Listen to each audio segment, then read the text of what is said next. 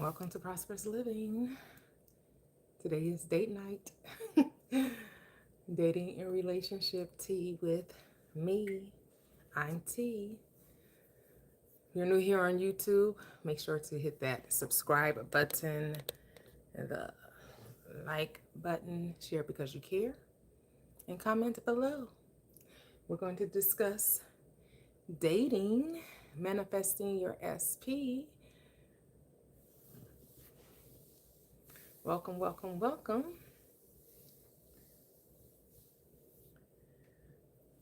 Let's get this party started. We understand all relationships is a relationship with self.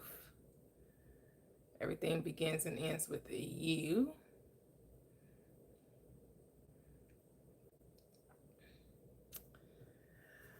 And so the rules change a little bit on, not like this. Going to bring people up. Of course, on TikTok, tapping is clapping. But we're going to excuse the 10K the easy way. I'm going to open up the panel right away. We're going to talk dating and relationships. You see, I have a couple of questions on the screen, on the prompt regarding dating, and of course, other questions and other conversations regarding dating is open. Now, this is a manifestation platform, so we understand that we manifest the relationships and the dating experiences we have based on our personal belief system. It's not about what other people think, what society norms tell you. You can truly have the type of relationship you want. You just have to be aware of how you think about dating and relationships, and if they do not benefit you, to change them. Because the type of partner or experience that you're having is based on your concept, right?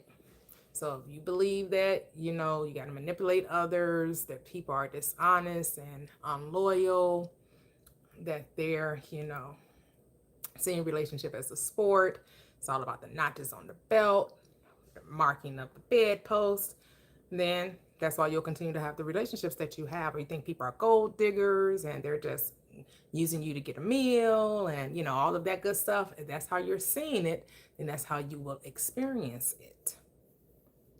If you want to change it up, you got to change the way you think.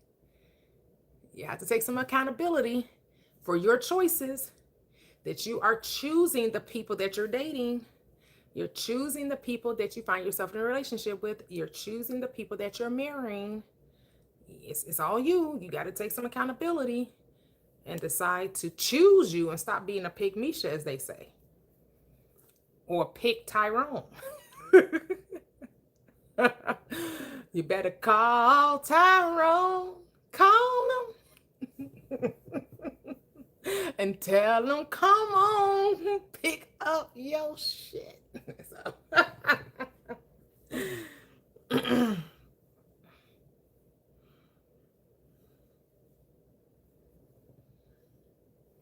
Then move around.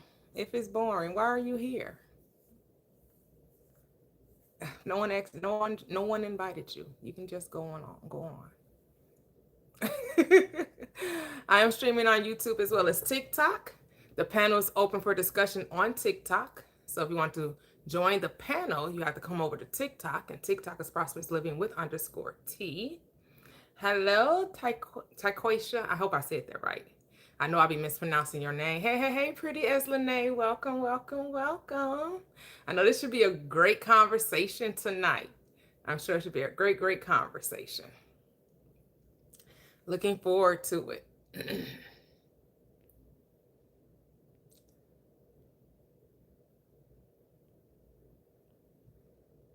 If you find that you don't like the conversation, you can just, it's okay. Hey, Miss Kitty, welcome, welcome, welcome. So the panel is open tonight. We're not going to do the 10K parameter, the 10K. I do still want to get to 10K now, but it's not going to be, a requirement to open up the panel. We're opening up the panel right away so we can get this conversation going and talk about, how to improve your dating life if you feel like it needs improvement, or your marriage life, or your, your committed relationship life, whatever you situationship you find yourself in. Right? We're going to talk all things dating, relationship, manifest the desires that you want, because the ball is in your court. You get to tell the story, you get to write the story. Hey, Latoxic. Welcome, Latoxic. How are you?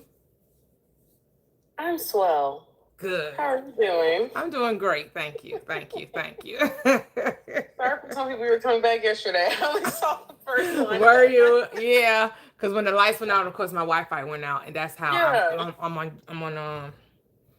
the Wi-Fi for TikTok. YouTube, it was still going because I was on my data plan.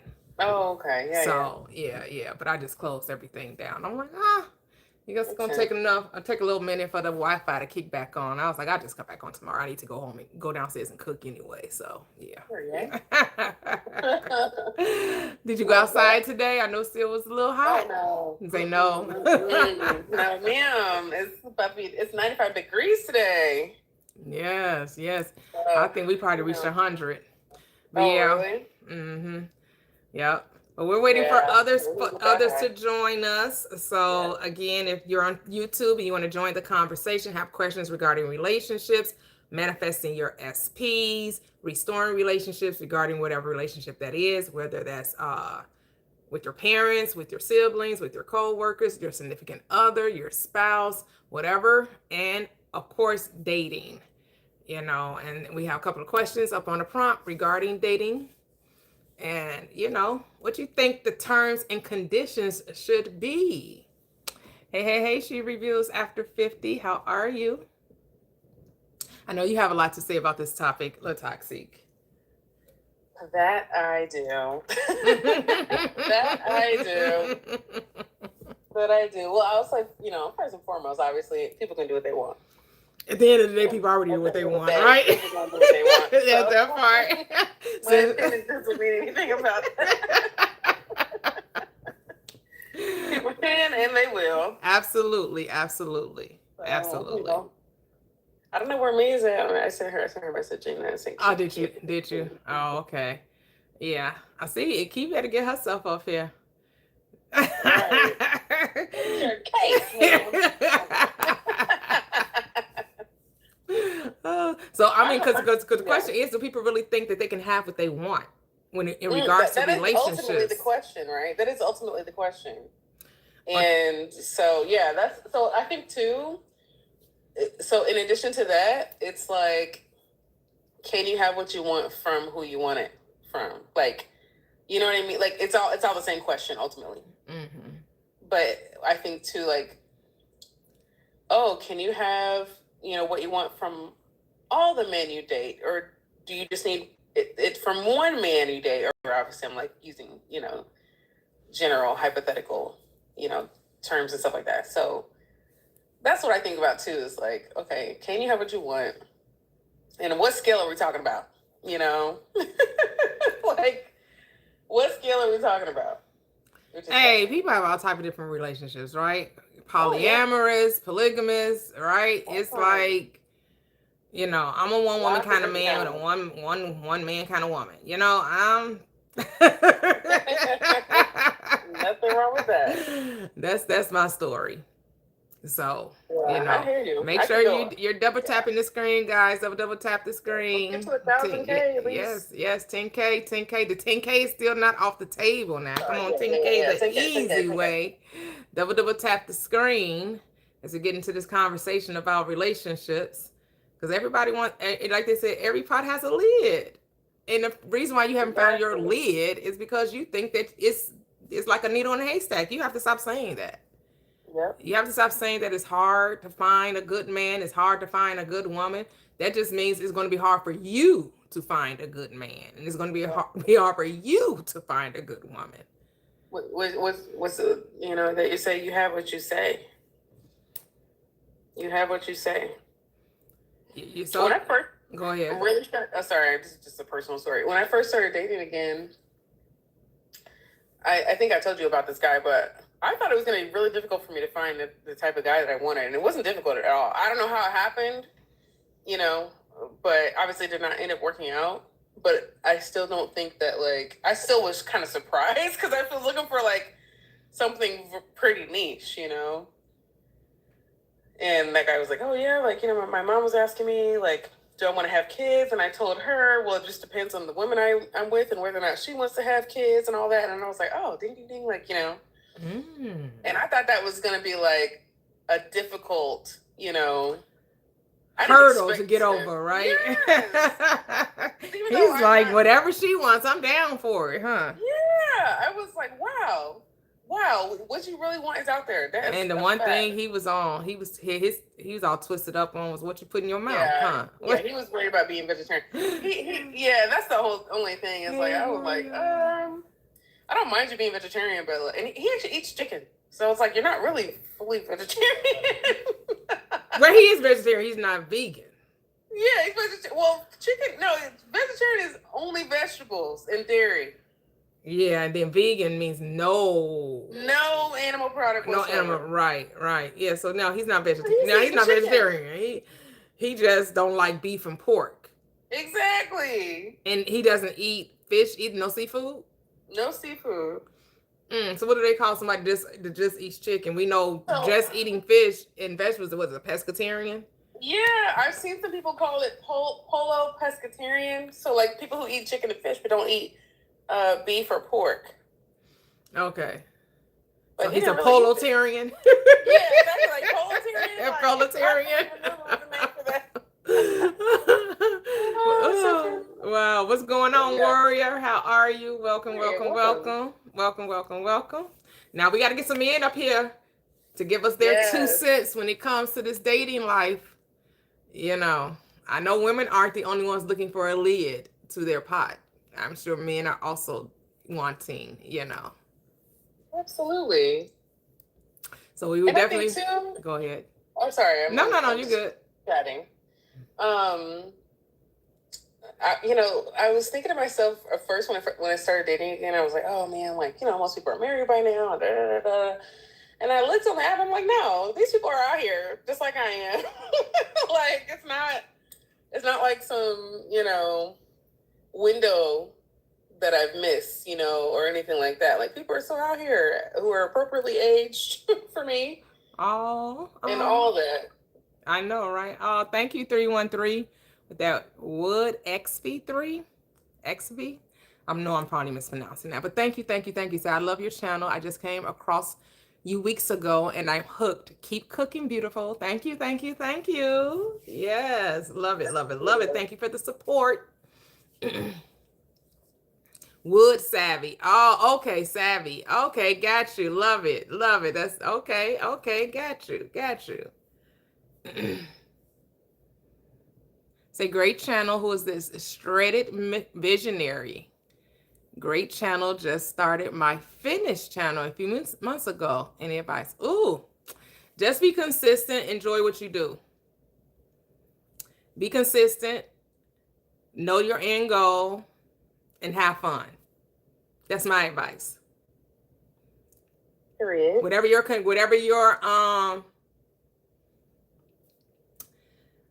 plan is, if you're gonna be a streamer or you're just gonna create content, right? Because I noticed, I realized that's 2 different things, being a streamer and being a content creator. So the streamer are those who goes live more often than they would make curated content. And so, you know, if you decide 2 to 3 times a week, then maintain that 2 to 3 times a week. Of course, you can always switch it up, but whatever you land on, wherever you find once a week, 2 or 3 times a week, whatever it is, just be consistent with it. And the more you do it, the easier it gets. You settle into it, and you just got to enjoy what you do. I'm trying to get a word to come up here. He's got a success story. All right, warrior. There you go. He said, I just got into a relationship 3 weeks ago. I decided what I wanted in a woman, and boom, she came. There we go. It's just all about decision. What do you want? and then know that you can have it. You don't have to compromise. You don't have to sacrifice. You just have to what? Decide. That's all we talk about here on this channel. Decide, decide, decide. Decision is the key. Hey, Lamont. Welcome, welcome, welcome. How are you, sir?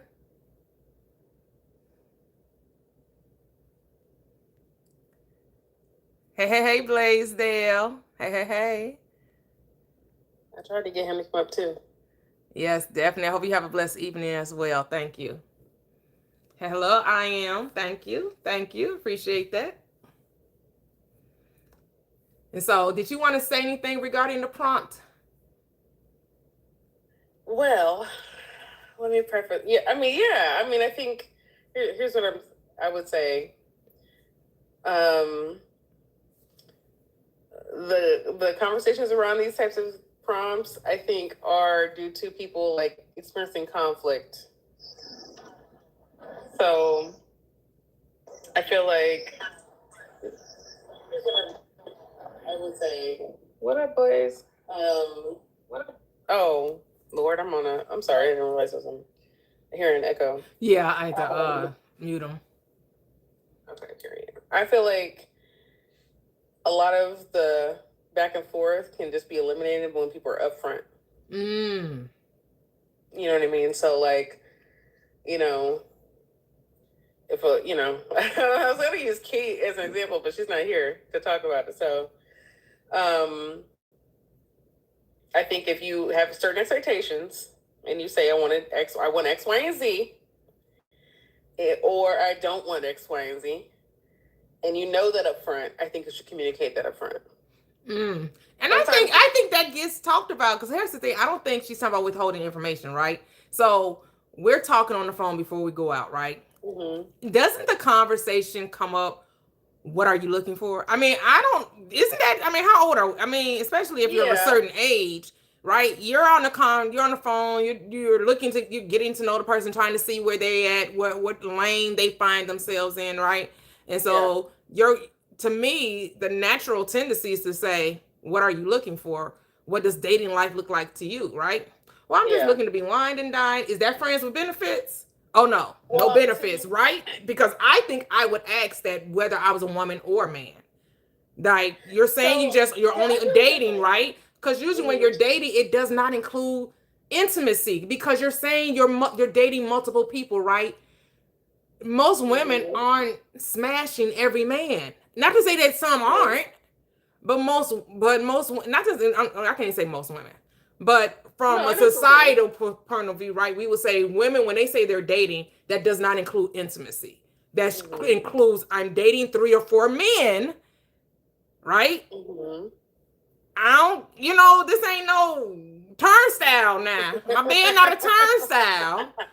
So if I'm telling you I'm dating, as opposed to I'm looking for a committed, serious relationship and I'm looking for marriage, then it's an intimacy probably going. You probably going to test the goods before you lock it down, right? But here's where, and Key will have to come up and I think and clarify what she means, because that's what I'm coming from. I'm like, if I'm telling you I'm dating, to me that should be automatic. You might not be getting, Here's my thought. My interpretation of what she said was, I don't really care who this man is, what he looked like. I don't care about none of that. Are you gonna wine and dine me? So, like, to me, that's not dating, right? Because, like, she's not looking for a partner, right? She's not looking to, like. But dating is not necessarily looking for a partner. To me, if I say dating and not, I'm looking to get married, because some women will lead with that. Look, I'm looking to settle down, and some men will lead with that. I'm looking to settle down. I'm of a certain age. I'm ready to start a family, right? Then you're doing more than just dating. You're looking to court.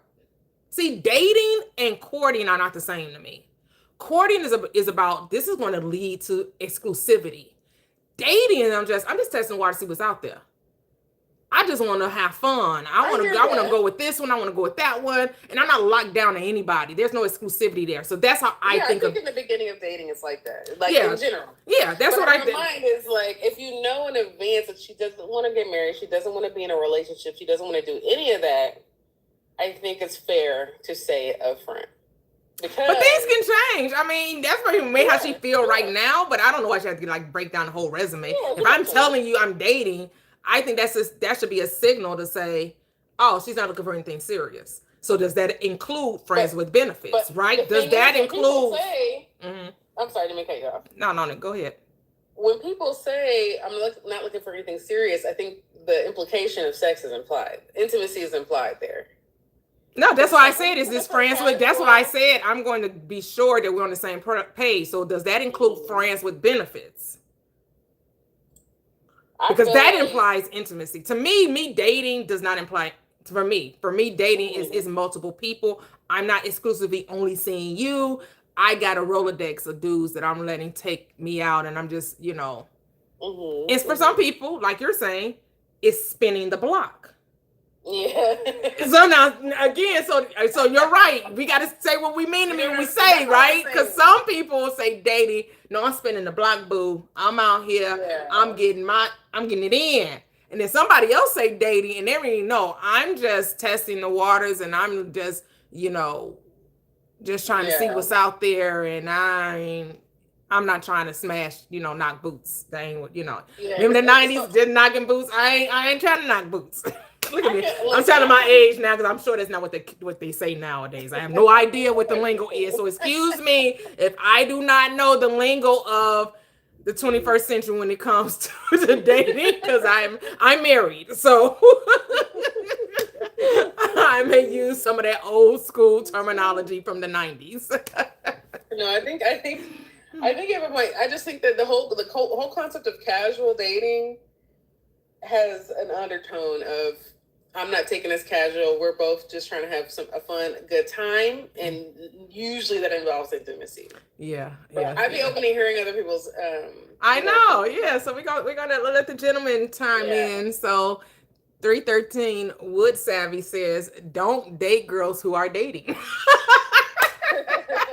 All right. I mean, if you're looking for something serious, you might not want to do that. He said, "Knock boots is diabolical."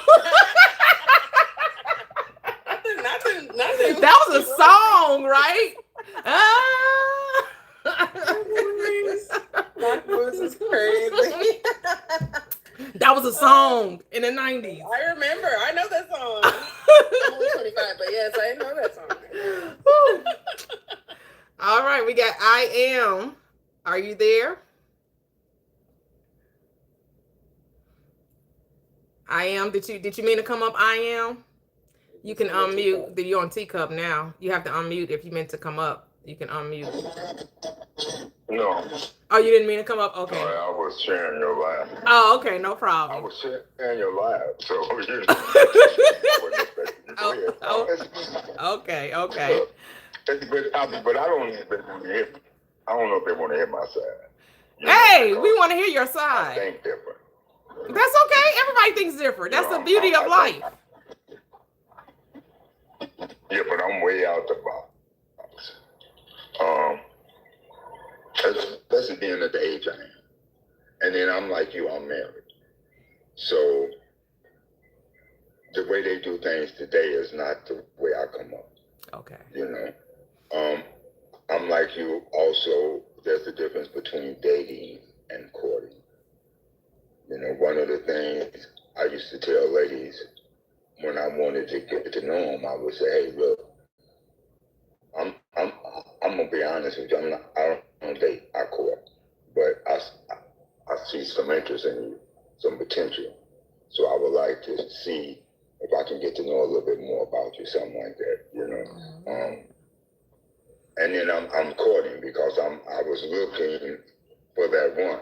Right. I don't do all of that dating. I don't want to lay with you. That brings feelings and stuff like that. I don't want to go to bed with you. I want to see if we can click without going to bed. Because what happens if I get sick and we can't go to bed no more? Mm-hmm. You see what I'm saying? So can we get along, and would you be there the same way? Can we click without the sex? Sex is easy. Well, don't let me say sex. Should I say sex on? Not on TikTok. You probably can on YouTube, but not on TikTok. You got to say smex, or that's why I say intimacy. That's why I say intimacy. Yeah. Intimacy, yeah. So you know, and people don't understand there are soul ties with that. You know, whether you realize it or not. So I don't want all that. Mm-hmm. Look, relationships are hard. It's a work. Well, Yes, a daily work. Because there's days you're gonna wake up and feel like, what the heck was I doing? Why did I do this? But then you think like, oh yeah, that's why. Let me get back to my job. It ain't that serious. love it. You know what I'm saying? So, Love it. you know, it's a mindset, Mm-hmm. and it ain't for everyone. You know. Yeah, Some people yeah. A just lot of people wanna think date. they're ready, but they haven't did the And I can. the mental. You know, they haven't did the self concept work to me because I've been married twice. So what I will say from my personal experience, marriage is effortless when you're doing it with the right person and when you're not looking to control the other person. Yes. Because that's when it becomes effortless. It is a struggle when you're trying to get Yes. someone to Yes. behave a certain way in order for you to feel happy. That's going to be a struggle there because people. That's what we got our own minds. Everybody's going to do things differently. When you could just. Yes. Yeah. So when you could just be you and respect one another and have that loyalty. Yeah. You know, because. Yeah. Hold on. I am. Hold on. Hold that thought. Like that I don't like. I am. Hold that thought for a moment. So I am streaming on YouTube and TikTok. So on YouTube, if you're wanting to join the conversation, you have to come over to my TikTok page. That's where we have the panel up. My TikTok link is on YouTube. Go to the main page on my YouTube channel, or just type in Prosperous Living with _T. Again, that's Prosperous Living with _T. So it's just like Prosperous Living with Toyia, except I have _T on TikTok. You're not going to spell out my name on TikTok. But go ahead. Someone was asking about joining the panel, so I wanted to. Real quick. Mm-hmm. It's back. Hang on, I'm gonna be quiet for a while. I love what time. Whatever I was going to say. What did you want to say, Justice? I appreciate your input as well. Thank you. I am. Oh no, I would just say that the link to the TikTok is in the chat on YouTube. I just put it in the chat not too long ago. I just Okay, did you? Let me pin it. Let me pin it then. Let me find it so I can pin it. Okay. Oh, but you didn't put you got to put Prosperous Living with _T. You just have Prosperous Living. Oh, okay, okay. Yeah, no problem. Oh, okay. Yeah, put Prosperous Living with _T, and then I'll pin it. Thank you. No doubt. Well, with me, dating is like the interview process to see if you can, see if you even qualify for the job. Then you get a second interview. So if I'm dating people, yeah, we're going to talk, we're going to sit down, we're going to chop it up, we're going to do what we do. I'm going to see what it is and see what positions you actually are available for. Because you may not be for the position that I want you for, but you may have some good qualities that can help me progress and help me grow as an individual as well. So the dating process is just pretty much like the interview process. You get the second interview, then okay, cool. You get an interview after that, you're getting somewhere. You know what I'm saying? You get to intimacy, then now with some plans and some things that's been, we done had various discussions. Cause me, I'm real, well, I don't know if for one, I'm a Scorpio. For two, I don't like, I'm not throwing my thing around. I'm just not doing, I just honor and treasure myself and has too much respect for myself to just be throwing myself out here just for a piece. It's just not that serious for me. My health, my wealth, my well-being and things of that nature is just way too good for that. You know what I'm saying? And then when I did, I was young, I was out here doing my thing. You know what I'm saying? Doing my thing, you know what I'm saying? And I done lost side view mirrors, I done came out the flat tires, I done came out the scratch cars, car egged up, windows broken out. All because individuals just wasn't on the same page that I was on due to the fact that they got some intimacy and they just thought they was gonna lock something down. No. So you're on the side that you wouldn't expect intimacy after 2 or 3 dates. And no, are you, no, so not when you me. go into it, you're offering full disclosure. I just want to get to know you, and then we see where this goes. Facts. I'm not doing that. Other than that, no, I'm not doing that. So No, I'm how would not you doing that. feel if you were dating a woman and she did not offer full disclosure, but she was always never going to sleep with anyone? And it was just about, let's wine and dine, let's have a good time, but intimacy was never going to be on the table. Would you feel like you were being taken advantage of not having that information? No, because I'm gonna do what I'm gonna do at the end of the day, regardless. So whether or not I find it engaging to wine and dine with you, I'll wine and dine with you. I turned down. Some females thought I was gay because I turned down some sex because if it's too fast. You trying to throw it on me? Nah, hold on, back that up. No, Okay, I'll pass. okay, No, okay, that's good. So you wouldn't feel like, yeah, so you don't feel like, oh, she needs to let you know right away, this is not what she's on. She don't need to tell you it's on or off the table. That's not something you need to know right away. No, because that's what I'm gonna figure. I'm gonna find it out eventually. At the end of the day, if the first day, first day go good, okay, cool. I like hanging out with Shorty. Okay, cool. You know what I mean? Things transpire. You trying to shoot to the bar? You trying to shoot to the billiards real quick? Trying to go bowling or something real quick? Okay, cool. Boom, we can slide. Yo, you trying to do this? Yo, I seen this restaurant. They look like it's exclusive. Yo, you trying to ride? You trying to roll? Okay, cool. We can do that. It's no problem with that. I got people that I do that with to this day, and we still like that. So it's like, okay, cool. We can wind it down all the time. But it's like once you take it to that next level, then it get different. Now it's respect, morals involved. Now it's we got things to talk about. Now we need to start having some transparency and need to start discussing things because now you ain't gonna be wasting my time. That's not gonna happen. So it really depends on the people that's dating where their head is at, right? What they're looking to do, right? Individually. See, that's what I think. I think, okay, if a woman decides I'm just dating, I'm not looking because, maybe I just got a relationship that wasn't that great, right? But I still would like the company of the opposite sex. And I would like to go out and, go to like 5-star restaurants or Michelin star restaurants, that type of thing. But I'm not, and I just want someone that also wants to share those same experiences, right? And it's just about compatibility and companionship, not that it has to lead to relationship, like on exclusivity or intimacy level.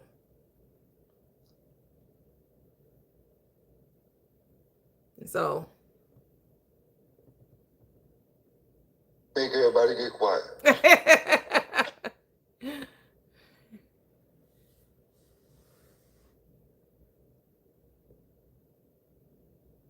Oh wow, interesting. What is it? So is this Devereaux Mathix? She don't have to say it, but if it's that, don't expect me not to try your friend who is giving up, especially if she nicer, happier, and better looking, or just as fine. Oh Lord. So you're gonna be like, what about your friends, huh? Are they down, huh? If their friend is down, you down to get down, huh?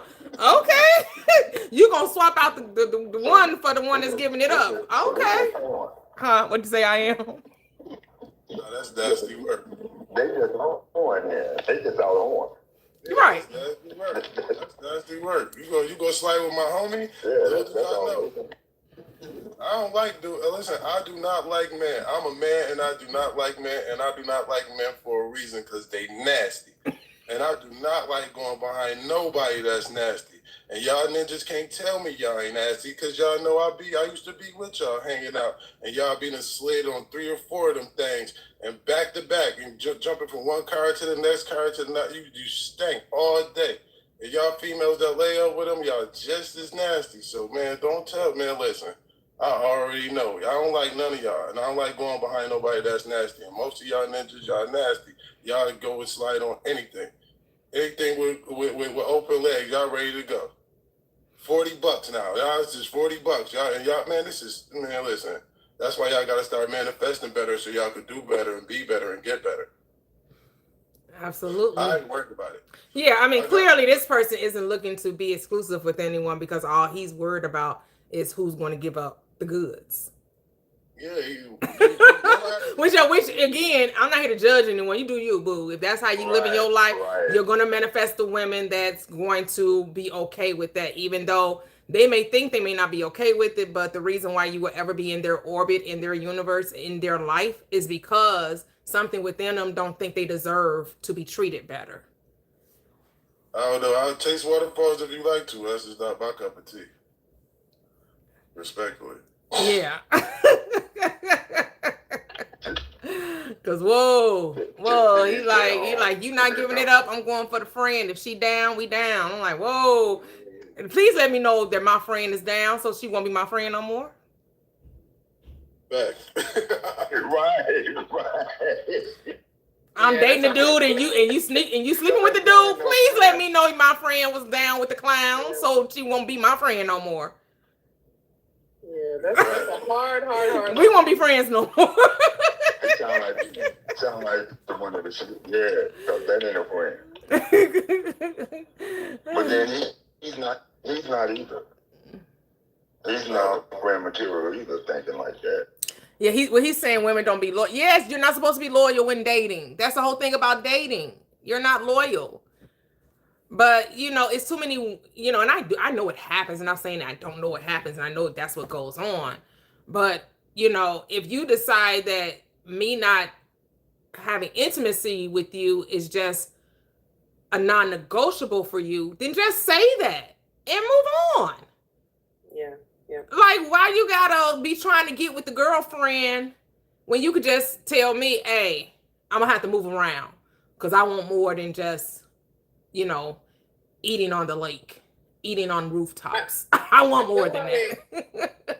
Yeah, I feel like the whole thing of, first of all, when it comes to that, I think there are some people who do not like it if a woman is too eager,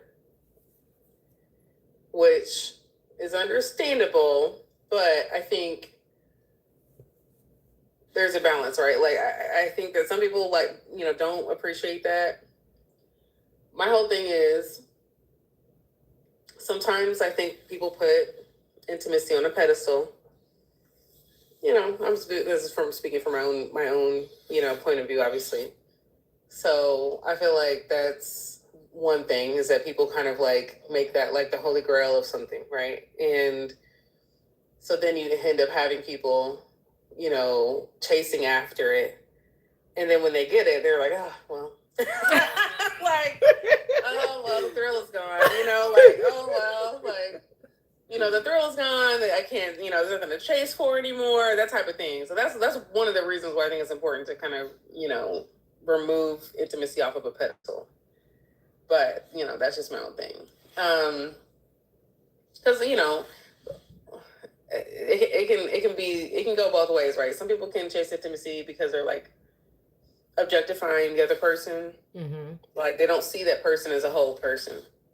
But so that's one thing, on the other side of it, I think people can also do the opposite or do the same thing on the other side, which is, intimacy is so, special and so important that you can't be a good person if you actually want to do it before, X, Y, and Z date, right? Or whatever. Like, you know what I mean? Like, if you want to do it before me, then you don't have high standards. You don't have high morals, And I also think that's also objectification. Because at the end of the day, you're still limiting that person to how they're intimate with you. Yeah. Yeah. So I think that is just, having those black and white kind of points of view is, I think, limiting. Yeah. And I think people have to define what they mean by dating, right?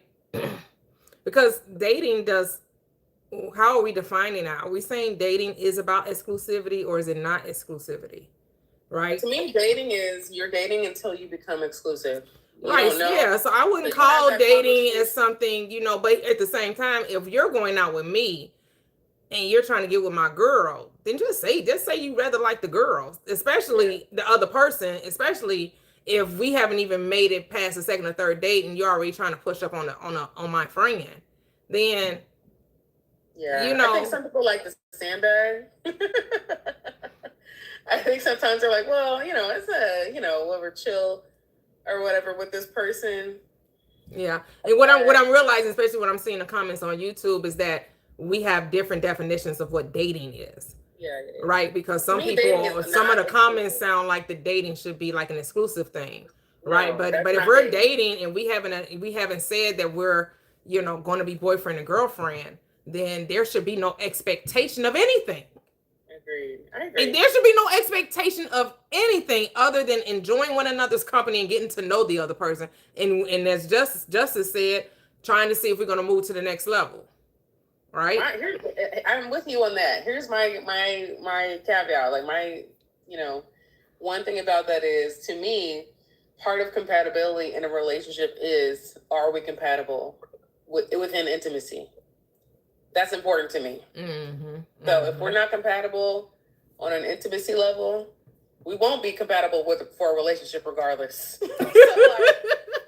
that's why I have the belief side too. So in my mind, I'm like, it's not necessarily to me a bad thing to be intimate with someone earlier than other people would, because I need to know what's happening. I need to know if it's gonna be what I want before I decide to be exclusive with somebody. Yeah, because to me that's a commitment, right? You're committing to that person in some way, right? Yeah. Yeah, and then then if your religion has you saying no celibacy or abstinence before, okay, no judgment there. You still have to know what you want. You still have to know what it is how you see relationships being established. Because I still think, because I came from a religious mindset too when I got married the first time, and that doesn't that's not a guardrail to keep you from getting the perfect. That's not the magic potion that you're going to pull the right person into you just because you supposedly share the same religious beliefs. Exactly. It doesn't really do anything for you in that way. No, you still personally. Christianity does not give you the way to talk about those. Speaking of Christianity specifically, it doesn't give you the way to even talk about those types of things. And for many people who are not very experienced, they don't have a way to know what they even want. They don't even have a way to know if they're compatible. Yep. And if you're going to be with one person for the rest of your life, you better damn well be sure about that. In my opinion, that's just my opinion. Yeah.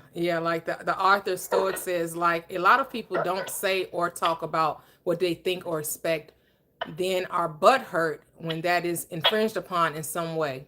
Yeah, you got to be able to communicate. Go ahead, I am. Yeah. I didn't want to interrupt, but what she said, well, see, that's back to that thing. Why you got to prove yourself sexually? Because just like relationships are really built and learned, so is sex or X. It's not about that. In order for the relationship to last, there has to be a loyalty. They have to be two people of the same mind that's looking to go the same way. It's sex. X has nothing to do with it. That should be totally out of the picture. Totally out of the picture. They put too much, like you say, too much emphasis on that. Because they might be the one to tickle your toes. But that don't mean that's the one you're going to be able to live with. It don't mean it's going to be the one. Here's my question to you about that, though. Living with someone is being intimate with them. Let me finish. But then you said intimacy. That has nothing to do with sex either.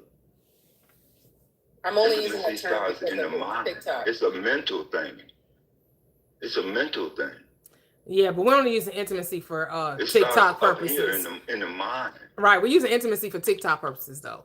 That's the only reason we are specifically talking about. Okay. Intercourse. Okay. We are talking specifically about that.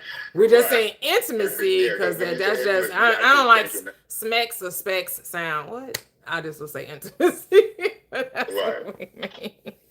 Okay, thank you for clearing that up, man. Okay, cause I'm like, wait, that's a mental thing. Okay, okay, but yeah. So let me get off of that because, like I said, I really don't believe in sex before marriage, intimacy before marriage.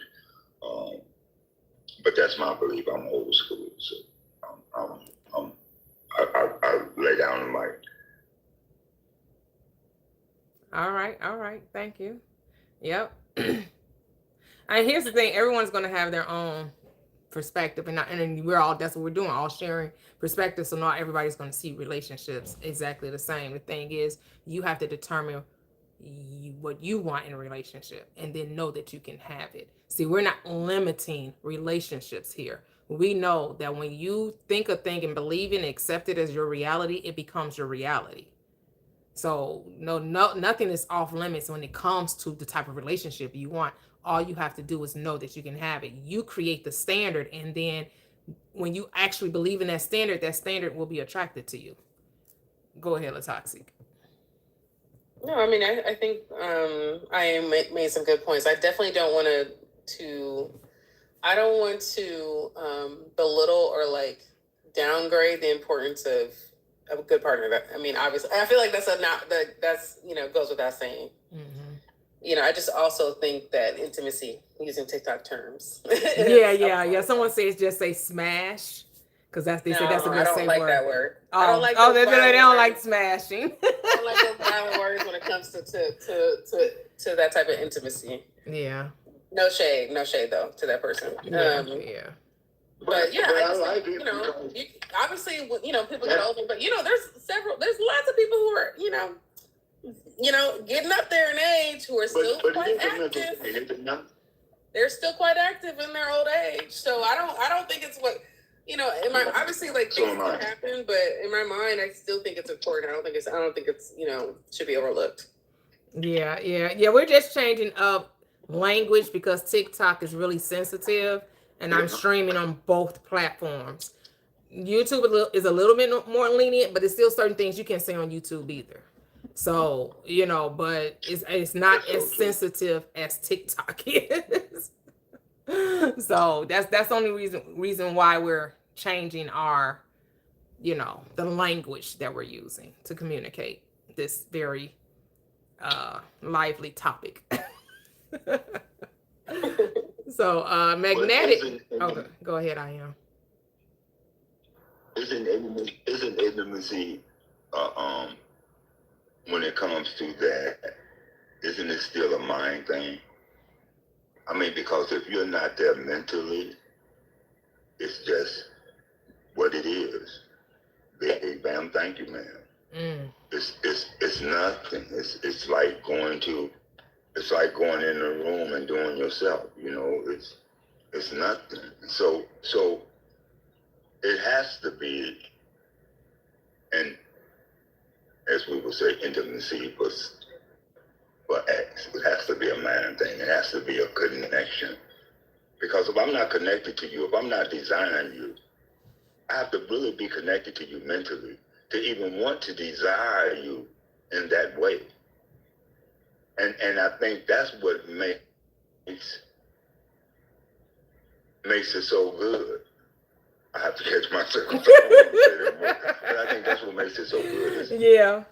Because you're all about connection, and some people are just about the act. Okay, so you're all about connection, where some people are just about the act. It's just the act of it, as opposed to the connection of it. Okay. Right? So you may be coming from a different mindset than others, which is completely, when you're talking about wanting to be, no, you're not, because that's what you want when you're talking about getting married.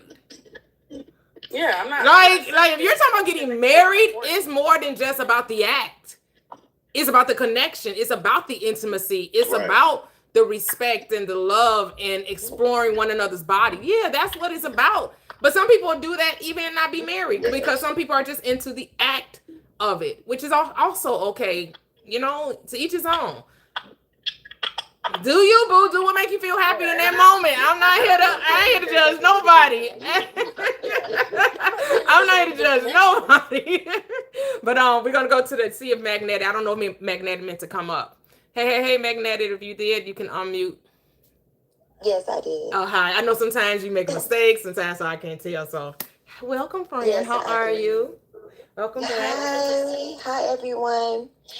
Okay, so a little bit off topic. I have no problems getting guys. Okay, and so I think the issue with me is when it gets to the commitment part. So okay, like, and each guy was like, "Oh, you're amazing. You're like perfect. Like you're the one, but not the one." You get what I'm saying?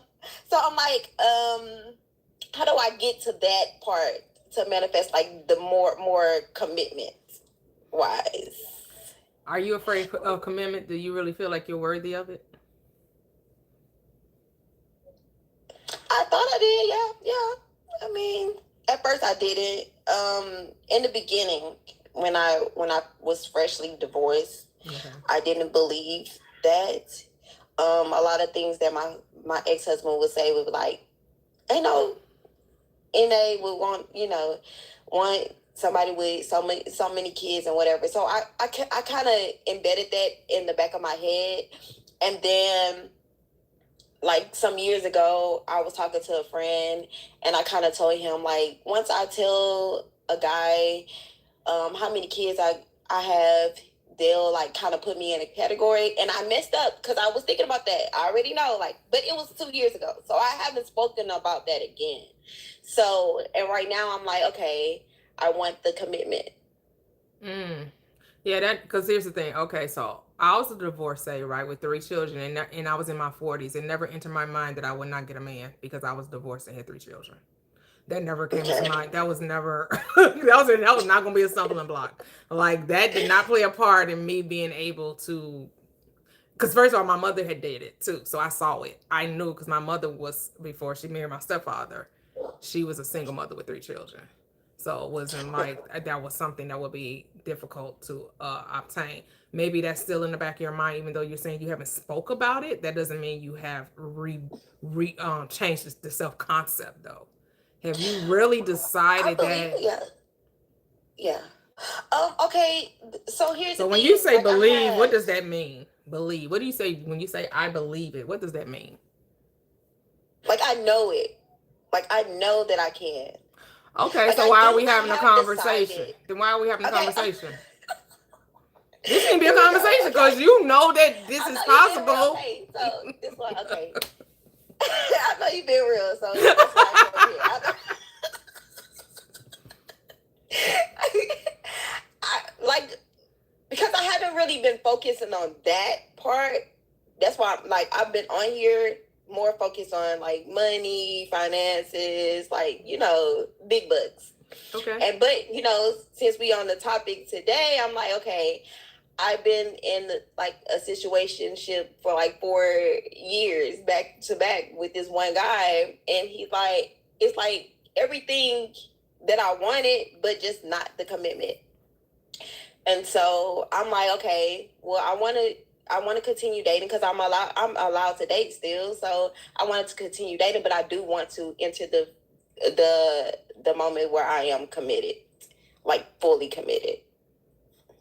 Okay. So yes. What do you think the hindrance is? Do you think do you think it's based on the man choosing you, or you choosing you? I think both. Okay, so like I thought about the fact that, do I stay committed to the certain things that I do? Do I stay committed to myself when I say, oh, I'm going to do this and do that? So I've been working on that. Like, okay, when I say I'm going to do something, I'm going to stay committed to that thing. And I think that was one of the things that I feel like kind of hinders it. Another thing is,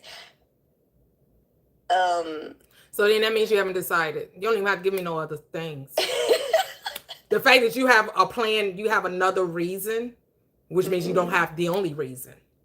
Right. Okay. When you make a decision, there are no other circumstances that can hinder you from getting the thing you want. Those things don't even enter the chat. They don't, and if they did enter your mind, you'd be like, no, you changed the story. You're like, no, I deserve a good man. However you're saying, whatever your criteria is for a man, a relationship, a partner, right? You have to decide that that's possible for you, which means there are no other possibilities. There is not someone that's going to tell you the girl, but you ain't the girl. Like, I don't even know what that means. How you the one, but you're not the one? That's just showing you that you're double-minded. Yeah, right. You haven't fully accepted that you're that girl, that you can have a man that's going to love you as well as your children. I graduated a girl. I think she had, before she got remarried, she might have had 4 or 5 children. She homeschooled all of them. I think they all went to college and everything. Like, somebody I went to high school with. She was a friend of a friend, but you know, we all went to high school together. So it's all about what you see within yourself. That's where it starts. Loving yourself. You know, I always say, when you love you, the world will love you. The right one will enter the chat and see your value and they're going to accept that I always wanted a big family. This is something I always wanted. I always wanted a woman and children that I could take care of and be there for and support and nurture, and we partner and journey on this life together. Do you really see that for yourself? I absolutely do. Okay. I mean, that's one of the things that with going into the silence, that's one of the things that I'm manifesting. So like, I absolutely do. And I wouldn't say that I'm not in love with myself. I'm a little bit more obsessed than anything with myself than anything. Okay. So I wouldn't say that. I didn't master the part of being just in love with myself. Like, even when I sing love songs, it's about me. You know? Okay. At that level, it's like, okay, I guess for me. Okay, so like, do you think the man is choosing you or that you're choosing each other? Supposed to be, I want it to be me choose both of us. You choose me, I choose you. Okay, you said you want to be. That sounds a little like you kind of straddling a fence, like you really don't know. It should be that. You want it to be that. I'm speaking like in it is or it ain't. It isn't. It is or it isn't. It is. Pick a side. See, once you can pick a side and you stay on that side of the fence, then the world has to confirm with the decision that you made. But when you don't make a decision, the world confirms that too. And so you get guys coming into your experience saying, man, you the one, but you know what? I ain't quite ready. Mm-hmm. You know, man, you got all it, but it's just something, I don't know. I got cold feet. I really can't give you my heart. I really can't be committed, even though you everything I could have dreamed of, but it's just something I just can't. Right. Because that's what you're doing in your own mind. Mm-hmm. You're already giving them excuses why they can't be with you. So like, okay, so last night when I kind of I meditated, so I was taking like parts of things, like old relationships that I loved about the relationships, and I was putting it together. So is that one part that I can do? Like, that's what I was doing. Like, I was picking like, okay, I like this quality of this person. I wasn't thinking about no negative things, but I like this quality of this person. That's how that person made me feel. And so should I continue to do that part? I mean, if it's working for you. I didn't make it about the other person. I made it about me. But it's what works. Yeah. Is that working? I haven't seen results yet. I took the focus off them and I put the focus on me. Like, so, right. So I had to do a change of mind because like I had been saying, I did a video about it today, but I had said it before that I was looking at men as emotional, unavailable people that couldn't be honest, that used relationships for sport. Well, if I wanted a good man, I couldn't think that way anymore. I could not see men as these unemotional, detached beings that was only looking to smecks, to knock boots, right? I use the old term. to get down. They just wanted to get down, just the notch on the belt. You know, how many, headboards can get the rocking. I had to change that mindset. Or I was going to keep getting the same type of men because that's all I believed I could have. That's all I was going to attract. But the moment I humanized men and stopped seeing them, thinking they're only seeing me as a way to just gratify themselves or get off, right? I hate that. I had to own that. And I hate to say that no, if I'm a good woman, there has to be a good man. Like the good people just don't appear in female capacity. No. So you have to be honest with yourself. What are you really thinking about men in relationships? And if it's not serving you, then you got to change it, or you're going to keep getting the same type of men. You got to be honest with yourself. Like I don't know what you're thinking. Like truly, like honestly, like what do you really believe about relationships? You got to do a self-examination. Mm-hmm. And really own it. Like, yeah, I think this is about me, and I think relationships supposed to be hard. I think it's gonna be difficult for me to find somebody because I have so many children. Yeah, that's what I truly believe.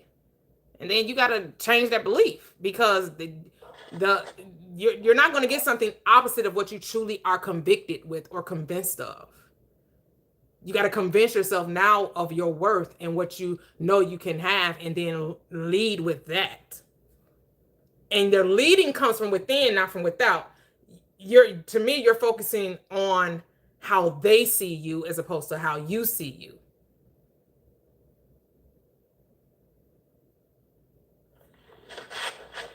Okay. So, Okay, oh, well, I'm married. So someone said, would you date a Mexican? Are you asking the caller? Would they date a Mexican? Is that what you're asking, Charlie Brown? So I don't know. Maybe they're because I'm married. So Yeah, Can I I just will. chat really quickly, Magnetic? I don't mean to interrupt you. I know. If you're gonna ask questions in the chat that come off as rude or disrespectful, you're just gonna get muted. Asking someone why they hate men. No one on this panel since we've been on here has talked anything about hating men in any capacity whatsoever. So that's just a dumb question. Don't say stuff like that. That's how you get muted. And I'm being very calm right now. This is for my first and only warning. I'm just gonna say that. yes. Well, you good, Magnetic? I'm gonna go to the next caller. Oh yeah. Go ahead. Okay. Thank you for sharing.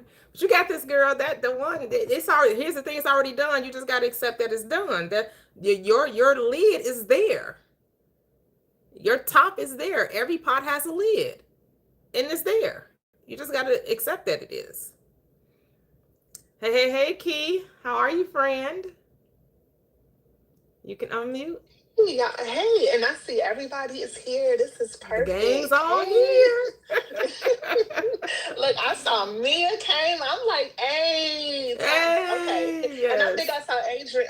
I'm sorry. I see Toxic, and I see A-Town in the chat, so he can come up too. And Marcinda. But yeah, Marcinda's neighbor. here. Hey, Yes, neighbor. It's yes. been a while, neighbor. Hey. But I love men. I love men. Okay. But I am one of those people that I don't feel the need to announce that I'm not being intimate. I feel like that's a given. You know, I'm like, why would you even think that I'm giving you that type of access to me just because we break bread? Like, what? You know, and if he does assume, that's on him. That's something that he needs to reconcile, not me. But anyways, that's just my feeling on it. Yeah, and the thing, I asked Justice the question before you came in, and he agreed with you.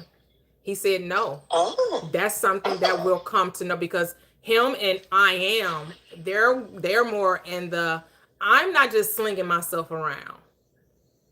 I'm not just trying to bag women. So I need to get to know you before I bed you, before we go into the bedroom. I need to know that we are compatible everywhere else.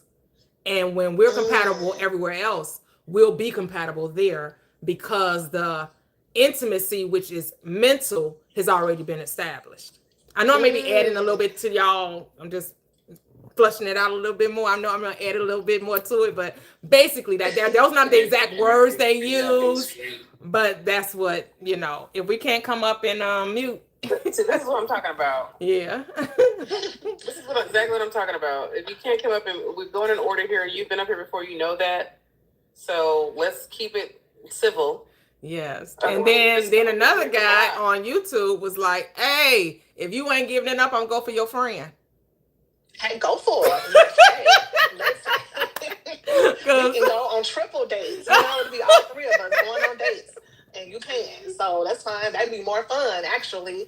But I do inform men that I'm not looking for a committed relationship. I always say that up front. I tell them that I'm looking to date, right? I'm looking to date. I just don't feel a need to put that or place that disclaimer on it, right? But if I'm directly asked, or the conversation just naturally progresses to that topic, that's different. But I just assume that men enjoy spending time with me because I'm pretty. No, I'm just kidding. And they just enjoy being generous. That's just what I think. And like you said, a couple of people already confirmed. The men's confirmed it. So that's just me. Yeah. And so TikTok, they said, Devereaux said, I think that's how, I don't even know if I'm saying it right, but that's how it looks like it's pronounced, based on the spelling. A lot of women won't even take a man on a date though, or buy him some shoes or something to eat because he hungry. So would you have a problem paying for the date? Who? Oh, he's talking to me? Mm-mm. I am. I'm asking. Not just you specifically, but all the women that's on the panel. Would you take a man out and pay for the meal? No. No, ma'am. Not if we're in a relationship. If we're in a relationship, yes. But not just dating. Not just dating, because I need to see what kind of man you are before. I'm not going to be dipping in my wallet before. No, I mean, I feel like little things, right? Like, show appreciation are not necessarily like a bad thing, in the dating stage.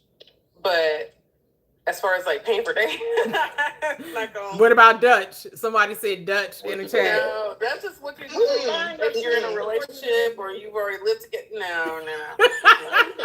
They like, y'all taking me out. Y'all, I don't need no. I ain't saying she a gold digger, but she ain't messing with no broke. Definitely not. I ain't saying she a dog gold digger.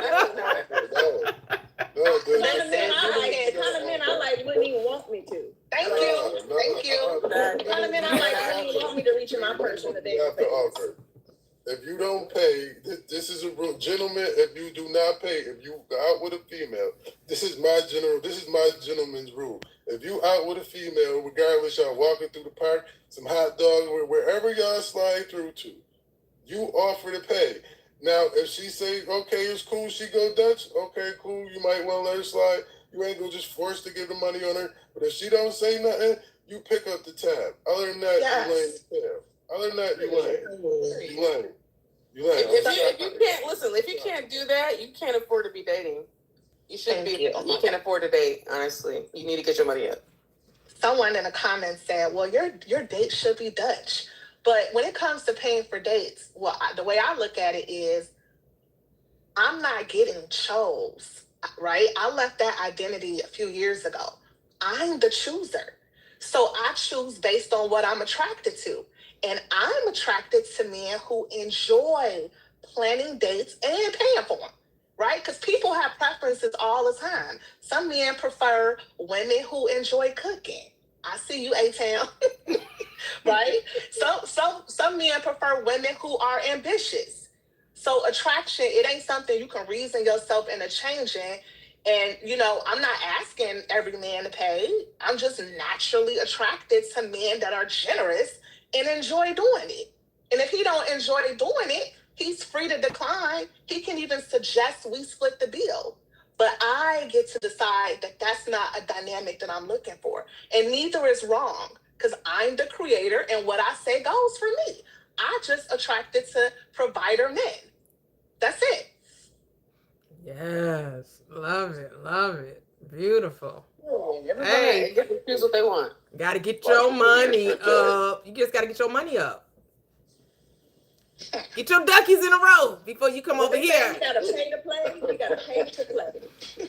Or move around. Like it's other women who will pay, and you know. But he say it's not that their she's wallet. a gold digger. You just don't match her tax bracket. Exactly. You ain't got it. Exactly. I got my own gold, but you're gonna have your gold too, and you're gonna spend it.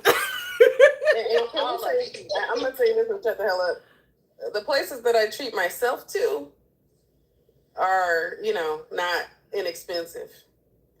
So in that sense, if I'm gonna keep that same quality of lifestyle, I'm gonna date someone who can also experience a lifestyle with me. Simple as that. Right. We doing this, right? We're not doing this, right? If I get with you and I do this, we're not going down. I'm already living up here. You got to meet me where I'm at or go higher. Absolutely. So I can't remember who was Purpose next or Mia. I can't remember. Mia, did you come up last or did Purpose is next? Yeah. Okay. Hello, Purpose. You can unmute. Hi, everybody. Thank you for having me, host. Oh, you're welcome. Welcome to the chat, to the panel. Thank you. It says, should a man, woman expect intimacy after 2 or 3 dates? I mean, if that's what you want to expect, just make sure that you have your emotions regulated enough to deal with rejection. So that's what I would say to the first question. Is a man, woman required to tell them it is off the table? I believe communication is key. Whether it's something that somebody's upfront and direct with you about, or whether it just flows naturally within conversation. And it's just all about how you take it. And if that's not something that you want, you just go. If it is, you stay and you do the boom boom. I know that's right. So what about you? Okay, so I know Key was saying it's not something she feel like she has to like share right off the bat. But I would assume if directly asked, you would tell them, right? If the conversation is about what do you want, right? What are you looking for? Well, I'm looking to, explore different restaurants. I like 5-star, Michelin star restaurants. I love beautiful sceneries, rooftop, dining. I like that type of atmosphere. I want those type of dates.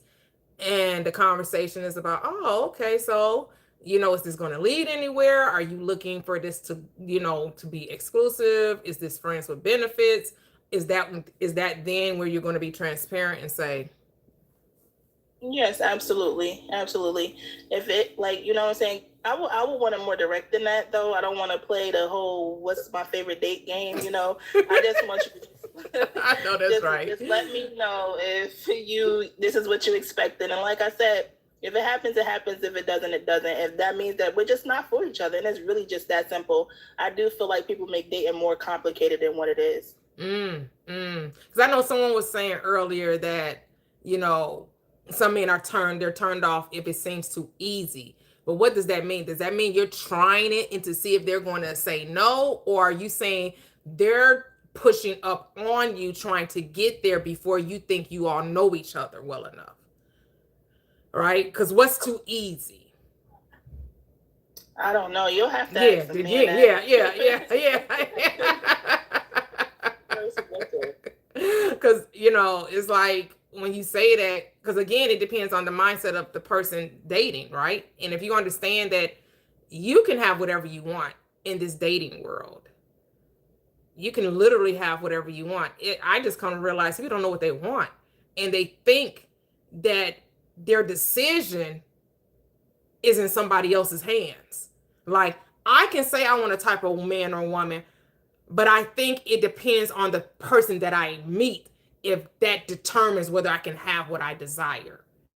And no. Yes, absolutely. Go ahead, Purpose. No, I agree with everything that you said. Yes. Yeah.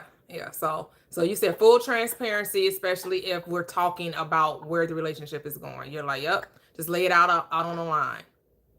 So, yeah, so are you single or are you married? I am single and I am not actively dating. The purpose is focusing on her purpose, okay? All right. But I do have fun here and there, but that's it.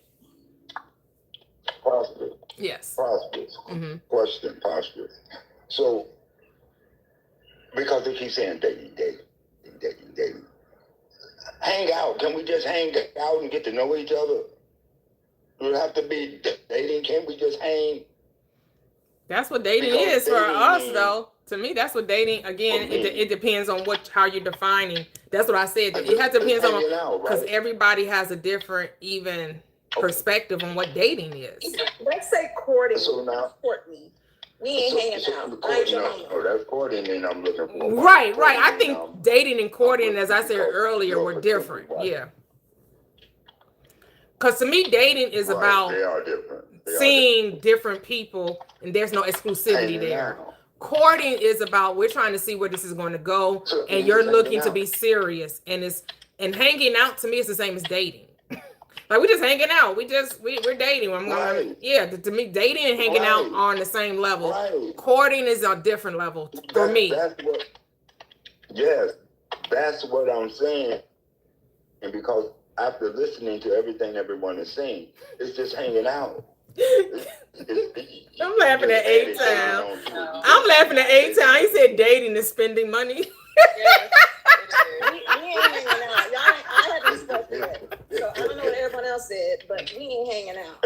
You hang out with your homeboys. Definitely not. Because hanging out sounds like something 16-year-olds will say when they need their parents to take them to a spot.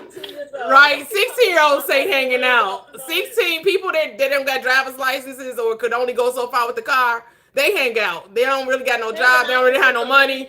They hanging out. Everybody hanging out at the mall. They hanging out at the theater. They hanging out at the local eatery. We ain't doing that. I'm hanging out. If I'm hanging out with my girlfriends. Like Amazon Prime and chill. But that's YouTube and chill. what y'all are. But that's what y'all are. Y'all are friends. Wait, but that's After what me, y'all I are. got something Y'all to are say about friends. that hanging out. Just like your Dating girlfriend. and We're chicks. friends. Just like your girlfriend. I'm just your male friend. So if I'm your male friend, we just hanging out. no, because you're expected to pay. If I hang out with my girlfriends, I'm not necessarily expected to. Sometimes I may pick up the bill. She may pick up the bill. We may go Dutch. But when you're dating someone, no, you're picking up we've already established that most women, when they're dating, they're not going Dutch. This ain't no you pay then I pay, we split the bill type situation. No, this is you're one. You see spending time with me worth the money, worth the meal that you're going to want to, because to you that's not a big deal. You were going to eat anyway and you just wanted my company, and now you're going to pay for my meal as well. So I'm paying for your company. I mean, it depends on how you look at it, right? It depends on how you look at it, because here's the thing: it's what you think about money. That's what it comes down to. It's really how you see money. And I think that people that are strapped for cash really put an emphasis on that when it comes to dating. Those who know they have infinite and it's just flowing and money is just a tool, they ain't tripping to spend $300 on a meal with another person. But those who money is a little funny, they're just hyper focused on, man, I went on 3 dates and she ain't trying to do nothing. They're just so focused on how much money they have spent, as opposed to really getting to know this person, really spending time with it. Because yes, I think many of us are still in that traditional mindset where it's the man that's doing the pursuing. And not saying that it will be wrong for a woman to, because hey, I'm not here to judge anybody. You do whatever you want to. But it's like most of the majority of women on the panel are saying, if I'm going to date or be courted, the only time I'm going to spend money on a man is that now we have to be exclusive. If we're not exclusive, then I'm not spending my money on him. I do disagree. I guess I'm one of the ladies that's on the panel that don't agree with that. Go ahead. Expound. I really do believe in fair exchange, regardless if it's like a big gesture or just the smallest ones. So if we're dating and we're on our second date and you pay for the first one, I don't mind pulling out my wallet, but like the rest of the panelists was saying, that will determine the type of man that he is. So if he say, no, put your wallet back, I'm paying. I appreciate that, but I'm not gonna scold him just because we went half on a bill or because I paid for our second date. Now, what will make me determine more of his character is if the third date comes around and he does nothing. So I am, like I said, I do believe in fair exchange, and I'm also a person of chances. So I am pretty gracious when it comes to dating. Okay. See, that's what Yeah. talking You about. would be See, in the that's a minority. mature- Okay, go ahead. I am. What you say? Now, that's a mature woman. That's what I'm talking about. Mature enough thinking. Because, first of all, Here comes the judgment. I'm ready to go whenever it's my turn. Wait. I don't want y'all to jump on me. The Wait, reason this I say- last- That's a judgment. Turn out and Wait, let me don't eat me up. Don't send me down to the dogs. I said mature for the simple fact of her thinking, the way that she brought it forth. She said, sure, if they go out the first time, he pays for it. The second time they go out, she might pay for it. It depends on the situation. And that's all I'm saying. Like, it's not about the money. It's the fact that we're hanging out. I'm not dating. I'm hanging. Then what are you talking about? We're I'm talking getting about to know. dating. We're not talking about hanging out.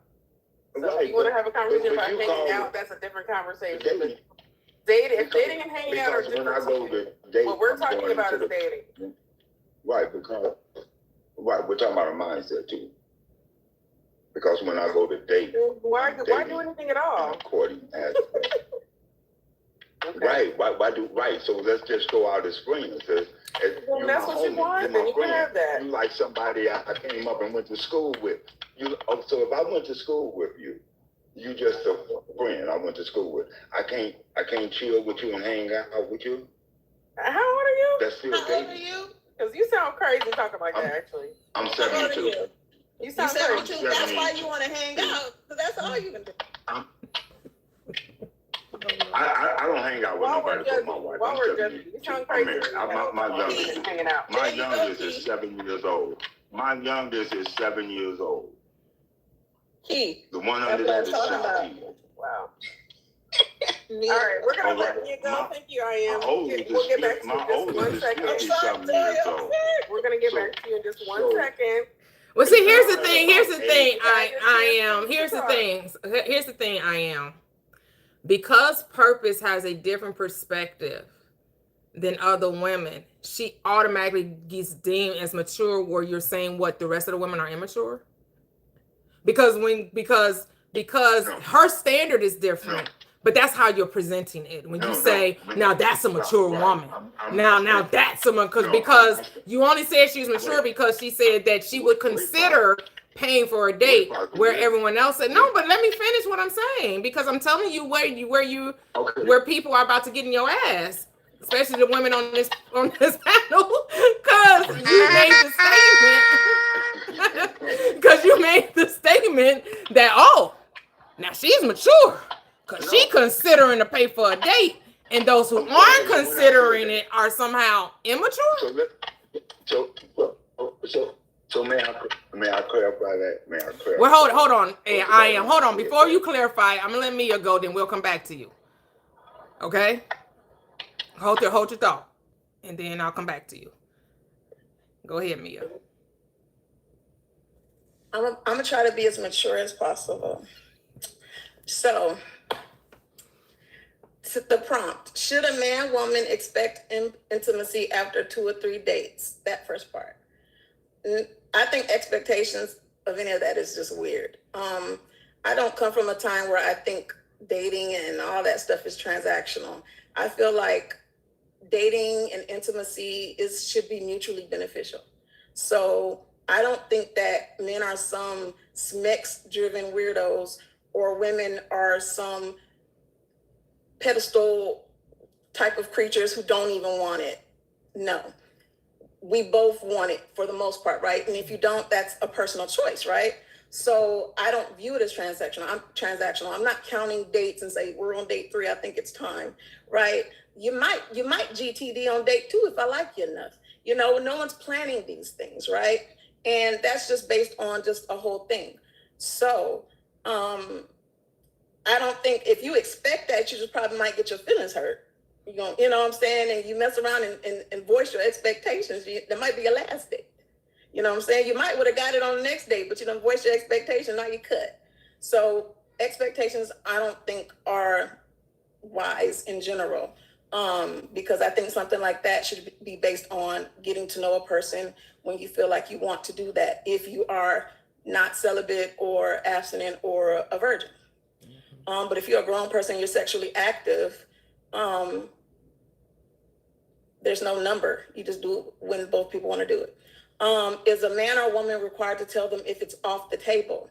I do, because if we're grown adults and we're both active, I think that if I'm going on a date with a man, or if I meet a guy and he's celibate, I would want to know, because I'm not, right? And I want to make the choice of whether or not I even want to date or be in a relationship with someone who's celibate, because that's not my lifestyle choice, right? So don't waste my time withholding that information, and then I go on 3-4 dates and, you know, I kind of like you. Well, you know, and especially if you fine and everything, and we click in and you talking about I'm celibate. Celibate for what? You over there?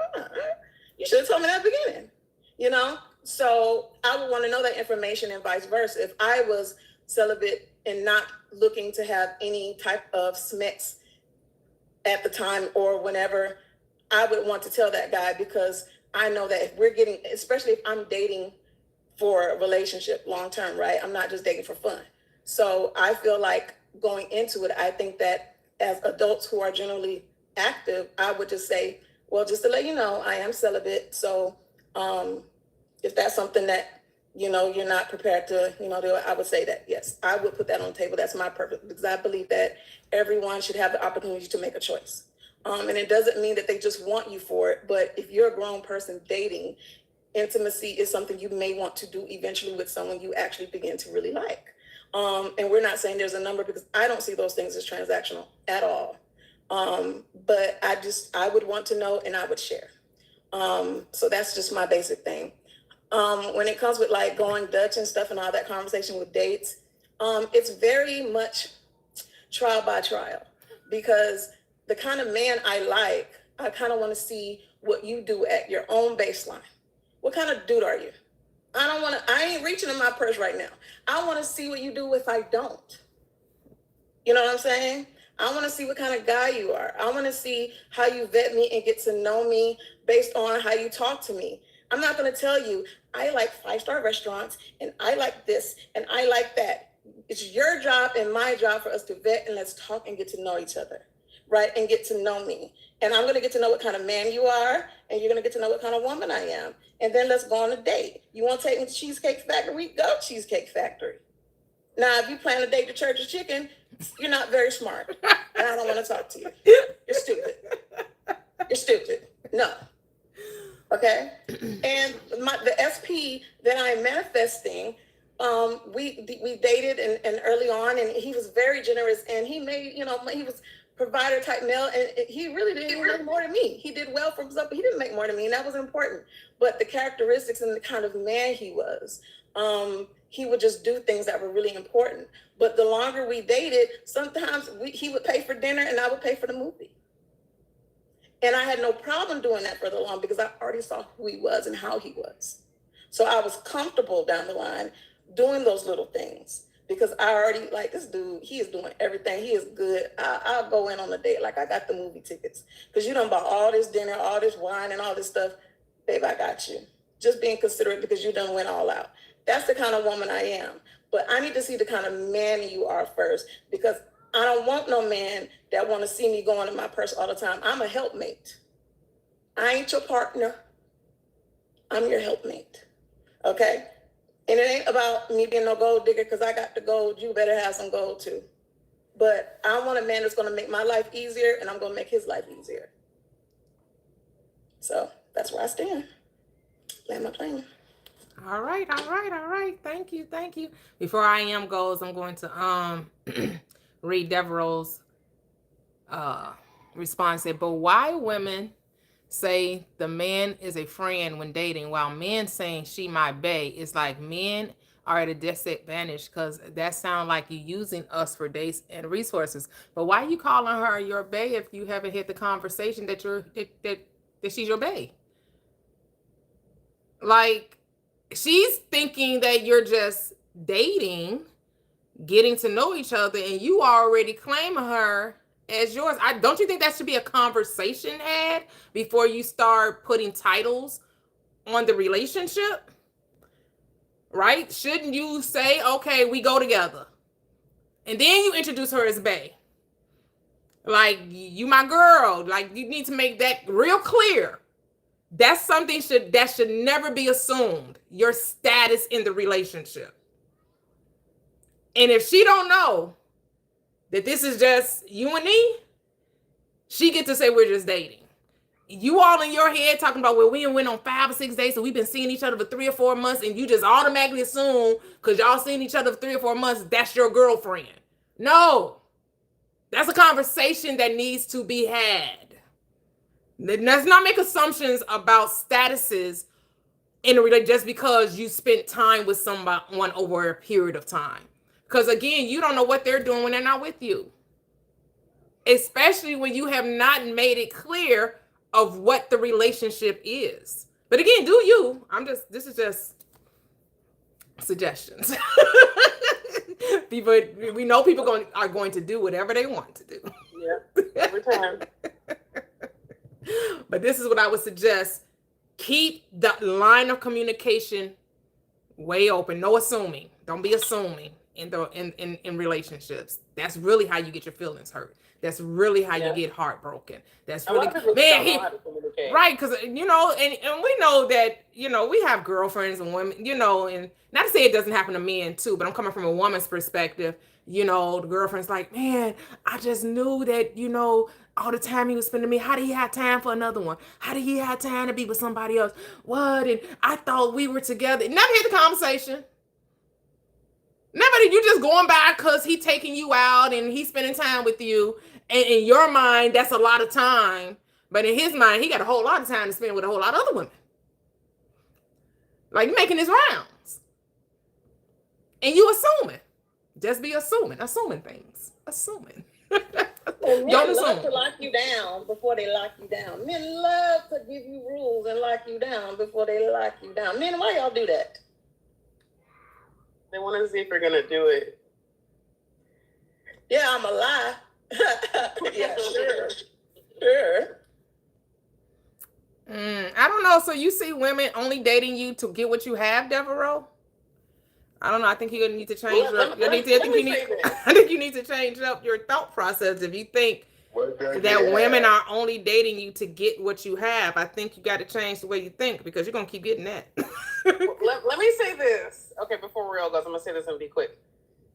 Sometimes men say that, but the first thing out of their mouths when they have a conversation with you is how much money they make, what they have, what kind of car they drive, what kind of job they work.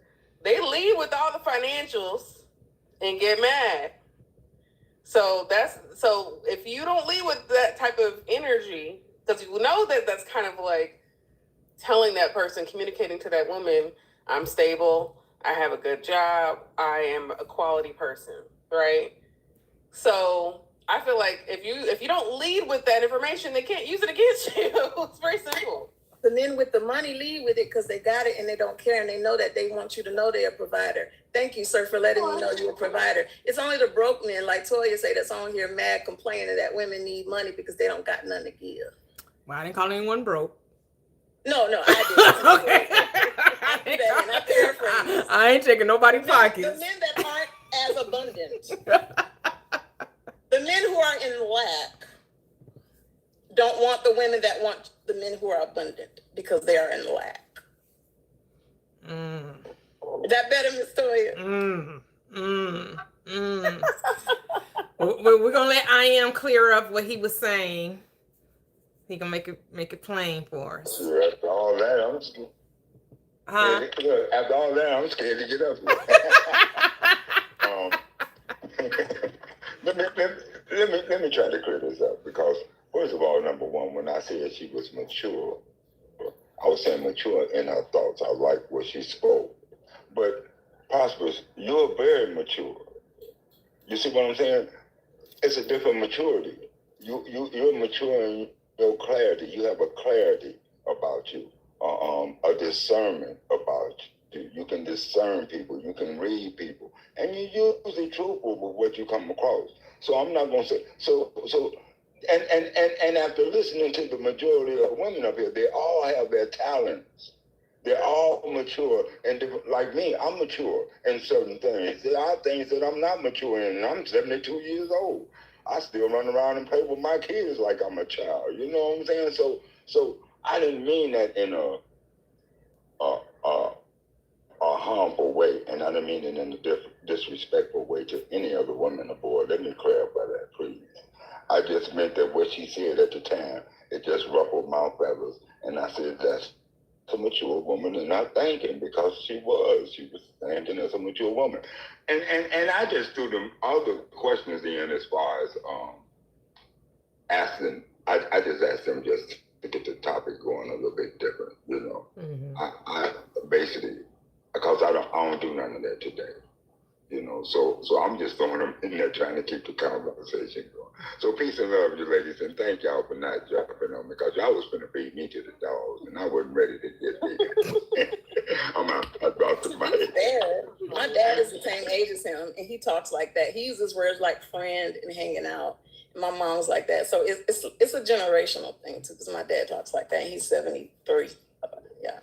Yeah, I mean, because he did say early when he first came on the panel that he's into the courting thing. He wants to get to know a woman first before he, decides where the relationship is going to go. Justice said the same thing, right? They were about, and Justice was really he's end time man that wants to be the player Himalaya. He's like he's done that. He was like he said this. He don't like men because they nasty.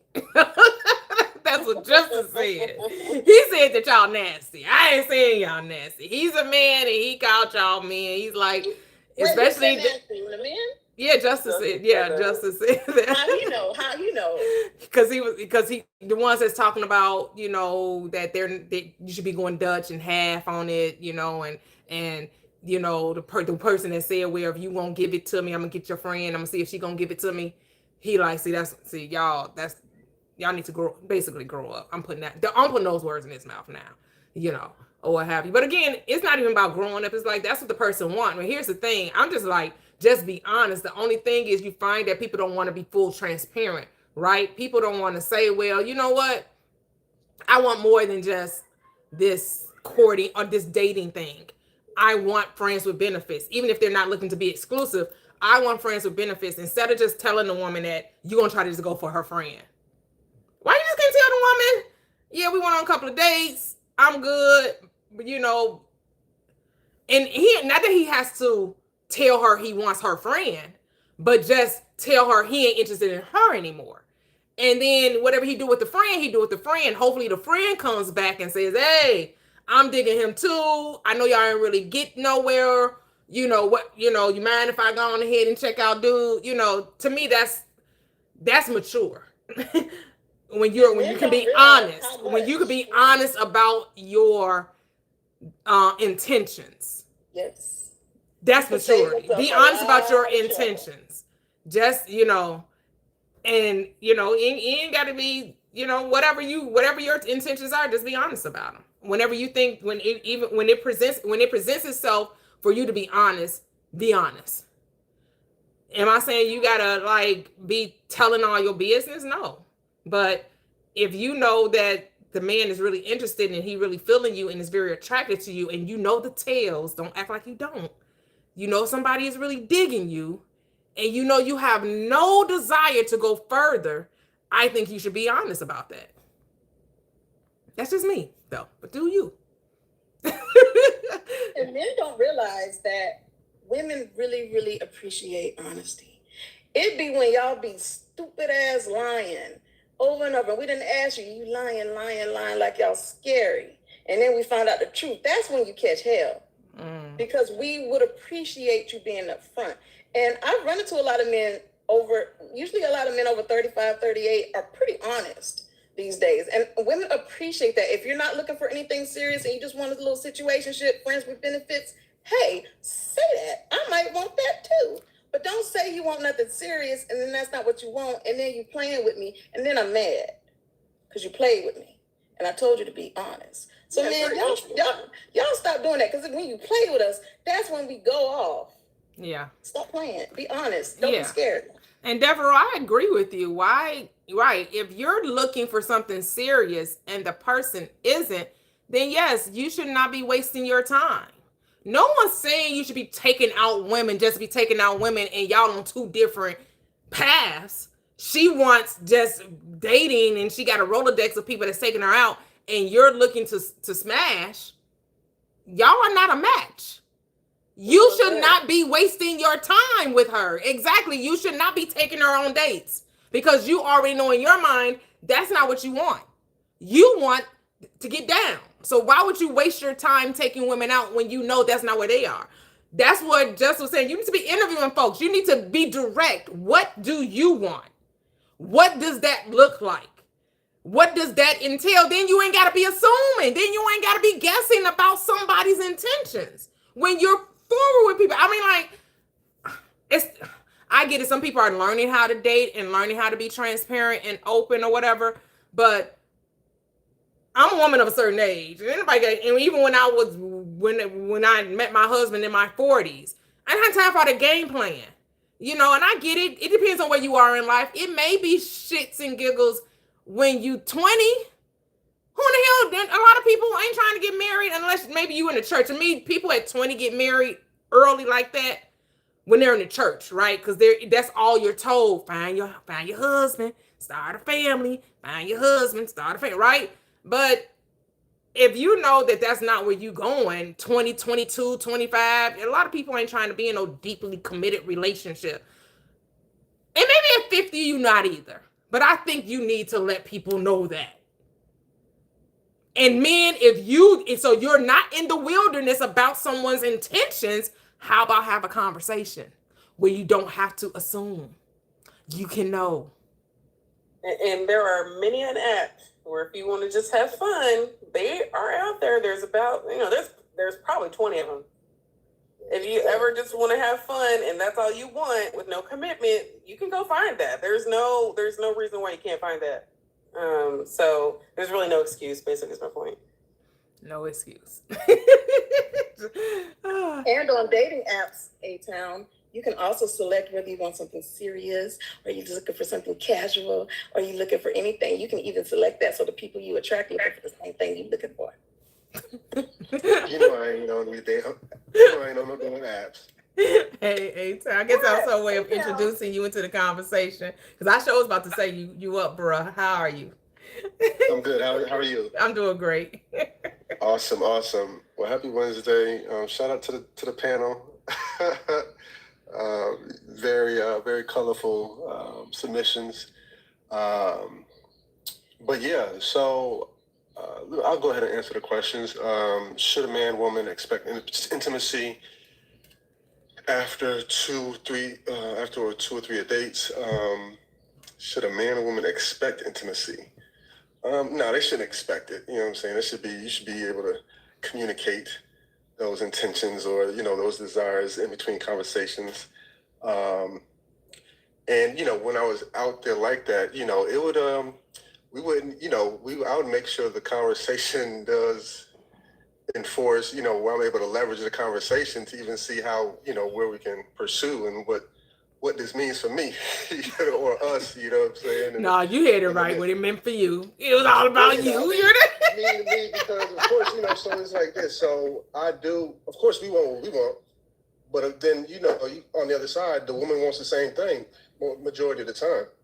So it's a me-we situation. But with that being said, I do enjoy the reciprocity, of course. So I wouldn't want to take it too much further without knowing, right? Investing time, energy, conversations, money, if it's not willing to go, what I'm saying, to that level. Yeah. So that's that part. Is a man, woman required to tell them it is all to table? Yeah, yeah, I would. Communication is, communication is key. You know what I mean? Just in life, period. I would want you to be able to feel comfortable communicating. And that goes again. Out of these conversations, I'm gonna hear, oh, well, I ain't had nothing in 3 years. Okay, my cousin. Well, why ain't you? You know what I'm saying? Where you been at? What's going on? Or I just got done, hopped off something, you know what I'm saying, last month or something. Okay, so I'm gonna know you, you in the midst of something, you know what I mean? Or, those conversations, I'm hoping not hoping, I'm listening for those particular cues to understand where she's at. If not, we'll put it on the table. But as far as required, I am expecting a level of maturity with your, with what you're dealing with, especially with me coming as a grown man. I'm interested. I'm not interested in just walking and talking and stuff. I'm willing to, I want to get to the home base, So if it's there, because I've been in situations too where I've went on, taking a date and, just kind of out of conversation, I ain't even interested no more. You know what I mean? So it's, it's all vetting for me up until, it's all vetting up until, I'm willing to either pursue it, come on over, or what you doing after this type situation. But yeah, communication is key. I love communication. I think, what Mia said, as far as just communication, putting it out there, because I want to respect your time, because if I'm trying to get with you and you celibate, that's just, that ain't even making no sense. You over here got the shield of faith on me. You know what I'm saying? And I'm over here trying to crack. You know what I'm saying? That ain't making no sense. You know what I'm saying? You got the chest, and vice versa for me. So I don't even, I don't even know any time that I wasn't trying to crack, you know what I'm saying? Or in that stage. But I think there were certain times where I just had to kind of ease off, or I had to restart the roster, or kind of like digress off just the whole, just that whole attention span, and kind of, check myself, or, go into, go solo for dolo for, for a spell. But some women, they be about that, about that life. So, yeah. But, so Key, I'm going to get on Key real quick. I'm here. Yeah. You at the gym? Let's go. She said, I'm here. No, not today. I'm at home today. Okay, cool. So I inquired it in the chat. So you don't want to sort of, and I love the fact, I love hearing it, because it's all about expectations and it's all about your standards. You know what I'm saying? That's what I've really gathered from the chat, and it's helped me also clarify my desires. You know what I'm saying? Because y'all, some of y'all already know where I'm at. But for you, where you said that, okay, so you don't pay, you want these guys to do what they do, but there's no access to home or relationships. You know what I'm saying? Is that Right. what I'm hearing? That's exactly what it is. We have different answers to that question, each of us, I think. Okay. Wait. So yeah, we all have different answers to that question. Okay. But for me, I let him know up front that I'm not interested in a committed relationship. I feel like we're just dating, and I tell him up front, I'm not interested in a relationship. So I'm just not going to initiate a conversation based off that about sex. Like, why would I even assume that that's what they even want? But if they express the interest in sex, in becoming physical, I feel like my lack of participation in that exchange, that communicates my position. If you're aligned, that shoulder's real cold, huh? Exactly. Oh my Lord. Hello. Okay. Hello. So you say that mention that you're cute enough to hang out with, and you're that, so you don't feel a male is getting his hormones and his, you know, his synergy together to match, you know, to get with that? You don't, what like what world is that in? How He can said, I "What assume world is that in?" Say that again. I'm laughing How at can- you. Go ahead. I was gonna say, how can I assume about someone else? You know, I'm assuming he's enjoying my company. I'm assuming he's enjoying getting to know me, right? We going on dates. I'm thinking it's for the same reason. Why would I think that I don't know. I mean, unless he directly asked, then I do not mother. You know, I'm not trying to say anybody else does. I don't mother men, and I don't manage their assumptions. I just don't. For sure. No, I get it. So you saying that if someone hits, if I'm hitting on you, and you know, throwing innuendos, or you know, I just don't want to come out and say it. You said that shoulder's so cold, I should get the clue that you're not physically interested in doing that and going there. Exactly. Like I said, if you are an aware man, if you're aware and you're in tune and you watch the way, you know, I interact and move, then that should naturally flow the assumption, damn, she ain't giving me nothing to go off of. She's not interested in smacks with me. I'm not. Right? Y'all just all this assuming when y'all could just have the conversation. I don't understand. Like, because it's like you and A-Town in the same boat, just on, you know, because he said the same thing. He's like, I'm going to send some smoke signals and hope you can read the smoke signals and let you hopefully you can figure out that I'm ready to get down with the get down. I'm going to test the waters and see what you really. No, for me, I do personally. I do put it out there, like, you know. Oh, okay. Because when you were talking earlier, it didn't sound like you were coming straight forward with it. I'm trying to see where she at based on the conversation I'm giving, but I'm not gonna say this is what I want or this is what I'm looking for. That's what I was getting. It's like I'm not getting full transparency for you either, but it's like you want Key to be full transparent, but you're not even fully transparent. Exactly. It's like what? Dude, you're not fully transparent, but you want me to be? If that's what you want, you're gonna have to spell it out, dude. Use your alphabet soup.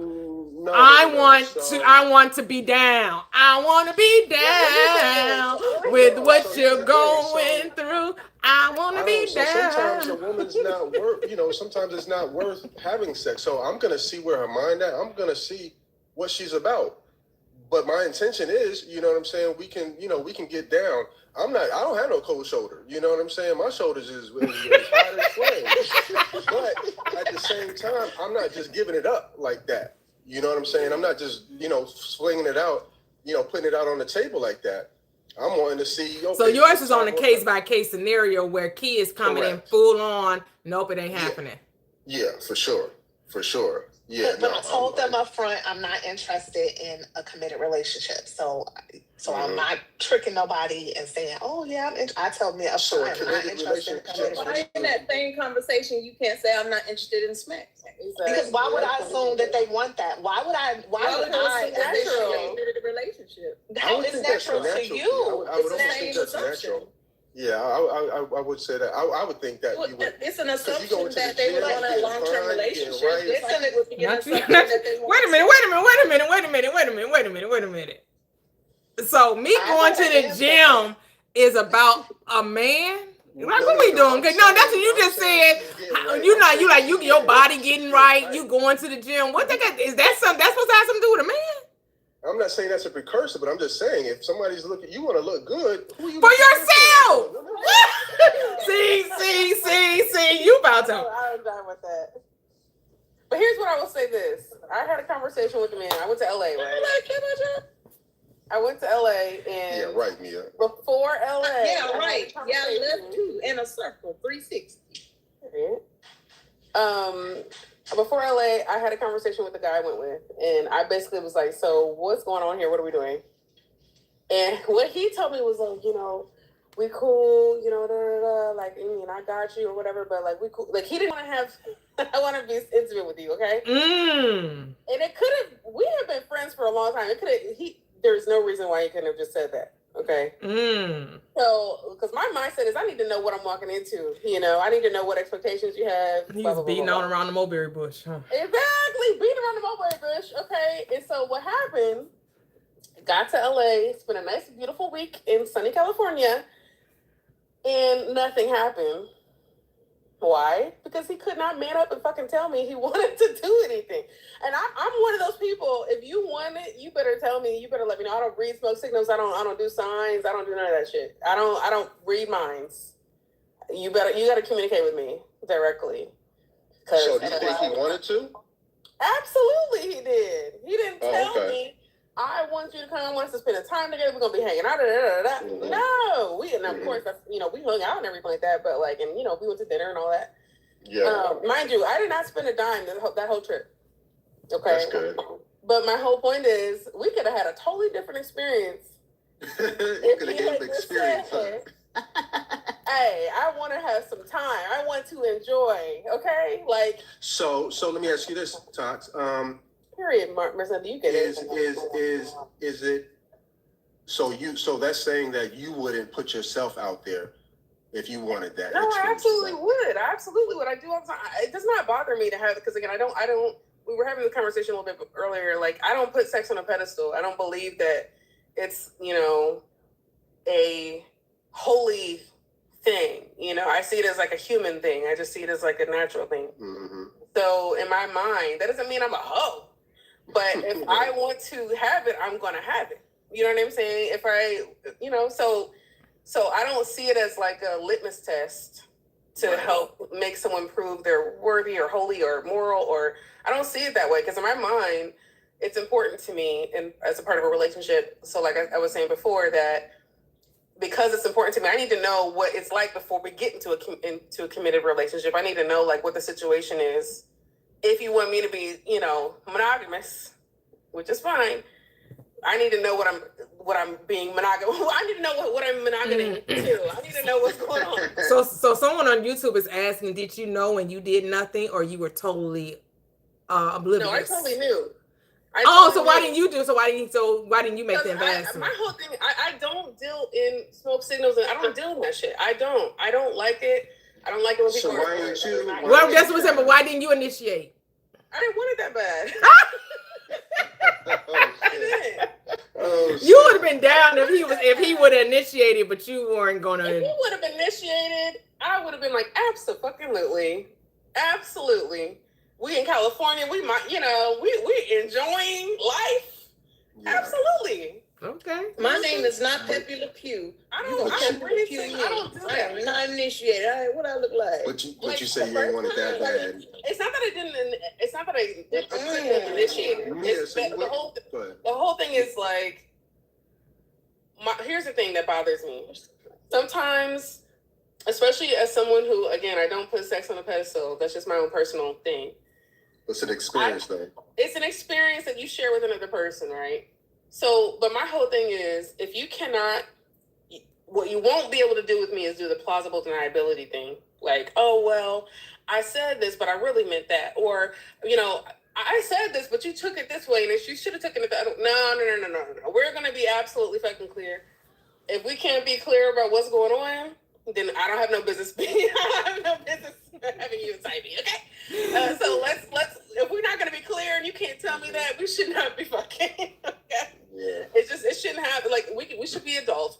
I'm grown as hell, I'm only 25 in my head. Right. I'm grown as hell, so we should be able to have that conversation and say, actually, this is what I want, this is what I'm looking for. And I would have said, you know what? You're right. Actually, I'm down for that. Like, let's do that. Actually, I can get down with that. But you come to me with no plan, no, like, if you can't man up and say what you want, then you don't deserve it, honestly. I'm just being honest with you. No, that's fair. Yeah. Hold on.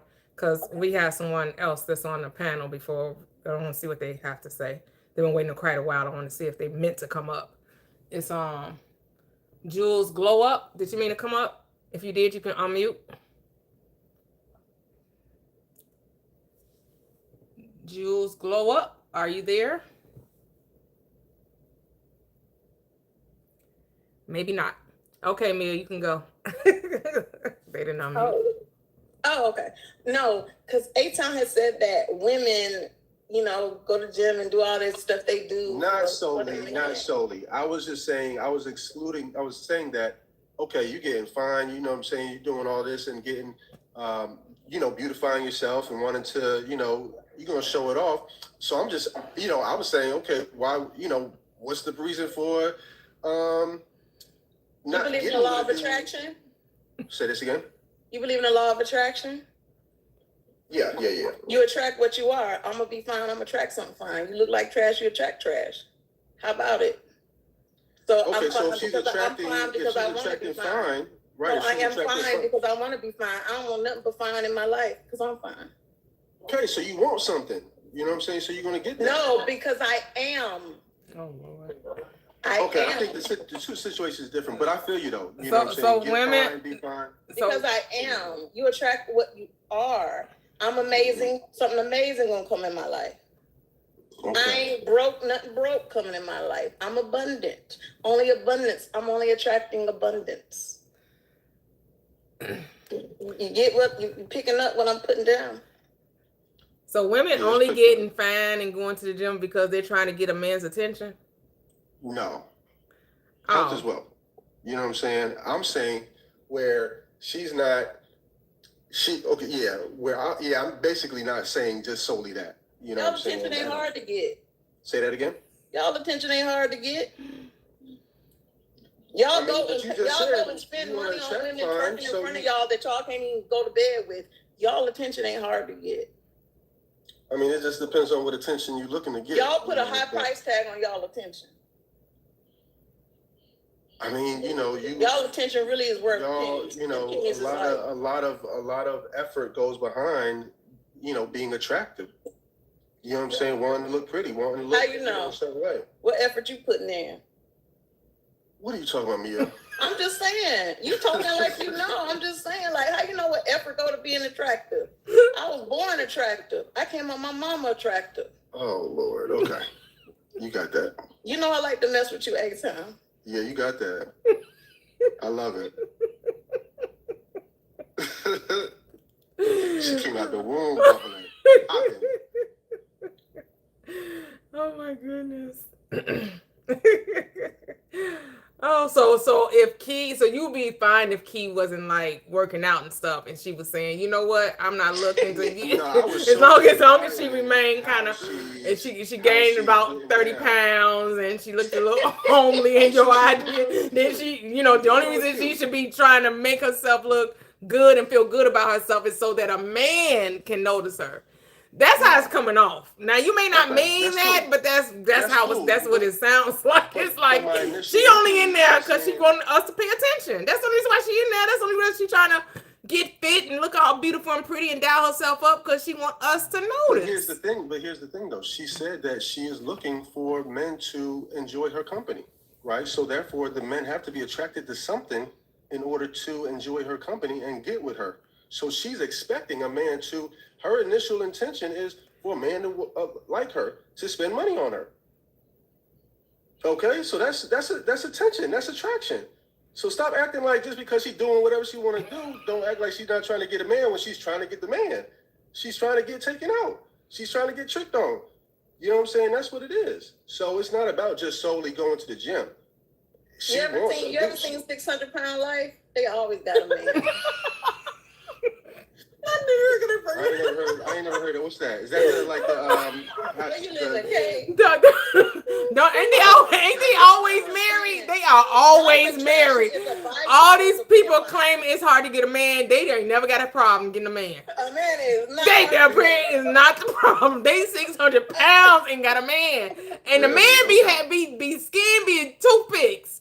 Yeah. And these women could barely walk, and they got the man going shopping for them, bringing back the McDonald's, bringing back the KFC. Living off of they be in relationships, married as well. Okay. You don't know. I'm just saying. Yeah, I ain't never seen that. Y'all got me crying over here. Jailbirds got a man too. The girls who be in jail got men too. They do. I think You know, that his too. office is in Houston. I used to drive past there. I just be wanting to catch them taping the episode and see when I'm walking in. His office is right in Houston, Dr. Now, yeah. I mean, anybody can be taken out and wined and dined. It has nothing to do with looks. It has to do with confidence and expectation. Come on, Pastor. Like, anybody could be taken out and wined and dined. Some of y'all just need y'all ego stroked. No, I have to listen. As a certified big girl, she's completely right. She's completely right. I've never seen no 600-pound girl where I die whining. Well, we need you to go Google it when we get off live and go look up YouTube and go find 600. You might die in that Jack in the Box, but you get That's where we not going. We is not going there. I don't go there solo. Listen, Mia. You ain't single though. Somebody bought it. Single. I bet you didn't buy them tacos and that jumbo jack. I bet her husband did. Nah.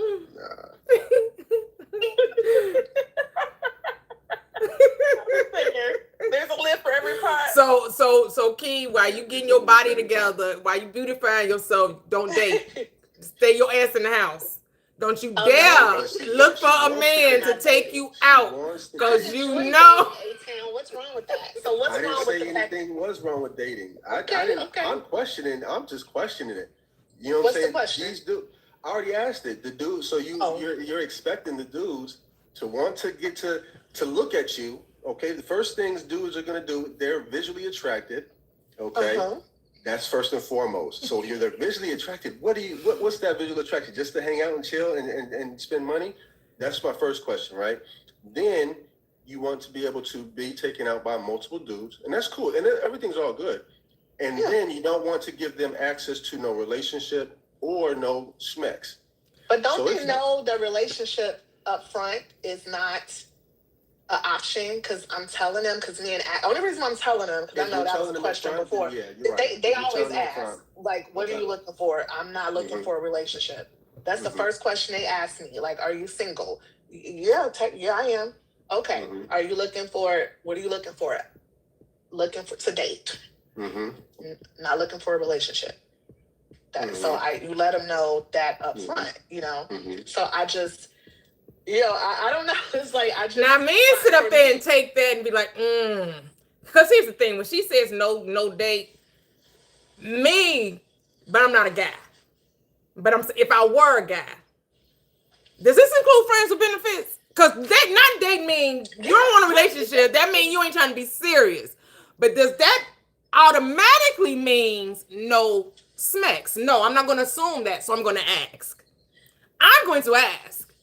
But again, I'm not a man. So maybe men, they trying to see, they don't really want to know because maybe they want to, well, you didn't say that, so they want a reason to be mad. Because they could just ask the next question. I'm going to tell you like this, Toy. Sometimes men will think their pockets can get them in the... Yeah, that's what I'm saying. But that's a you problem, not a her problem. That's a you problem, not a me problem. Because you wanted to assume that you was going to move the goalposts once you started dating me. But she's saying that she lets them know up front. No relationship. And that's on you if you think no relationship also means we get to smash. Right. Now you can directly ask, and I'm going to give you a direct answer. I don't think it's, here's the thing. I think it is common to assume when someone says, I don't want a relationship, that means I'm down for pretty much everything but commitment.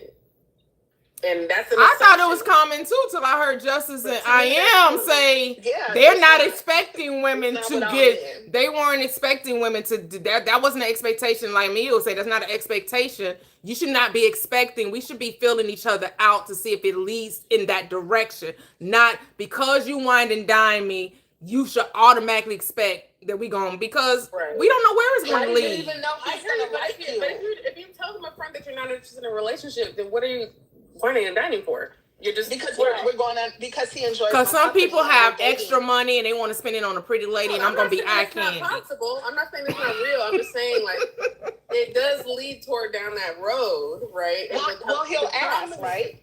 I don't think you should have the expectation, but if you are withholding intimacy from the entire relationship, just like you are withholding having a relationship, then you should reveal that. That's all I'm saying. There should be no expectation of it, but you should tell them that it's off the table. So when you go to the restaurant, do you and then, this, you're my girl, but when you go to the restaurant, do you automatically say, hey, I don't eat calamari? Do you just blurt that out, right? That you don't eat certain Calamari foods? isn't a part of the normal everyday American diet. You know what I mean? You know what? I would let it be known if I was at a seafood restaurant. I would stay. See, I wouldn't. There's so many context. So if we're saying context of the situation, then yes, wouldn't it be pertinent for someone to know what you're allergic to or what's off the table? Hey, calamari is off the table because I'm allergic to it. See how that's important to know?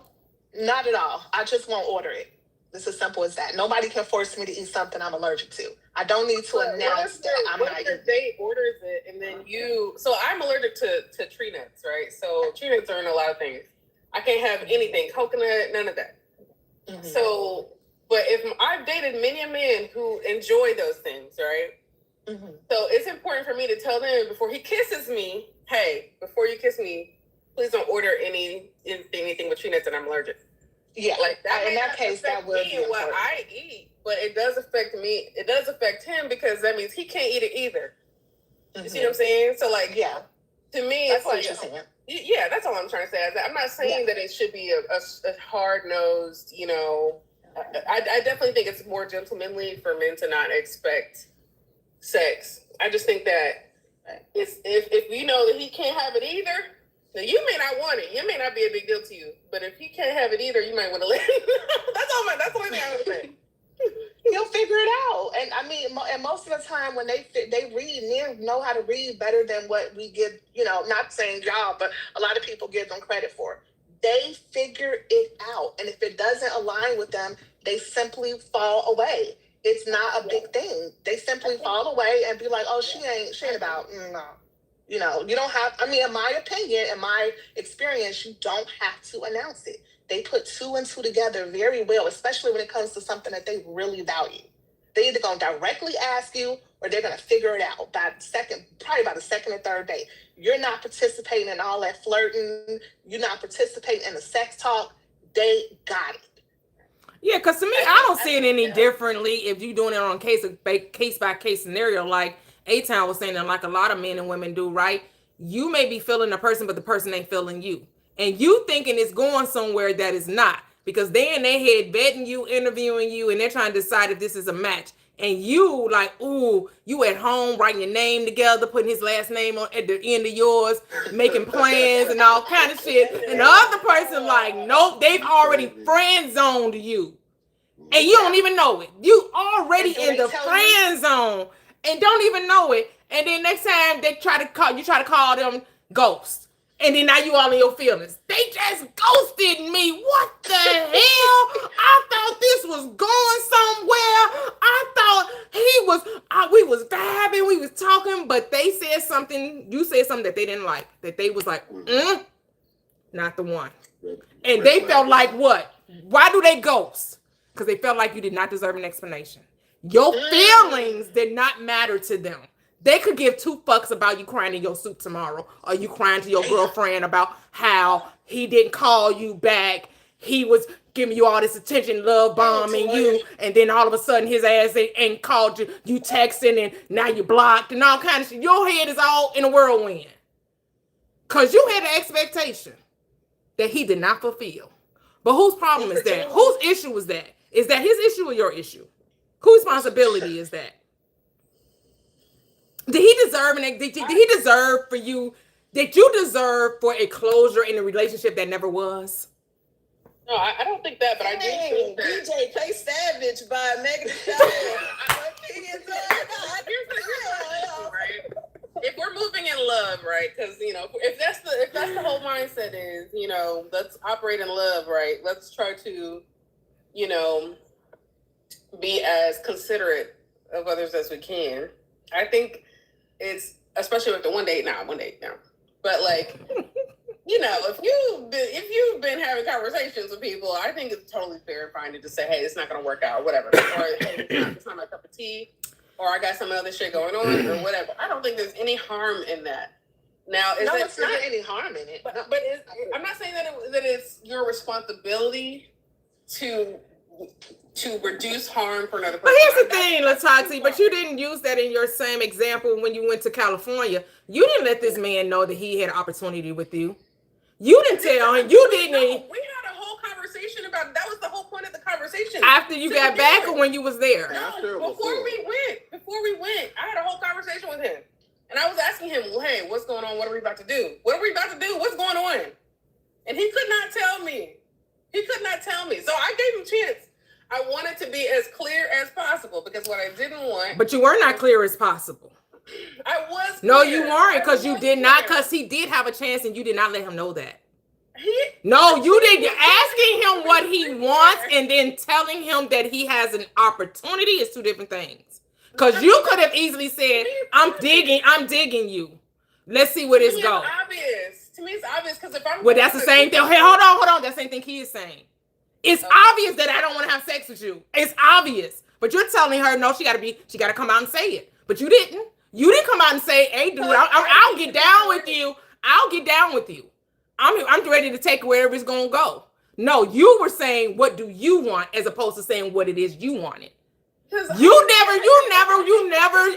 never truly expressed what you were really feeling. You tried to leave it on his lap. And you were just playing follow the leader. Because here's the reason why he was the one footing the bill. So in my mind, he might have just wanted something. He might have wanted something that you wasn't giving to alert him to we can go here. I have never given him no indication that I was not interested in him sexually. That is not so. My mindset is. So you're saying your tails were loud, but he couldn't read them, or you're saying I asked him up front, "What are we about to do?" So do you think he was interested? Do you think he was interested in you? Yes or no? Oh, absolutely. Okay, that's the thing. You knew he was interested, but maybe he didn't know that you were, because you just saying, what do you want? What do you want? It's not a way of telling him that you're not being direct, though. That's not direct. That's not directly telling him how you actually felt. Asking him how he feels is not telling him how you feel. What? Asking how he feels and telling him how you feel are not the same. But my whole thing is this. If you cannot be upfront with me, closed mouths do not get fed. Here's the thing. He could have been saying the same thing that you're saying. Girl, I flew your ass out here. Hold on. I flew your ass out here, spent all this money on you. You think I ain't interested? I mean, niggas be doing shit, man. I don't know what to tell you. But that's exactly the issue with Key, right? If men are paying for all this stuff and they're not interested in okay. So it's the same situation. But I feel like I had this conversation. But again, she's not. But here's the thing. You're saying she has to do something you never did. You're saying she has to tell them no when you never had to say no. You never had to say anything. You didn't have to say yes. You didn't have to say no. You didn't have to say maybe so. You just took the trip, let money get spent on you, and you never had to say which way. You never had to give it. You never had to say anything. All you got to do is enjoy a trip and being wined and dined. And you never had to say. And I asked him before we went, before $1 was spent. But that's not you. What he wanted to do. Exactly. But you know that's not being full. But you know that's not being full transparency. That was his opportunity to say, hey, I'm trying to clap some cheeks. I'm trying to get into the business. I'm trying to do whatever I'm trying to do.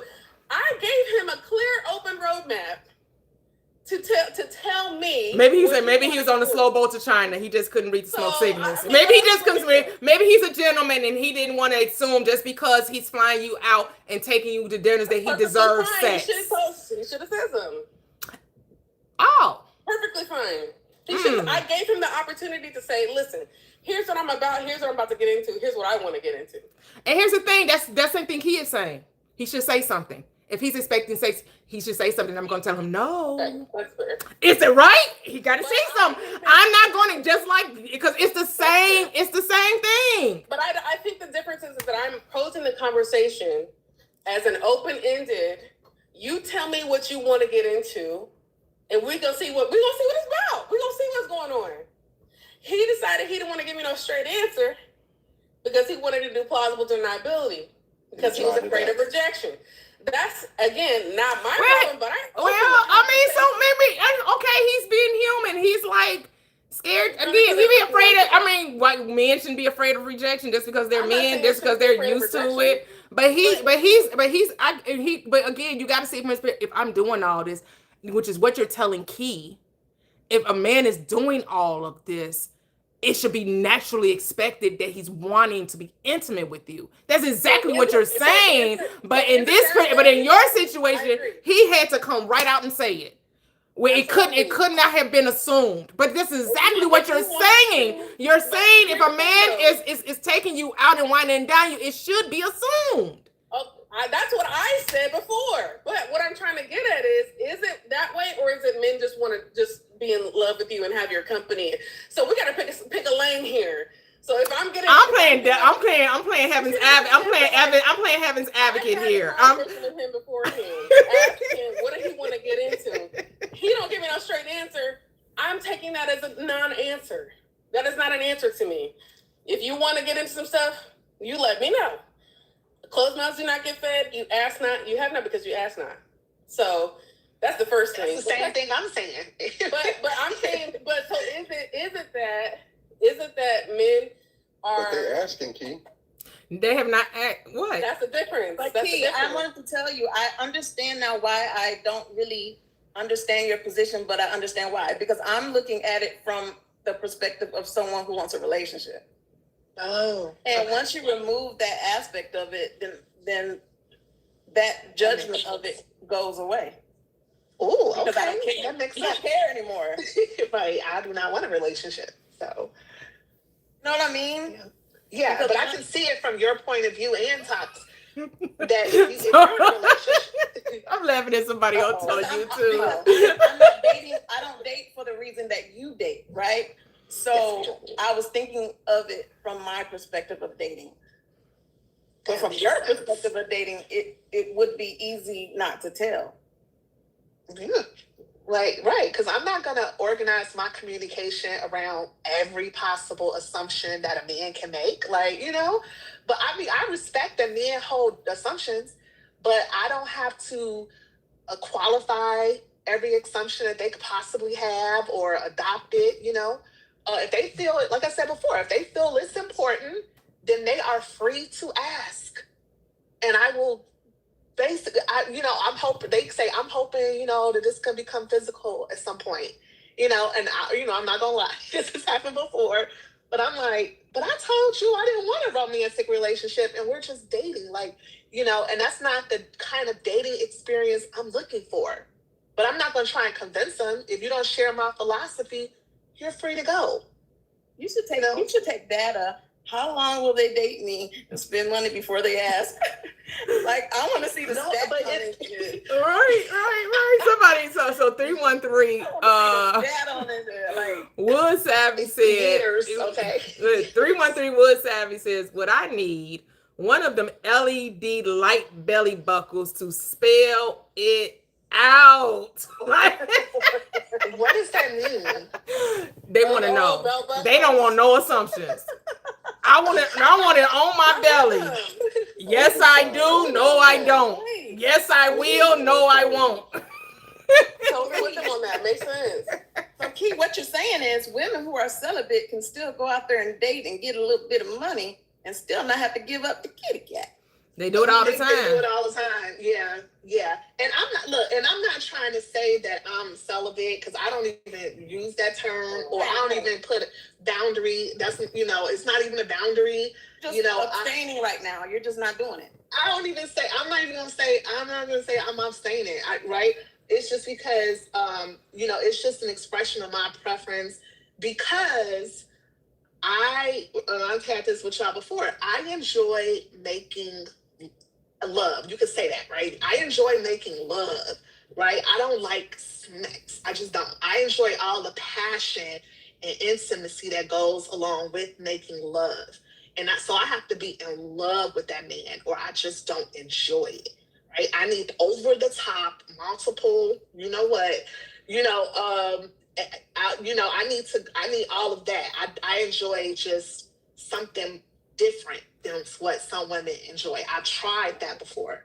and I So don't I'm like similar. it. Yeah. to So you. Like, that's I like connection. yeah. I'm That's not what someone that's who the older just- gentleman was saying. The intimacy, the connection, right? You Yes, really I getting to have to know, have. getting that foundation, and really, I've been married. I've only been married, so I have to have connection. I can't just, do the random. I don't know you one night. Not judging anyone who does at all. Just for me, I have to have some type of chemistry and connection with you because that's all I know, and that's very important. And so I can understand your position of just wanting it to be very meaningful, and for you to even want to do it. Yeah, So. yeah. So Yeah, and that's what it is. I don't think it's wrong. So I'm not judging it. It's not a bargaining chip for me. It's just I don't find it enjoyable, and I do what I find enjoyable. And I've had this conversation with men, and when I know you were saying how long men stick around for years. Men, especially if they're, they may be older and they kind of slow down. They're not really interested in going out and going up to, initiating contact with women. They just keep you as a friend, but they know that when you guys get together, okay, I gotta pay. And she likes to go to, a restaurant that have chefs that are Michelin stars, and she likes to go to different places. And they just know. And if they want to go out and eat something, I have men that'll say, I got a taste for a great steak at one of our, it could be one of our top restaurants and steak restaurants in Chicago. They know who to call. And I'll go, and that's and that's fun. nice. I love it. nice. So we have Kevin.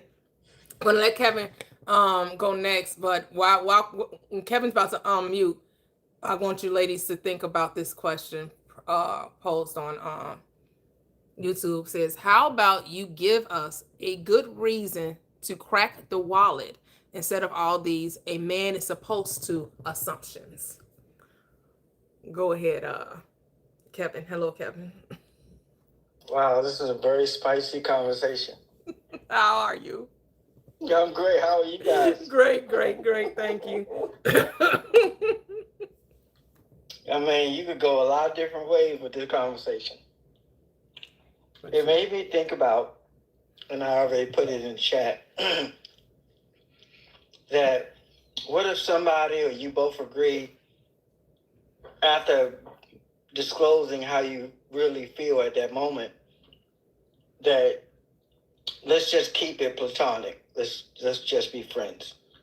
And you go, oh, okay, bruise my ego a little bit, but all right, I don't want nobody, don't want me type of thing. I'm saying this from experience. I was in my late 20s, maybe about 28, and I met someone who was in their mid 30s. Now, at the time, I was not interested in a relationship, period. And I made that unequivocally clear because I was going through a divorce and I was, I had more drama than I cared to deal with at that moment. So when, me and this person became friends, I said, you know what? This is somebody I could see it could be evolving into a potential relationship. Because she was, as the guys may say, she was fine as fish hair. And she was fat as duck butter. My type, so to speak. So I just said, well, let me come out and ask her. Now that we're friends, let me just put it out there. I said, hey, I'm not dating right now. I know you know that we've been friends for a few months now. What do you think about, when I'm out here, because I am thinking about beginning to date more seriously now. What do you think about the two of us? And she bust out gut-wrenching laughter. And I gotta admit, my ego was that took a hit. And she said, there's no way. She said, there's no way that can happen. She said, what would people think if they saw me with somebody like you? I know, right? Damn. I'm like, okay. She was not Mincing words. No, she was. She was right. Putting it right out there where I could see it. So I guess what she meant, because at 28, I look like 18. I can't help it that I look really, really young. Even to this day, I still look very, very young. You know, call it a curse, call it a blessing, but that's just the way it is. So I said, okay. She said, you don't want people looking at you thinking you're dating way below, your age consent. And she said, exactly. She said, I'm so glad you understand. I was like, oh, yeah, I got it. Okay. So she had me in the friend zone before. I had her in the friend zone before. So we kept it like that. So I didn't see any harm with continuing our friendship, even though she would say, hey, let's go out to dinner. And I'm like, okay, I'm not doing anything, this weekend. We can do that. And because I like good quality and have high standards, I would take her to, the 5-star, Michelin star type restaurants, because that's what I prefer.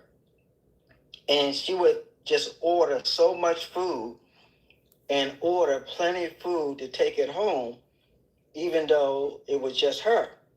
She would try to get enough food to last her for the rest of the week. And I was like, okay. I'm starting to feel a little sheepish here. I said, all right, no big deal. I mean, I've never had an issue with money, so money was no issue for me. I could pay for whatever I want when I want.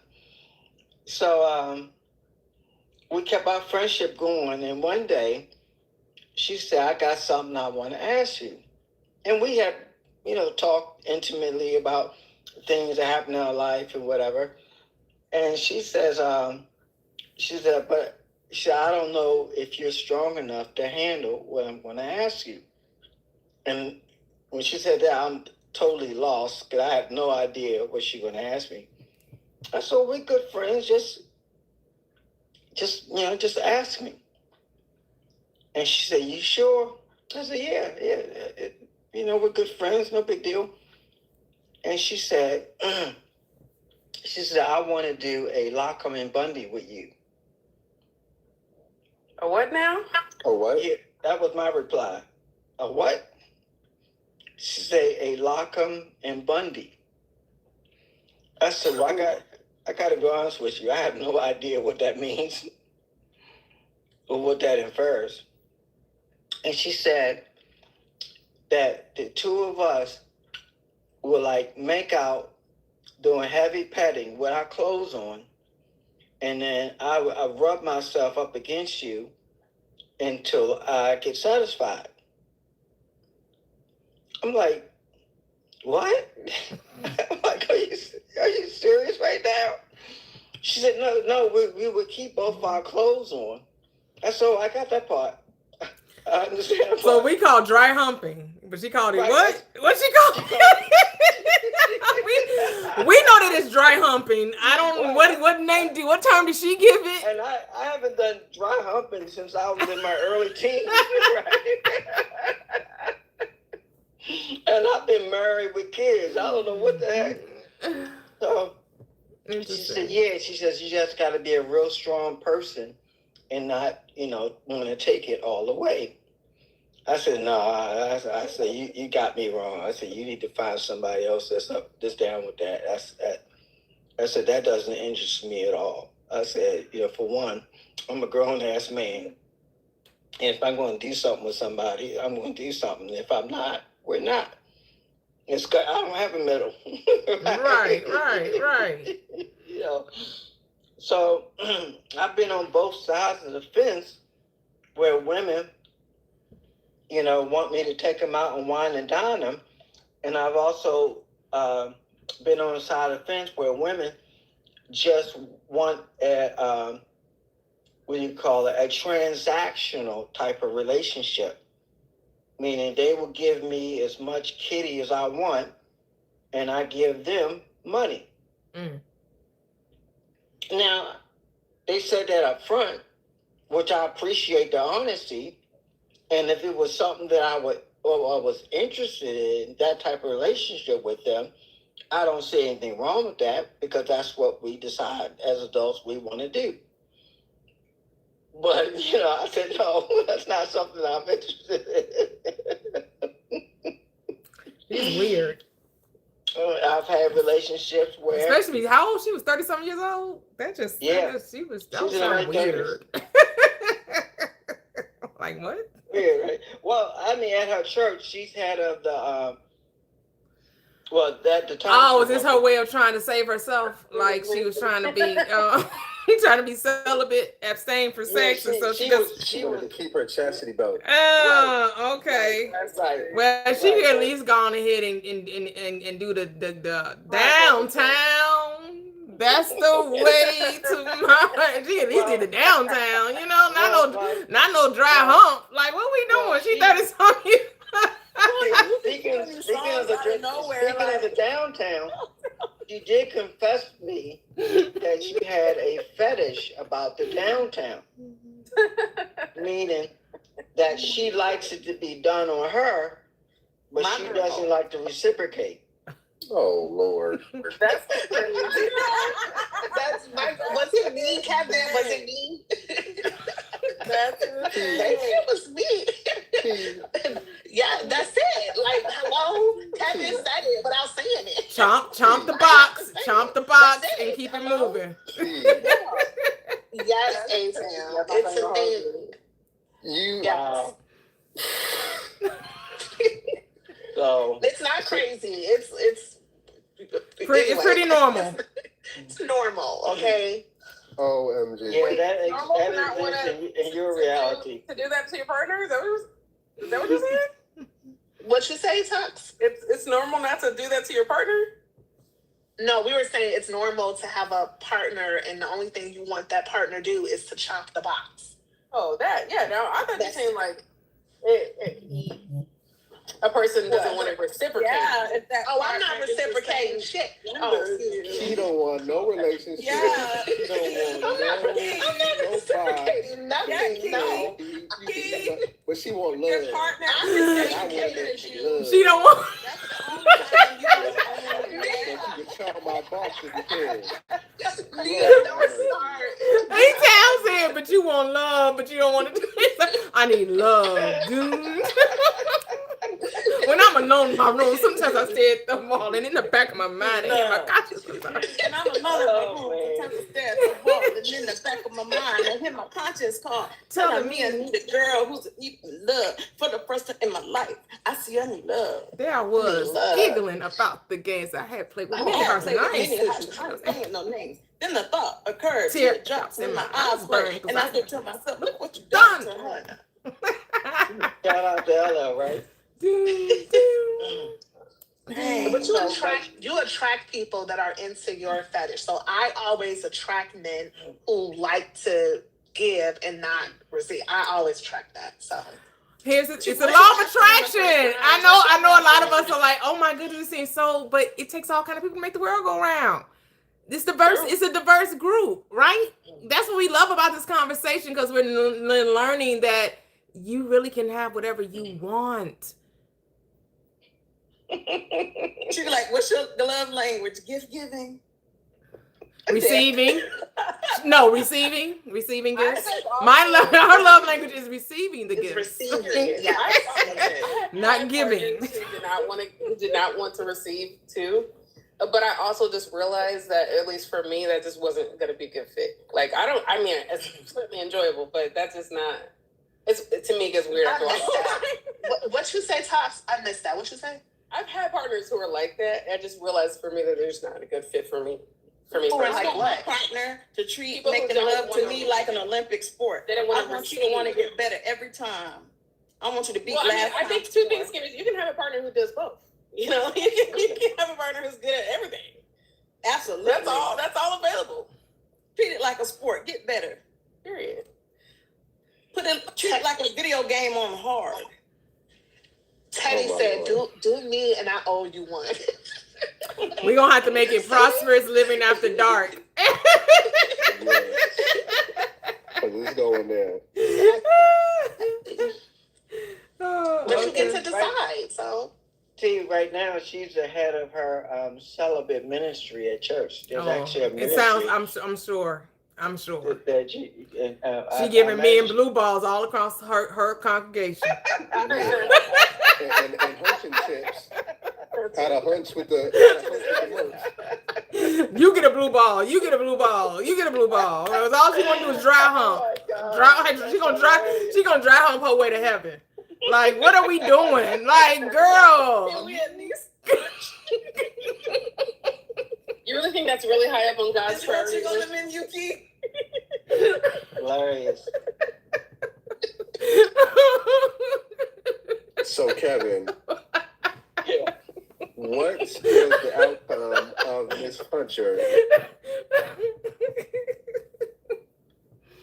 Well, even at 28, grown, owned houses, had kids, been married, that was not an appealing offer to me. And, I, thanked her for, considering me as a candidate.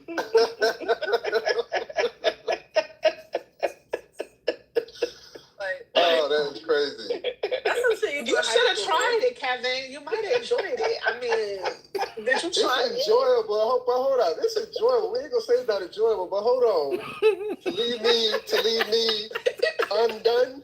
You know what I'm saying? You can't leave me undone. It's When a I come to relationship Chicago, talk. Key, I want you to Relationship. teach me your game. Relationship I want to tea. lead a bunch of men on. Like, No, it's not leading them. How is it leading them? I want on you to if you're teach talking me. about time?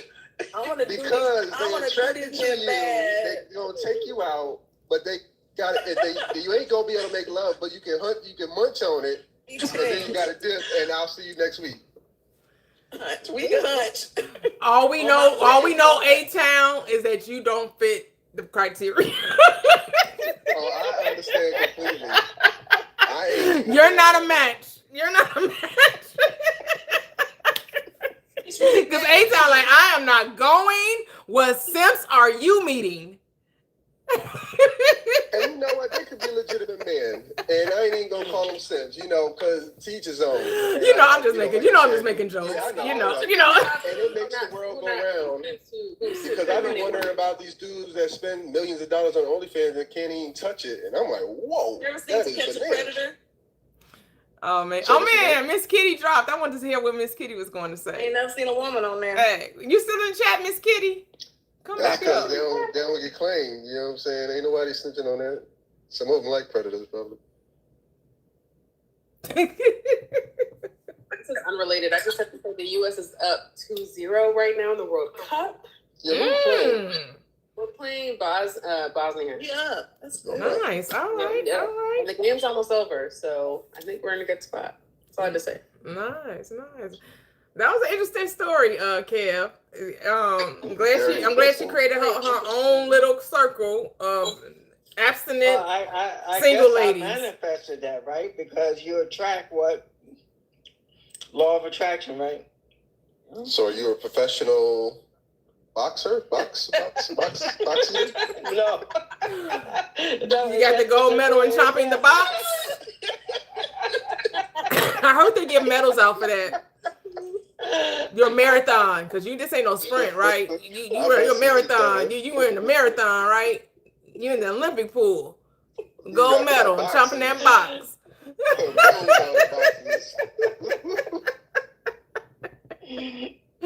Oh my goodness. That was a great story. That really got us Kevin, I've been waiting for you to come up on these panels. Oh, look. Are you looking to date, Kevin? I should not be saying a lot of the things I'm telling you guys because I personally really lean into my privacy of me. And one of the things that I had to deal with all of my adult life was my dysfunctional way about women. let me add some clarity to that. I don't even know how to say this to you guys without being perceived in a way that I really don't want to be perceived. No judgment here, Kev. I've always had women come on to me, like big time.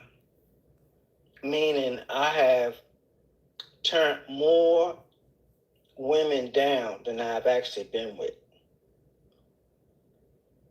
Some of that in my early years had to do with my religious beliefs, Christianity, which means I kept my virginity until I was 19. And all through high school, I had women, young girls, trying to sleep with me. And even as an adult, I still get hit on constantly. What caused a huge problem with me and women was, as a teenager, my first cousin, who was considerably 10 plus years older than me, would come on to me and try to get me to have relations with her behind the scenes. And that really messed me up psychologically, to the point I always felt the kind of way of being with someone. Maybe I would like the guy that the toxic was talking about. I had an issue initiating, SMEX type of relationship with someone that I knew was interested in me and I was interested in that person, and we wanted to do that. But psychologically, I've been hurt, bruised, or whatever, because I had a first cousin that had an enormous crush on me, physically. And that would taunt that in front of my mom, because, my mom and her were more like my mom's older sister, and she would play like a younger sister, even though that was my mom's niece. And she would come on to me, even when she would fly out to Houston and stay with us. If my mom and my sisters went out, I didn't want to be in the house alone with her. So I would leave the house also, even though she was staying there on a visit. I remember one time coming home from playing basketball, and she was there and nobody else was in the house. I was like, crap, I got to hurry up, get my shower, get my clothes on, and get out of here, because I know what could potentially, happen. A proposition was coming. And I remember finishing my shower, opening the bathroom door to go to my room, and she was blocking the doorway of the bathroom, saying, "Do you love your cousin?" And I like, look, I said, I just want to, get dressed. All I had on was a towel. I think I'm about 15 at this time. I said, I just want to get dressed and go outside. She said, well, if you love I said, I love my whole family, trying to deflect, the question. And she said, well, if you love your cousin, give your cousin a kiss. I said, I'm not doing that. Can you just move? And so I can, go get dressed. She said, no. She said, if you love your cousin, give your cousin a kiss. I said, well, if you don't move, I'm going to move you. And even though I was young, I was strong enough to, be forceful and move my cousin out the way. And she would hit on me well into, I guess, my early 20s. Find reasons to be alone, or call me over her house and said she needs something in the house fixed, and she'd be scandalously dressed. And I was like, hey, you have to put some clothes on or I'm going to leave. She said, oh, you just like a little brother to me. Don't pay me no mind. I said, I'm being serious. And so out of that scarring, I've had issues about women, and it's been like most of my life dealing with how to deal with women, because I've always had women come on to me. And even up till this day, I don't have those type of issues anymore, but I would always get hit on. Grocery store, no matter where I was at, I would get hit on. And coupled with, not that I felt that I was ugly, I didn't like my looks. I didn't like the way I looked at all. Matter of fact, if I could be honest, I disliked my looks strongly because I look exactly like my dad. Identical. I was at a food court in a mall, and a guy walked up to me while I was having lunch and said, excuse me. He said, is your father named Charles? And I looked shocked. I said, yeah. He said, I met your dad out in Long Beach, California, and you look just like him. And because my dad was abusive in the house with family and my mom and the three of us, and because I looked like him, I didn't like the way I looked. So I had to wrestle with that growing up. Yeah. I mean, I appreciate the vulnerability. Is this conversation kind of shit? Yeah. Yeah. Because I just want to know, were you interested in dating? That was my only, that was it. But I'm I appreciate, nobody, of course those situations are never anything, psychologically mess with someone. I'm glad to change the conversation back. Yeah. I lost track for a moment. Yeah. We're gonna go to Miss Kitty and see what she has to say. Thank you for sharing. Thank you for sharing, Kev. How you doing? Can I just make a statement before I jump off, if y'all don't mind? Bless the house. It's up to you, Miss Host. I don't mean to be interrupted. I'm just on the timeline. Well, I will let Miss Kitty decide, because I know she did drop and come back. Yes, ma'am.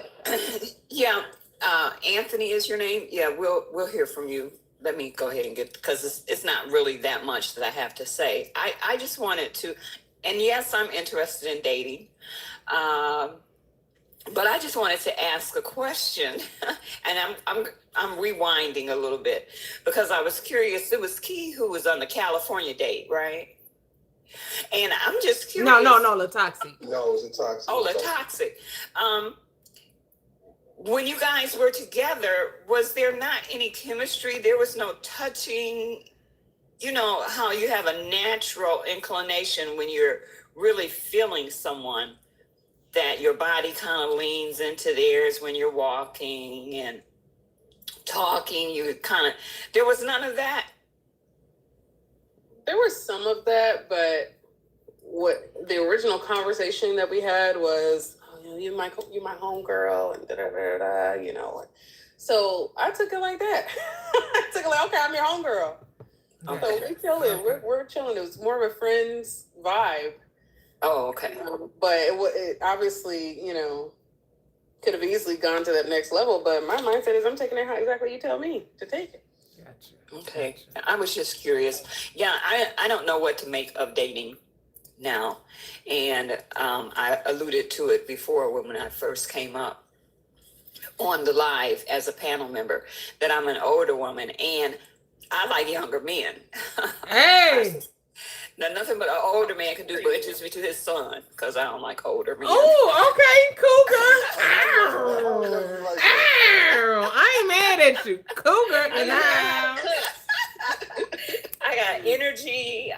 You sound like it. You don't. Your voice is just so joyful and I know you said you were in your 70s, but you definitely don't. You don't give that type of energy. So, yeah, I've got a lot of energy. Hey, you gonna be Tina Turner?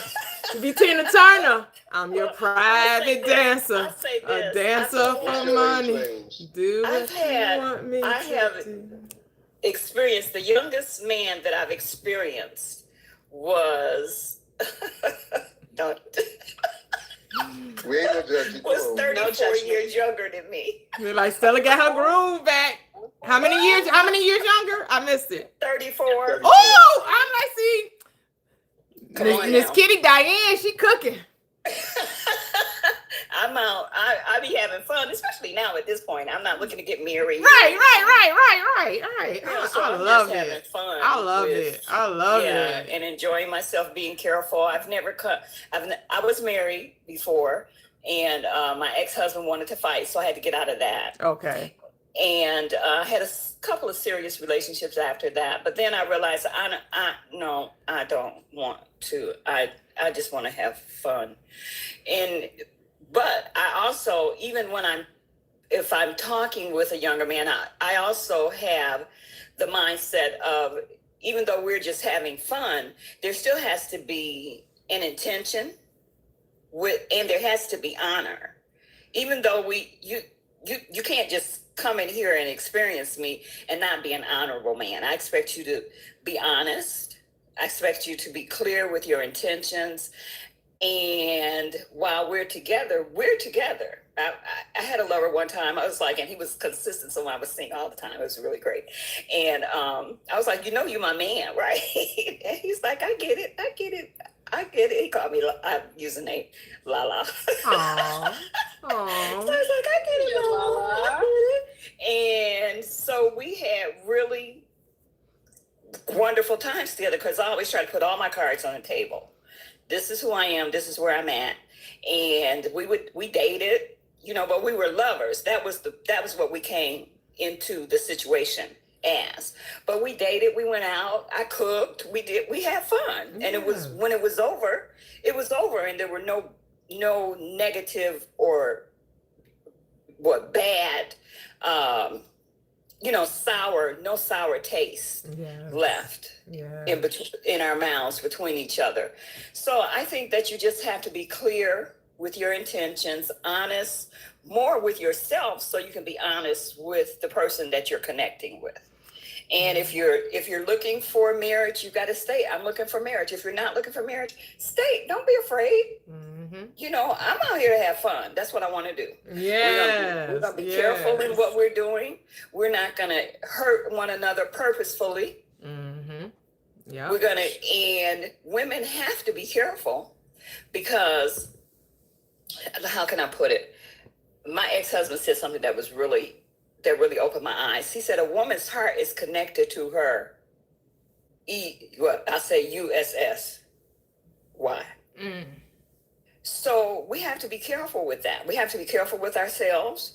And again, but that's being honest. You have to be honest with yourself, as with everything. If you're not looking for a relationship, don't go into it. So be honest. I'm looking for a situationship. I'm open to the situationship lasting for 6-7 months, a year, 2 years. However, and if you meet someone along the way that you want to really be with, let me know so I can graciously step back. But that takes a lot of work too, especially for women, because you have to be in touch with your emotions. You can't change up in the middle of the situation. I don't want to play anymore. I want to be serious. Nope. Because he's not looking at you like that. He is not looking at you like that. When we came into this, you said you wanted chocolate. Now here you're talking about you want Neapolitan. Now we got complications. So we just have to be transparent and clear with ourselves. Honest. If you want a man that, like somebody says, oh yeah, you guys use that word, transactional. If you want a transactional situation, admit that's what I want, because there are men and women out there who are willing and open to being in a transactional vibration. I'm gonna come by, I'm gonna have fun, and I'm gonna leave $100 on your kitchen counter, or whatever, and you can't. That's if we all, if we all grown. Now, if you're not grown and honest and transparent with yourself, then you can't get into those situations. But there has to be no judgment of those that you know that are doing that, and it has to be no judgment of yourself, because God don't care. God don't care. Promise you, God don't care. That's all I got to say. But I mainly I just wanted to know if there was, because I'm like, how can you be with a man? Just me being curious. How can you be with a man who you're really attracted to and not engage with him if you know he's attracted to you? Because isn't there a natural, what would the word be, synergy of chemistry? Things that just happen almost unwillingly. Like I said, you lean into each other when you're walking. You look at each other longingly. You almost want to kiss, but you don't. Because it's that chemistry. So I just wanted to get some clarity on that. Just before we go, all right. So long story short, that friend, he and I dated when we were in high school, and then we broke up, but we stayed friends like over all this time, even though I'm only 25. So we've been friends for a really long time. Explains it all. I'm Yeah. sorry. Sorry. That explains a lot. Okay. Yeah, we've been friends for a lot longer than we ever dated. So it wasn't, and of course there are feelings there, and of course I have a lot of nostalgia and all that. But I think too, I realized that he was really stuck in the nostalgia of our high school relationship, and I done lived about 10 lives since then. Like, I lived I've changed, I've grown, and so and also he, I realized some of the men that I've attracted in the past were more like, what's the word? I think Mia's getting to the point. Like, I don't want to degrade them by saying that they're not like masculine enough, but I attract sometimes men who are more. They're more into the feminine sometimes. Sometimes I attract those kind of men. So that's part of it. Is like, that's why I don't have any problem like having some conversations. I'm one of those people that I personally don't need to feel love for somebody to have a great experience with them physically. But also I just think I've attracted those kinds of men in the past, so they just might have been a little bit more, but I never thought of him that way. I just didn't think that hard about it, I guess. Yeah. All righty.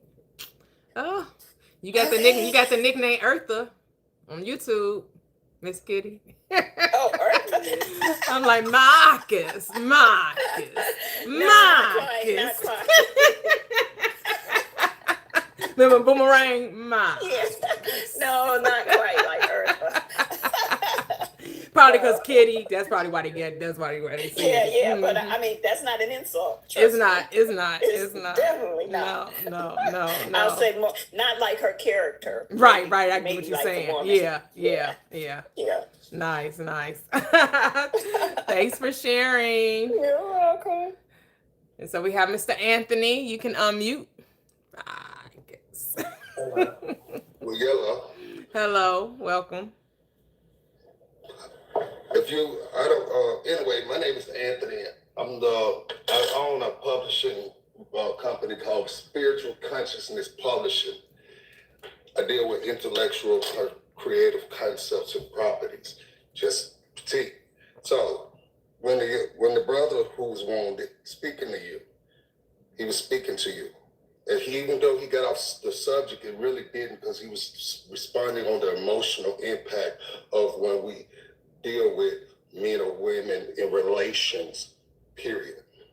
Your views have went up twice, double, because you didn't have like 13 people on, but when he jumped on, 30 came with it. People come with us to see if I could find maybe that oil you have to help me, that will help me to heal from the womb of that woman who wounded me. In your conversation, how can I be any good to you if you wear the same perfume that reminds me of her. That means your aura, your energy, if it has no anointing. It all depends what concept or spiritual, how about this conscious a person is in conscious of. Everyone don't think like you. Some people walk in the thought of things. Well, some people just walk thinking about things. There's a difference. See, your I like to say your podcast or your vlog, not no TikTok, because your place could be really a place that could really produce a change in a person that has been in a unrelational relationship that was unintentional to be so relation. That part. So when we talk about the type of people we date, why we date, what caused me to even stop on your post and speak to you, because you hurt yourself and you hurt yourself and you deal with things. That's why we Sir. Wait, what are you saying? I'm speaking to the host. What are you talking about? What are you talking about? About relationships. You want to address the problem, bro? I'm not a therapist. I'm not a healer.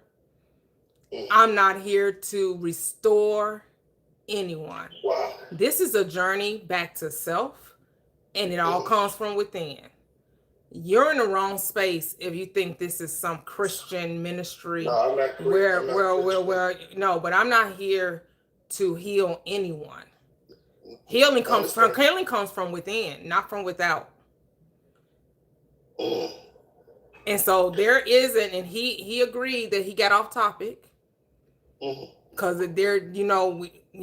this just wasn't from my point of view. And again, everybody is free to say what they want. So I did not interrupt him or stop him.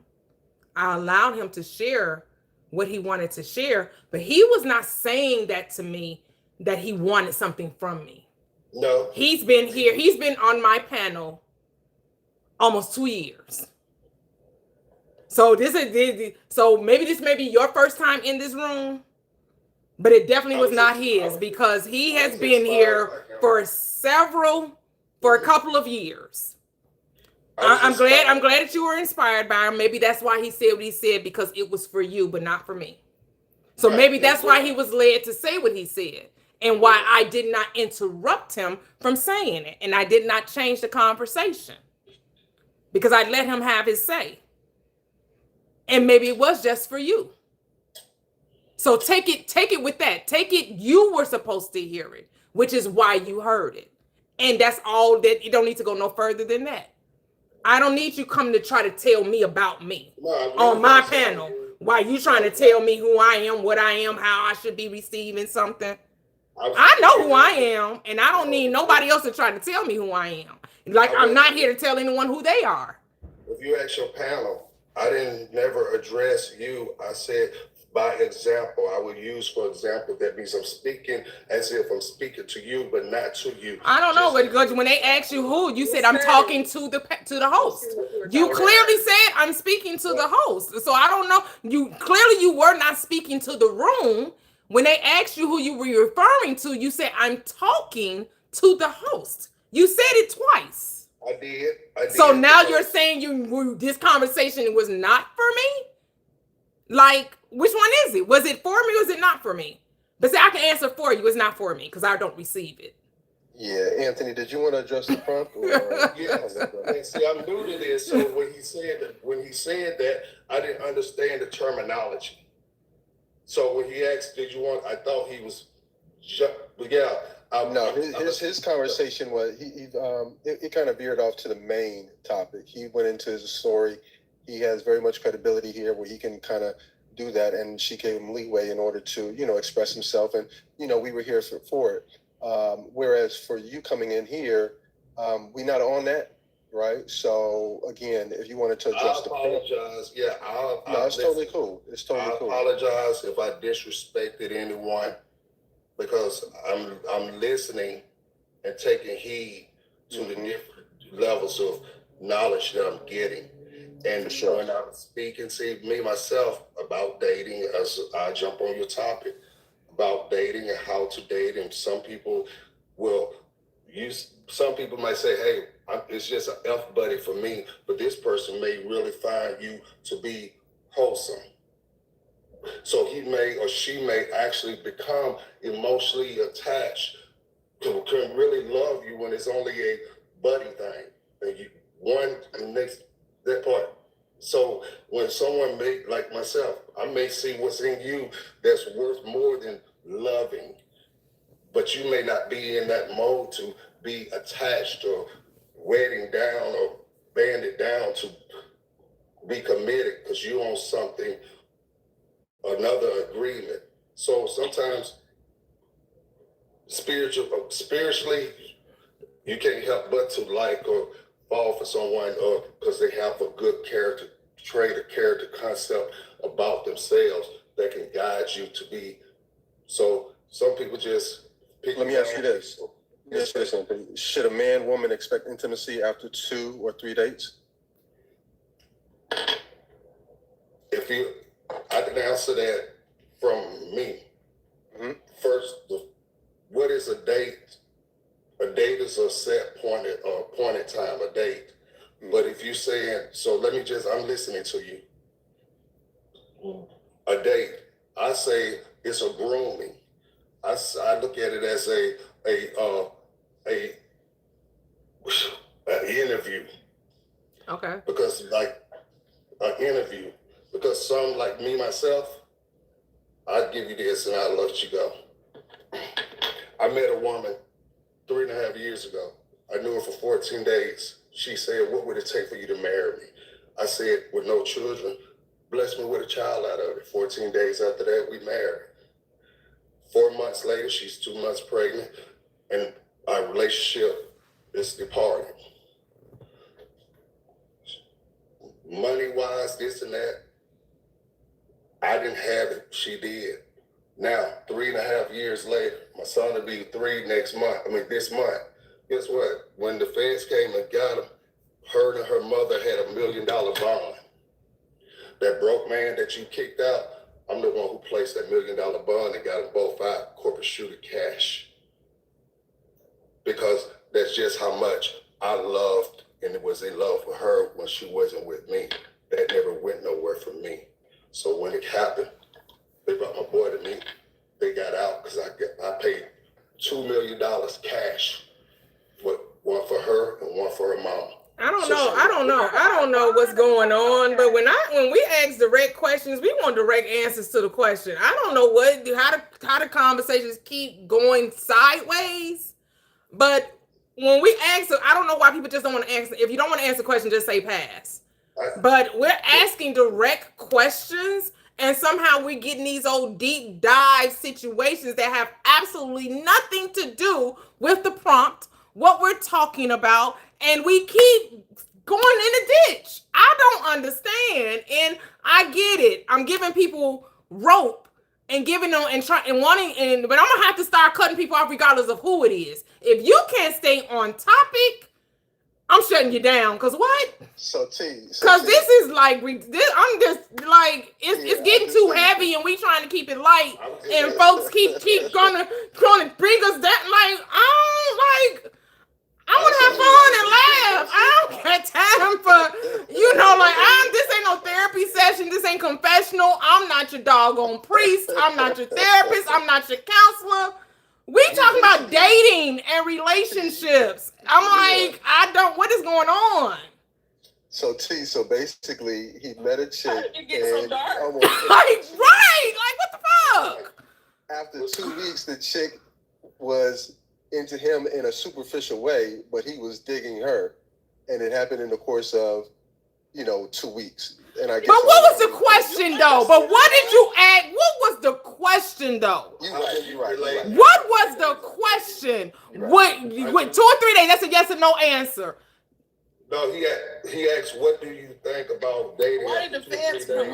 No. He asked a specific question. It's on this prompt. Okay, what did he ask? I'm sorry. Should a man, woman expect intimacy after 2 or 3 dates? Oh, intimacy. Hey. But I'm good. I'm going to the week. I'm about to meet you up because gave you 2 opportunities. I don't want to give no third. No, Sorry, thank you. bro. No, thank you. Oh, hey, I swear. like we didn't stay on topic. Like when we, you know, when I'm doing It's all good. when I'm doing manifestation and we're doing breaking down, then it's open, you know. But we're specifically talking about relationships. Nah, I feel you. You know, not going into childhood. We gotta learn how to read the room. Can we read the room? Can we read the room? Like, The thing about a bond is that you only have to put 10% down. You don't put cash down on the bond. That's the whole point of it being a bond. And if they also $2 million bond, schizophrenia $1 million bond, disorganized they had some serious charges on their head. So I don't know if they should be out. It was given schizophrenia, disorganized speech. That symptom of schizophrenia, disorganized speech, where you're just talking, it's going everywhere. It's like, oh, Queen of England. Oh, Tupac's alive. Oh yeah, I had spaghetti today. Like it's everywhere. I don't know. So yeah, so I had a couple of people on YouTube. Someone said they think 2 or 3 days is a good enough time for intimacy, and then somebody else says, nope, not enough time. I don't think it should be expected. But someone else said, Jenny, I don't even know if she's still in the chat. When Kevin was talking, she had commented that she felt like that's a good enough time to, you know, to get intimate after, you know, 2 or 3 days. You know, some people get down on the first go around. Like, no, they do. Drop it like it's hot. And what I've No one seen said it's is enough that time to get down. They said expect. Yeah. Expect. Yeah, I did say expect. Right. You shouldn't expect no number. Some people, I mean, just because they shouldn't don't mean that people don't. People have a lot of expectations and assumptions about dating, right? Because it's really on a trial by trial basis. What I do with one man may be different from what I do with another person. And that's what I've learned. Right. Yeah, because some men actually do expect, if I'm spending money on you, I should have access to the kitty cat. What? So, expectation is a thief of joy. No, it is not. Comparison is a thief of joy. You talking about expectation?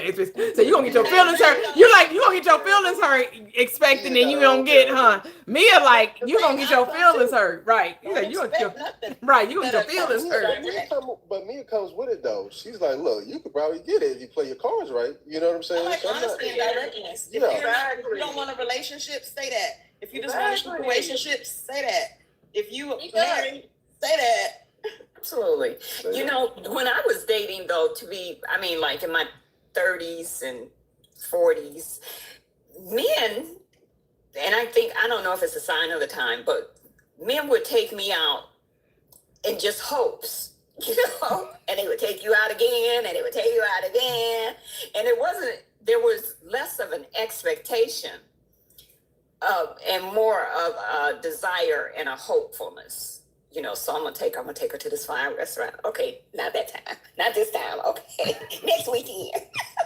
That's like he said. Some of them, they be waiting around for years, hoping and wishing, hoping and wishing and praying. Talk about something that men do, and I guess there's a few men in here because it's very concerning. I want to know this age. There's a lot of men who send you eggplant pics initially, like out of nowhere. See, yeah, when they first know you, and it's extremely weird. They're immediately blocked.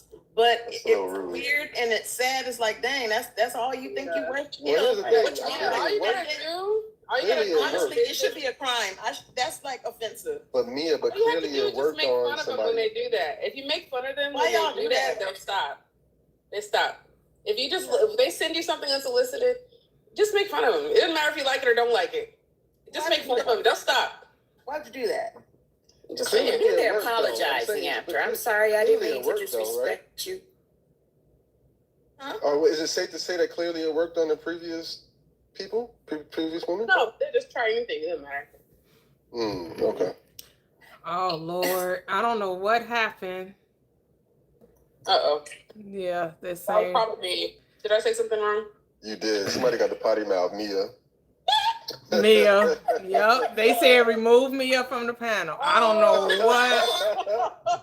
Oh no. They put me in timeout? Yes. You know, put in timeout, Mia. They ain't got to stay in timeout.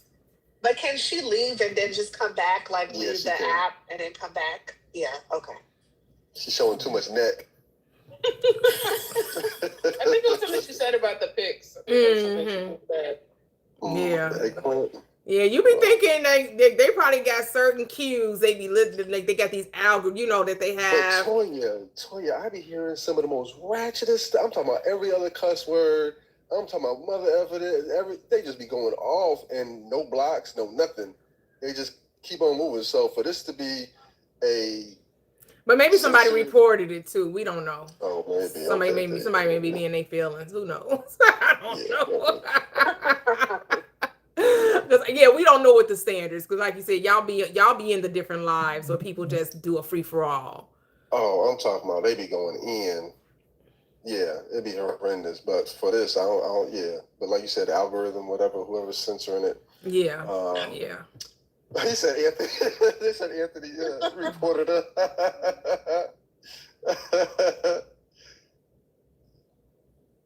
Oh wow, yeah, they saying okay. So this is what they said. They're saying your live is not eligible for recommendation and restricted because our girl does not comply with our community guidelines. The restriction will be removed once they are disconnected. Oh, nudity and body expo. Okay, yep. They thinking that she wasn't covered up. They thinking you weren't covered up, Mia. Too much neck, Mia. Yep, you didn't. Whatever. And I'm like, her doggone thing was dark. How did they see anything? Yeah. I can't even see what she got on. I'm like, I have no idea. She did not have her light on. I could not see, but they claim that's why. So they don't even cover it up. Get a turtleneck, Mia. Yeah, TikTok is crazy. All right, she's like, I got on a doggone robe. Yeah, I don't know what I don't know. That's what they saying. So it was nothing she said. It's saying they're saying inappropriately dressed. That's what I'm saying. TikTok is so sensitive. It's just they're sensitive when they want to be sensitive. Exactly. So back to the questions. Yeah. You've heard of couples that go out on the first date and have fun and get married and stay married. So I think it depends on the couple and your intentions and how it's presented too. It's, the old saying, it's not what you say, it's how you say it. That too. That's it. I completely agree. It just all depends. Yeah. What I come to realize, you just got to know what you want. When you're being indecisive, that's how your relationships go. I don't care who they're with. I don't care if it's a significant other, friend, family member. When you don't have clear vision of what it is you want, right? And really what you want is what you think of yourself. That's what plays out in your reality. So you think relationships are difficult, then guess what? They're going to be difficult. You think that a good man, good woman is hard to find. It's like searching for it in a needle in a haystack. Then guess what? It will be for you. That's going to be your reality. If you think you got to manipulate, if you think you got to play games, if you think whatever you thinking, whatever's going on in your mind, whatever your self-concept is, if you think you can't have it, then guess what? You can't. I mean, you got to know that there are men out there that just want to wine and dine. If that's what you're looking for, you can't be ifs, ands, and buts about it, regardless of what any of us are saying, right? You got to know, no, that's the thing. Just like what A-Town was saying he wanted. Yep, somebody that can cook like a chef, someone who got their finances together, they're financially literate, what have you. But I will come from the perspective though. We're not supposed to be looking for clones of ourselves because we're all about experience and expansion, right? So when you operate from the mindset that a good person with a good heart, right? And so a good person is it's a myriad ways of somebody can express goodness, right? So say A-Town meet somebody making a couple of hundred, six figures, right? And they may be mid six figures. Say you meet somebody, they making $300,000-$400,000, but they don't have the financial literacy that you do. Well, that's why you came into their life, so you can introduce them to it. So you can tell them, hey, let me give you some information that you didn't already know, that you don't know about. Let me help you, get security and do it. Because that's why you know it, so you can share it with others. Right? Or y'all can go and learn how to cook together.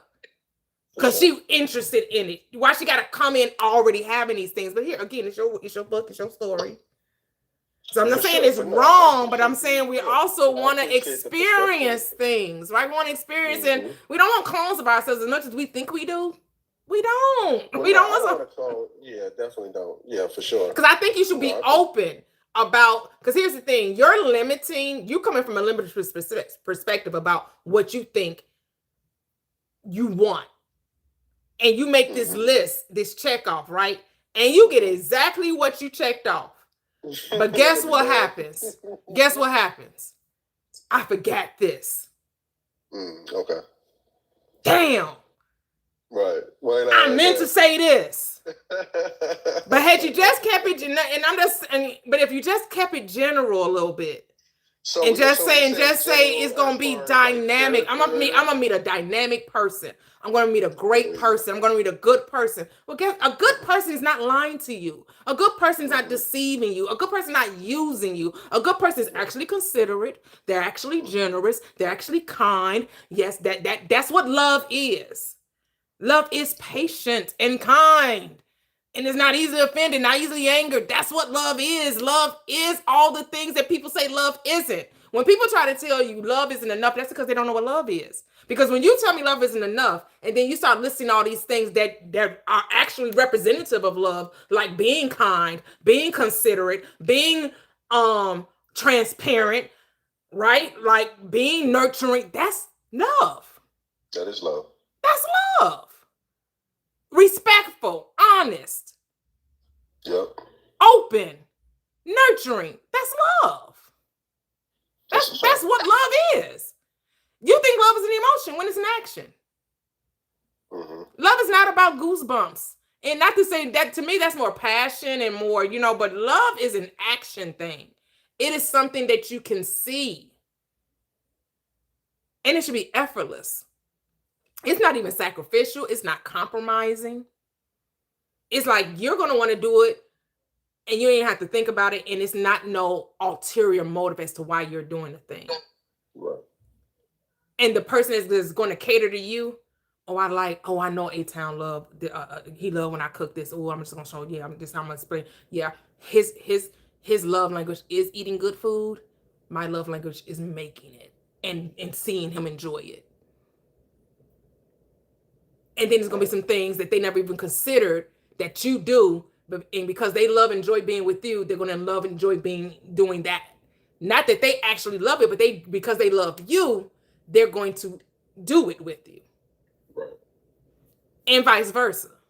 Yeah, that makes plenty of sense. I like that. I like that version. I like that perspective. And so are you speaking from, okay, so I think I had, like you said, the list check off. That's my husband too. That's my husband too. My husband is like that. Yeah. Go ahead. Somebody said that those are great qualities. That's my husband. Like that's my husband. Yeah. Shout out to sister.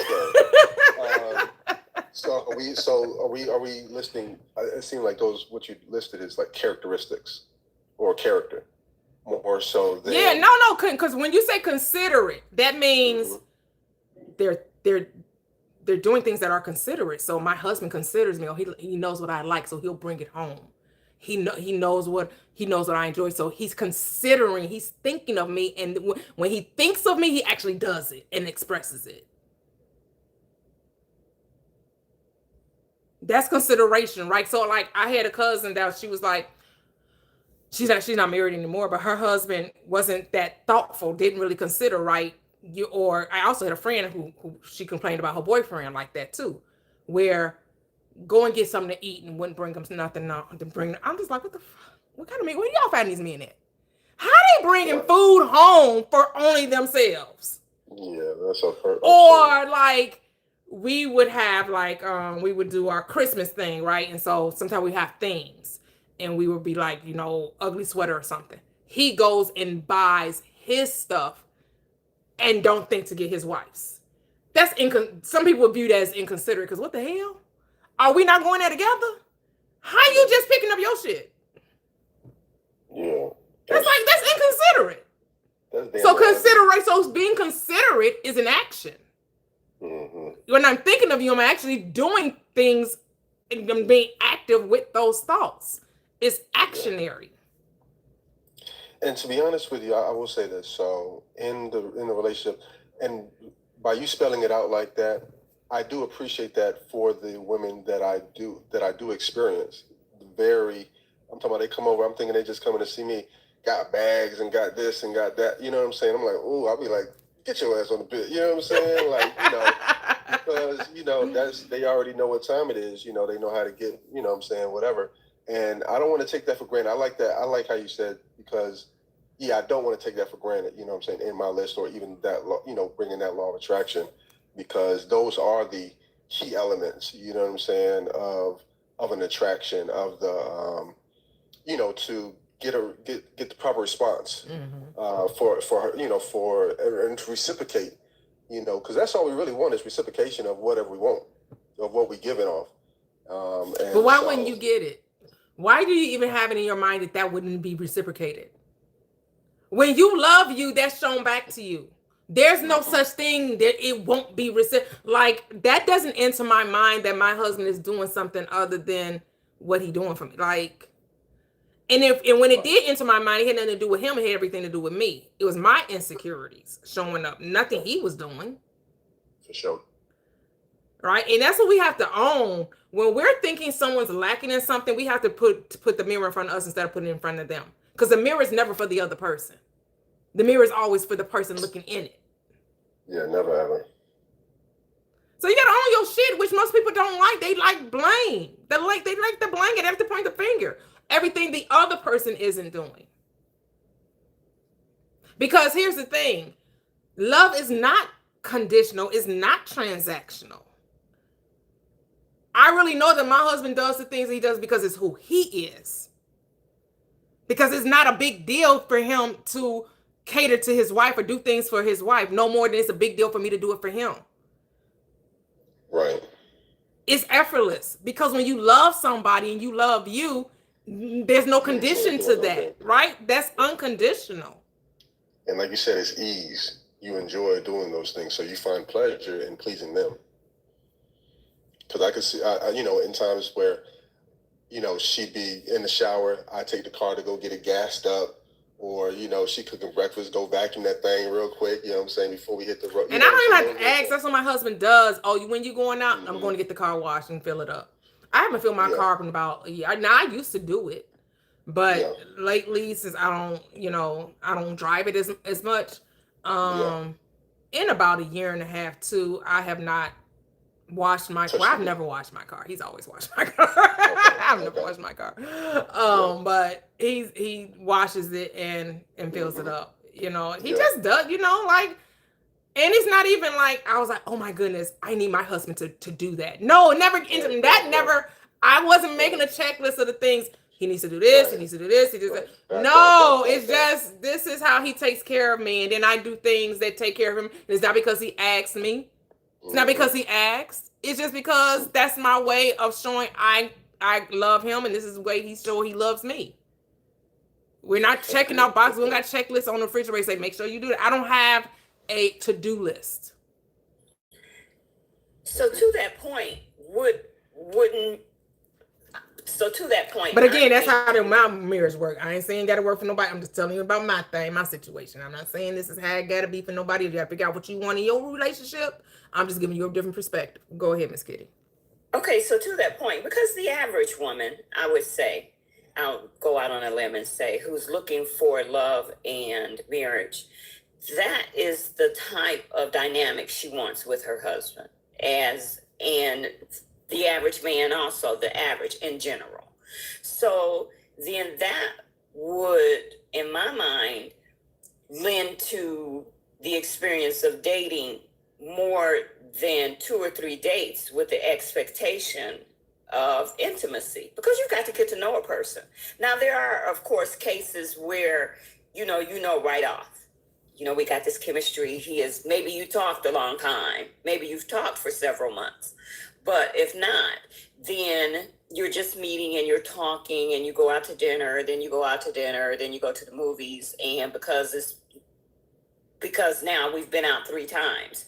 So let's, make it hot and heavy. So, and it's like I mentioned to someone earlier today, then when you make it hot and heavy, it brings in elements that can confuse you, because now you've moved on the passion and the lust. And so now it's getting a little murky, because now if there's great pleasure, okay, great chemistry and great pleasure, then your eyes can become a little clouded, because now you're lost. But you're writing that into the story, and that's totally not true. Well, but it can be. But that's only because you're writing that into the story. Why are you writing? I'm not saying that. I'm not saying it for me, because I know better now. Right, but I'm saying you're telling people that this can be a possibility when it doesn't have to be. Well, because here's the thing. It's about, I think, because I know I used to do it, we try to forecast the relationship, which the reason why I feel like my relationship is the way it is, because I decided not to forecast it. I decided to be in the moment and let it go and flow because when I met my husband on a dating app. And so prior to that, I did used to try to figure out like, oh, what should I wear? How should I present myself? Like just all in my head about the date when we meet up and where I wanted to go. I said, okay, that wasn't working. Can't keep doing the same shit and expecting a different result, right? So right. I'm like, let me get out of my head and let me just be me. And I had already decided that I could have a good man. So there was no other options for me. I knew that a good man was coming because that's what I had decided. I had did the work. I had changed the way I thought about men. I changed the way I thought about myself. So when I'm going out into the dating market, I already know what I want. A good man. And so we're talking, like you said, for 2 weeks. We meet up. We spend a whole day together. Then on I think we met. It was really close to my birthday. So we went out back to back. It's like we went out that first time and we've been together ever since. But that was also because I was in the moment and it wasn't a desire to be married. It was just a desire to be in a good relationship because I had never experienced that. Right. Okay. And so I just wanted to experience like in my adult life, okay, maybe in my 20s, I might have some decent boyfriends or whatever, but it still wasn't like what you want, like a real solid, good relationship. Right. And that's what I wanted. And I was just like, okay, I'm just going to be me. They're going to accept me. I'm not going to try to present a certain type of way and try to be a certain type of way. I'm just going to be me. And we both said the same things. He said that, his previous date, because he was divorced too, and he was with a lady before he got with me, and she would criticize him all the time about how he was and how, that type of, nitpicking kind of thing. Right. And he felt like with me, he could be himself because I would laugh at, he made me laugh. And he that really made him feel good that I would laugh at his jokes and stuff, right? That I made him feel comfortable with how he presented himself, just like, because why? I felt comfortable how I presented myself. You see how we're mirroring one another, right? Right. And I just think if you just stop forecasting the relationship and just let it play out, and if you discover that the person isn't for you, no harm, no foul. But if you have to grow to that understanding. But that's the whole point of us saying this. Right. Right. That's the whole point I'm sharing, because I'm telling you, I grew to that. It was very intentional, right? I was intentional about, I'm doing something wrong, and I recognize that I was. And what was I doing wrong? The way I was thinking. I was just thinking wrong. Because there was nothing wrong with me. I was a good person. I knew that I was honest. I was faithful. I was committed. I wasn't a cheater. None of that stuff. So I'm like, well, then it has to be a man that also matches that. Right. That's what I had matured to. That's the realization I had came to, that, damn, if I can be, then I mean a man can too. Like what? Right. I didn't break the mold. Like, no, if I'm it's someone looking for the exact same things I'm looking for. Just like I'm looking for a good man, they're looking for a good woman, and I fit the bill. Okay. So now what's FWB? Oh, sorry. Friends with benefits. Yeah, Friends with benefits. The reason I asked that question is because Well, what is FWB? Friends with benefits. For friends with benefits. Oh, okay. Okay. Yeah, the reason I was asking that question is because I feel like number one, I feel like I have a rule when it comes to friends with benefits, which is you have to have at least one major deal breaker for us to be friends with benefits. You have to have at least one no-go. He can't be a bona fide friends with benefit. He can't be a no. You have to have one major deal breaker. You crazy for that to work. That's the reason. Like, they can't be the land of your dreams. You talking about some? We just friends with benefits. No. So that ain't gonna work. Like you marrying type. What? You can't do friends with benefits. That's why I make the distinction. Yeah, that's why I'm asking Miss Kitty about that, because my whole thing is like, if I become, physical with someone, and it's like, oh, like that you're turning a corner, right? At that point, if you're trying to date, you're turning a corner at that point, right? But that's absolutely right. Yeah, so in that situation, I totally understand. But my mind is, if we're just dating, having fun, and it's casual and it's not serious at all, you got to have at least one major deal breaker for that to actually work. Yeah. So that I don't get my feelings involved. I think that's part of the reason why I don't take that stuff seriously. Like it doesn't affect me emotionally in that way, because I know I'm not trying to date you. I know I'm not going to marry you. So I don't even let my mind even go down that. We can have fun. We can have a good time. But as far as, obviously they don't get the same level of consideration in the sense of like what I would bring to a relationship. So, Yeah. I don't cook for no man I'm not committed to. Unless we're dating, like courting. But yeah, like that type of thing, like he's not gonna get that level of treatment. But yeah, some of them care, some of them don't. Whatever. But I think that helps keep the emotion side of it. Like it helps me keep my side of the street clean, because I know, yeah, you may be cute, you got, obviously you're gonna be cute. Obviously you're gonna have, some specific characteristics, but as far as moving down the line, investment. So you feel that if you cook or if you do anything like that, that's the next level of you? Is that what you're saying? I mean, if I'm already cooking, that's fine, but I'm not gonna like go out of my way to cook for a man I'm not dating. I'm not gonna do that. I'm just not gonna do that. Right. But also, I think that's just not my personality. Some people will do that and it's nothing to them, and it doesn't it's like breathing air to them. And I can cook, do not get me wrong, because I am from the South. But I don't, to me, that's an extra level of like, to me, that's intimacy, honestly. Like, if we really want to talk about intimacy, to me, that feels intimate to me. Yeah. I mean, I feel like you gotta let your standard be your standard. To me, a lot of people will lessen their standard in the fear of being alone. And I think that's where you mess up, because now you're moving in fear and desperation, and then you get what you get. Yep. Let your standard, whatever your standard is, don't compromise your standard for the fear of not finding the right one, because you're already creating the reality that you're not going to find the right one. Come on. Right. I had a question for Toxic. So I know you mentioned casual dating, that you didn't really hear anything about him. Does the guy if you were in a FWB, does he have to be exclusive to you? Like, does it have to be exclusive? It depends on certain specifics. So, I would first of all say no, because I wouldn't want that same expectation on me. To me, once we are like exclusively doing things together, that is a relationship. That's a relationship to me. So, I'm not saying that it's a bad thing, because I don't think it's a bad thing. Obviously, you should be like as safe as possible.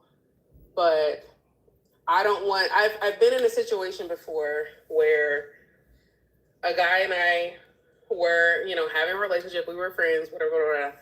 And he would get upset if I would like go on dates, if I would like, meet up with other guys or whatever. Like in his mind, he felt like, I shouldn't be with other people. And my mindset is, but you're not my man. Like, my man. okay, like if you want to be my man, be my man. But if you cannot, we can't be doing the friends of benefits thing, and then you telling me that like you're upset and jealous and mad at me about doing my own thing when you haven't locked it down, friend. So like, what are we talking about? Like, what are we saying? Like, you got to put up or shut up with me. That's just my philosophy in general. So yeah, so that was frustrating for me. So I don't. If he's doing other things, whatever. I mean, I don't know. I just don't. Again, with other people, you know about it, you're fine with it because it's not your man, right? Whether I know about, I don't expect. This is part of the manifestation thing, but I don't expect to know everything that's going on in someone else's life. Like I don't expect that. But that's a manifestation thing, I'm sure. But in my mind, I'm like, you can't know what another person is doing. Like you just don't. You don't actually know. Like I was shocked to find out people were tracking people's locations. I didn't, I know that's a normal thing now. I missed that boat. I didn't know that was a real thing that people were doing. I'm like, oh wow, people are. Yeah, I don't track my husband's locations. I do not have my husband's. I have access to his phone. Never went through his phone, but I know his code. Like, because like you say, when you seek, you shall find. I have many friends who are coupled up, and they have each other's location. And it's not the end of the world. I guess obviously I don't need to be a lie about what I'm doing or whatever. But it just shocked me. I don't know when that became like a thing, but that's just not something I'm just not into that type of thing, Yeah. Not to say it's wrong, but yes, a lot of people have, I know a lot of friend groups have their friends' locations. Yeah, my friends have my location. For sure. Absolutely, they have my location. Well, I guess if your friends will have it, if you got married when your husband have it, if your friends have it? I mean, my friends don't have my location either. Like nobody has my location. My friends, for us, it's like a safety thing. We go out. It's like we need to know where our friend is at. When we're out and about and maybe under the influence. You know what I'm saying? Like we need to keep tabs on each other. Okay. But for I never had a man want to keep my location. But it's just something that I totally missed the boat on. So yeah, anyway, I find that interesting that you have your friends, but you wouldn't have your mans. Because wouldn't you want, even you could be out with the girls and you getting drunk and you would want your man out of safety to know where you are. I'm not saying I wouldn't. I'm not saying I wouldn't. I just said no one's ever asked me for it. Gotcha. And it's not something where I'd be like, oh yeah, like let me give you my location. Like I don't want to know your location, frankly. Like I don't actually want to know that. I think it's too much for me, but yeah. Could you be in a poly relationship? No. Okay. No, not like and poly would you is keep what, for clarity? What's poly? We keep being a poly? It's funny because what's her name? Bonzine. Pam, I can't pronounce the first name. Yes. I remember watching her last year or something, and she was in Ayanla Bonzine. Okay. Am I saying it correctly? Okay. And she was like, if somebody asked her, like, could you be in a poly relationship? And she said, well, yeah, if the situation is right, I could. And I remember, I hope I don't cut out because my ear pod just, okay, let's see if I put this on. Can you guys hear me? Yeah, we can hear you just fine. Okay, my AirPod is on private. But she said that if the situation was right, she said, yeah, I could. And I remember I was so judgmental, and I was like, what the hell? Well, why would she say so? I can't believe she said that. Like, how could you possibly do that? Until I got to who I am now. And I'm like, yeah, because I don't like him like that. Right. So if the situation is right, the way I was looking at it was, she was saying because a lot of poly relationships, the women are working, they're working and they're bringing they sharing the pot. And so they're all putting money in the pot to take care of the man. But then I'm thinking the way I was interpreting, she was saying if he paying for everything, then who cares? Right. Or like, no, I can never do that. But then if you're not exclusive and you know that this person that you're casually having intercourse with is seeing other women, then you're in a technically kind of in a poly situation, but you just don't know who the person is. Now, in my mind, I don't see sex as, again, I don't put sex on a pedestal. So it's not like I hear what you're saying. I just don't see sex as like defining the relationship. No, not at all. Right. She doesn't look at just because I'm having, that isn't the defining our nothing. relationship. There are more intimate things. Yeah, but here's the thing. I'm talking about a woman with multiple men, not with a man with multiple women. When I say polyamorous, I'm not thinking the man has multiple women. I'm talking about the woman has multiple men and the men all know about it. Wow. Oh, okay. I was thinking both. I was thinking polyamory where she has a lot of women. Yeah, but we already know men like to have more than we already know that. I'm talking about. But the question is, can you be in that? Can you be a woman in that environment? No. I'm talking about you as a woman having multiple men, not men. I mean, because we would. Even though that's a thing, the polyamorous, I get it, but we call that polygamy, right? When men have multiple women, they're married to them, but polyamorous is that you're not married. And we say polyamorous is more because more women are deciding to have multiple lovers. Oh, okay. Interesting. Yeah, well, apparently I couldn't because then would be like, I'm not saying it can't be men too with multiple. When I said it, I'm thinking women with multiple men, not the woman being part of a man's harem. I will say this on the other spicy side of the world, there are lots of people who are into that, of women having multiple men. So. Yeah, I had a few people in my life come through and say they want to be when they saying polyamorous, they're saying they want to have multiple men. Remember, Say to Myself, she used to come here all the time talking about her multiple. Yeah. Yes, I was thinking from that perspective. You know. Yeah. That's definitely some people's dream. I'm not sure that's for me. I mean, obviously, like in a casual situation is basically the situation, but I don't see it as like we're in a committed relationship, so I just don't see it the same way. I mean, I forgot about her. I did too, yeah. But I could see myself. She was funny. She was funny. You hear me? Yeah. Well, okay, 10 o'clock. Okay. Well, 100K. Shout out to the live. 100K. Shout out to the live.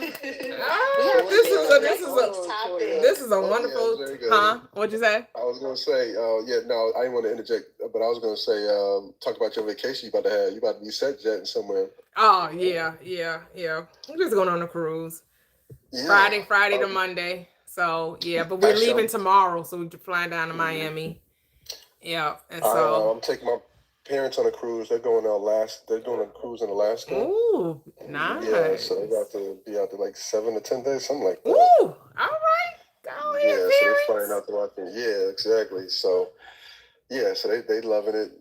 Big old suitcases. They're about to gamble their life away and chill out. They about to have fun. That's beautiful. That's beautiful. Yeah, absolutely. Yeah, absolutely. so I won't be back till next Tuesday. Next Tuesday, period. Yep. So I think these conversations are really good. And here's the thing, relationship talk was always going to be, a great conversation, right? Everybody got a lot of opinions. Yeah, so make sure, maybe in the Facebook group or DM me some, questions that you all may want to share and have a expound upon. Yeah, for sure. Oh, look, Sandy's in here. I haven't seen Sandy in a minute. I know, right? Aaron was in here. Oh, was he? Yeah, Aaron hopped in here for a little bit. I think if he ain't in there still. Oh, nice. Yeah. Yep. Yeah. So you can have whatever relationship you want. It doesn't even matter, and you can be specific as you want, right? But a lot of times when people are specific, you forget something. But if you can just be like, look, this includes everything, right? Because you're not going to end up with somebody, a good person is not somebody that's lazy, that ain't broke, and, like... wounded, trauma. Right? Because even if they have experienced something, they're not going to bring it to their relationship, right? Right. All right. And not to say that they're not going to be things that you may not have to work through. But because you're already doing the work, the inner work, which is just changing the way you think about yourself, it has to show up in your world, right? So when you recognize I don't need to fix myself, I just need to change the way I think about myself. That's it. I'm perfect just the way I am, right? I have a lot to offer. I have a lot to share, right? And again, it can be whatever you're saying it is. So if you think, if you're like, no, I want traditional, I want me making all the money, and I want to, have a kept wife or whatever it is. There is no rules to this. You get to have whatever you want, the traditional or the non-traditional. You get to have, if you want polygamous, polyamorous, you get to have it. It's your reality. Just be comfortable in your choice and keep your standard. And the only thing I would just suggest is don't settle because you're in fear of not getting the thing that you want. Because then guess what? You won't get it. Yeah. Or you'll get what you fear. That part. What you said earlier. Right. You scared somebody gonna be cheating on you and misusing you and taking advantage of you. Okay. You're right. You will. Yeah. What are you saying, Toxic? I was just saying, Toyia, you said something earlier about how, like, basically the confusion that you're experiencing is because you're confused in your mind. Like, you need to decide. Like, I know you say stuff like that all the time, but it's something you said, the way that you said that earlier really resonated with me. Because I'm like, oh, yeah, like, I be doing a lot. Like, I need to actually narrow it down. It just made me think about, like, how, like, it's all what I feel like I'm experiencing out externally, like you said, always is like it's coming from within. That's it. Yeah. And I also think, Toyia, and I appreciate what you said. You don't have to fix yourself. You just have to decide what it is that you want and be yourself. Yeah. And I think that also that there's a lot of, again, that unworthiness vibe. You've got to know that you're worthy to have what it is that you want, that you deserve it because you want it. Yeah. And you can have it. So I appreciate your saying that. I like that. That was good. Yeah, that's what I told myself. I deserve this because I am this. Right. I'm deserved of everything I am. Right? So Right. So whatever you're manifesting, right? I deserve abundance because I am abundant. Right. I deserve whatever it is that you want.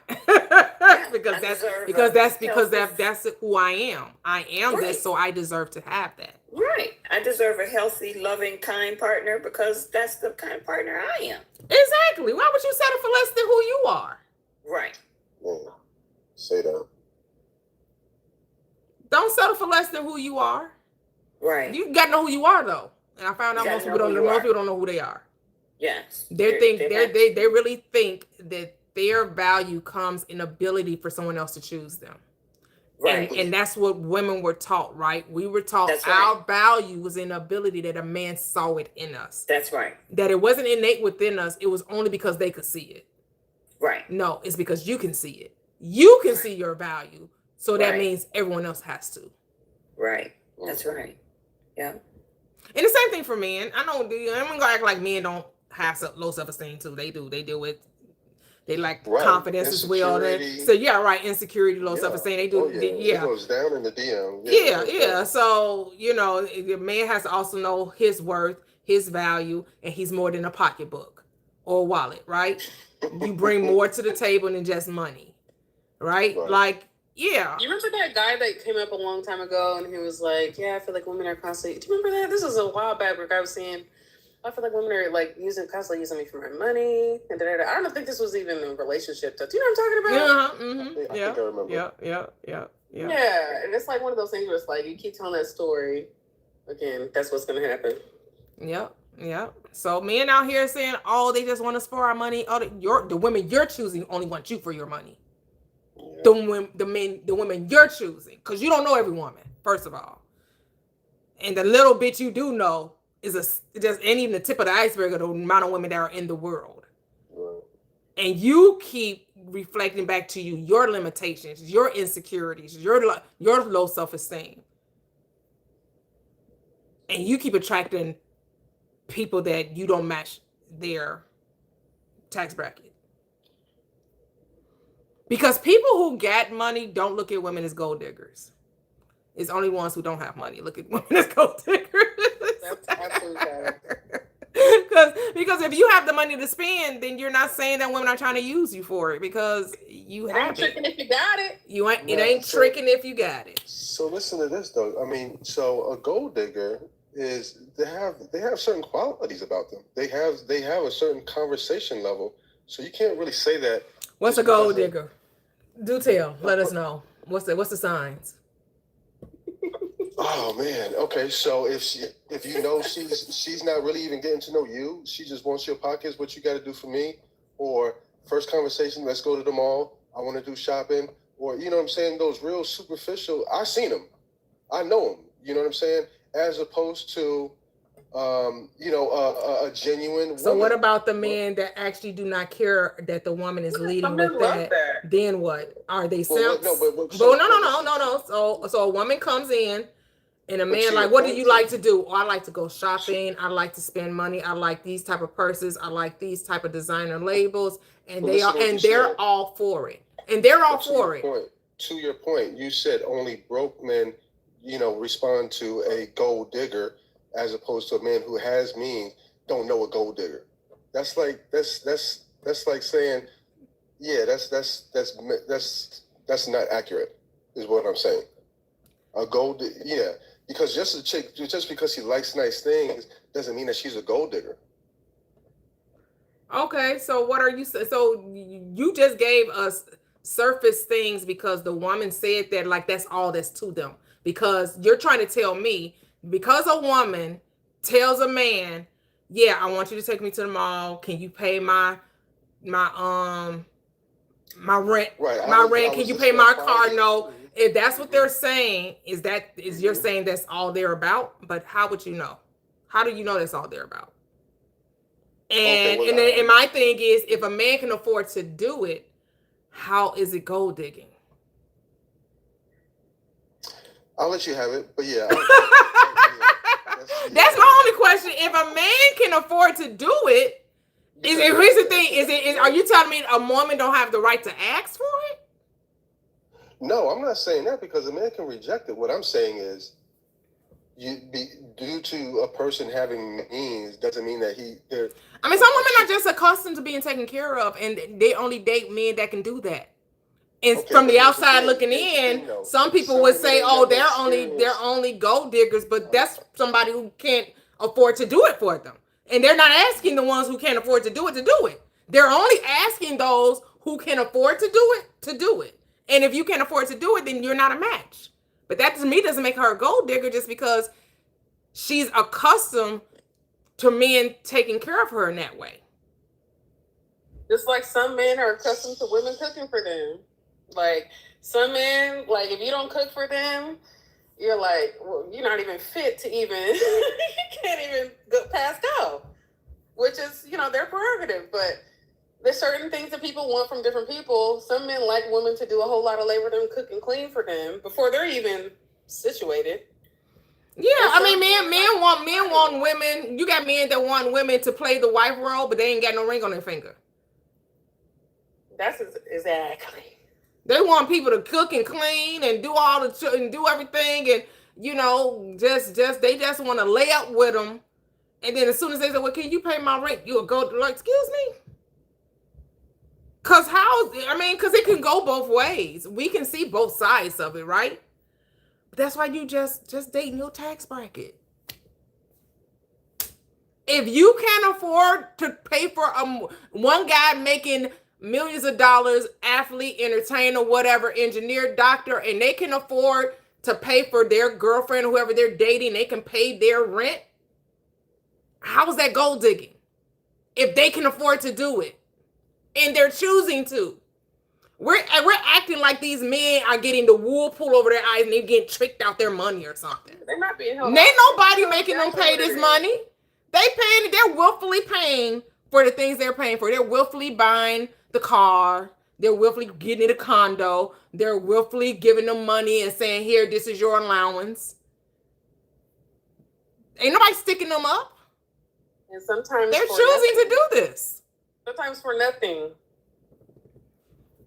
Sometimes for nothing. No, nothing to be reciprocated. Sometimes they don't even want that. Sometimes they just want to just spend their money on somebody. Yeah, and sometimes it's a turnoff when you do reciprocate because yeah, my granddaddy did that. My granddaddy had a wife because he went to my grandmother. She passed, and the second wife, she was like because my grandfather was like, he was older, so he was during a time where school wasn't a thing. I think he only had like a 6th grade education or what have you.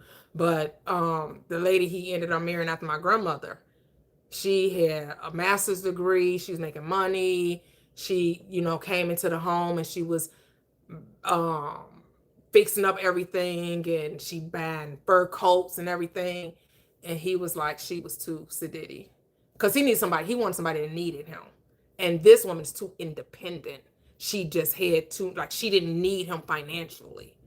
And so she got kicked to the side. Boy, she couldn't handle it either. She got kicked to the side, and he went and got somebody that didn't have as much because he wanted someone he could take care of, as opposed to, everybody got their own little situations going on in their head, right? Everybody got their own little situations. So I'm just giving a different perspective. I mean, they may be gold diggers, but I don't see how you're a gold digger if you're dating men that can match the life you want to have. I don't know how that's a gold digger. I'm dating men that actually want to do that, and they're okay with doing it. So how does that make that person a gold digger if they're dating men that actually can do the very things that they want done for them? Not to mention, even today, still men some say, "Oh, your degree ain't worth nothing." You did. There's still all that. That same mentality is still very prevalent in a lot of places where they just think, "Oh, they don't want a woman to be too independent. Oh, she got a house, that's a red flag. She got a degree, that's a red flag." Like that. That's the stuff. People are still saying that kind of thing, and it's still very common. Yeah, because now, right? Go ahead. That's insecurity, though. Right. I mean, I would never date those men, but yeah, I agree with you. Yeah, because he wants you to depend on him, and so that's insecure. I can't be with her because she got too much. She just doing her own thing. When she gonna ever need me? I dated a guy once who he and I made about the same, but he didn't have a degree. What are standards? Why can't that be a standard? I mean, that's kind of regressive, no? Like that's a little bit regressive. Well, it's their narrative, right? It's their story. Toya's granddad ain't want nobody who had, buying fur coat. He wanted somebody that was, that needed him. That's a desire. That's an innate desire. I need somebody who need me. That ain't no insecurity. That's kind of regressive. I just feel like that's patriarchy. That's patriarchy. Yes. I'm not agreeing with my grandfather. I'm just telling you what happened. Right. I'm just saying what happened. I'm not saying I understood. That's an emotional it didn't make sense to me because she was upgrading your life. She was giving you another perspective, but because she made more money than you had a problem with it. What? To me, I just see this society is so. She treated him as opposed to somebody who. Well, nobody made him marry her. Right. That was a choice. Because actually, my grandfather was a Rolling Stone. He was actually married to them at the same time. He's living in Indiana and in Chicago. He's living in Northwest Indiana and Chicago. He had 2 families. Yeah, he was a Lifetime movie. Okay, but he was a Lifetime movie because my granddad he's transitioned now, but Papa was a Rolling Stone. I just want you to know this. He was a Rolling Stone. But to me, because of our society, the way we view relationships is always male-centered. It always comes from a male lens. Everything a woman does has to be seen from the eyes of a man. Either they're a gold digger, because here's the thing, Eitan, you could see where the woman is a gold digger, but when a man is saying the woman making too much money and he don't want it now, but that's a desire. He just fulfilling. How come her stuff ain't a desire? How come you can't see that what she wants is a desire? Just like you can see when the husband is saying, "Oh, you making too much, you doing too much, your professional, your goals and career don't mean nothing to me," but that's her desire, and he trying to downplay her desire. But when it's a woman that wants to be well kept, oh, she a gold digger. So Toya, so you said so you kind of expounded or went off what you initially said. Where I was getting at, you said if only a broke man sees a gold digger, a man with means is not going to see the girl as a gold digger. So you claimed her as Did I say a broke man? You did, yeah. You said a man without means. I didn't call him broke. Okay, that's not calling him broke. I said dating your tax bracket. I didn't call you broke. After you did, but yeah, okay. I mean, there's so many variations. I don't think I ever called him broke because I don't look at you broke just because you can't pay for the things you want and also pay for another household.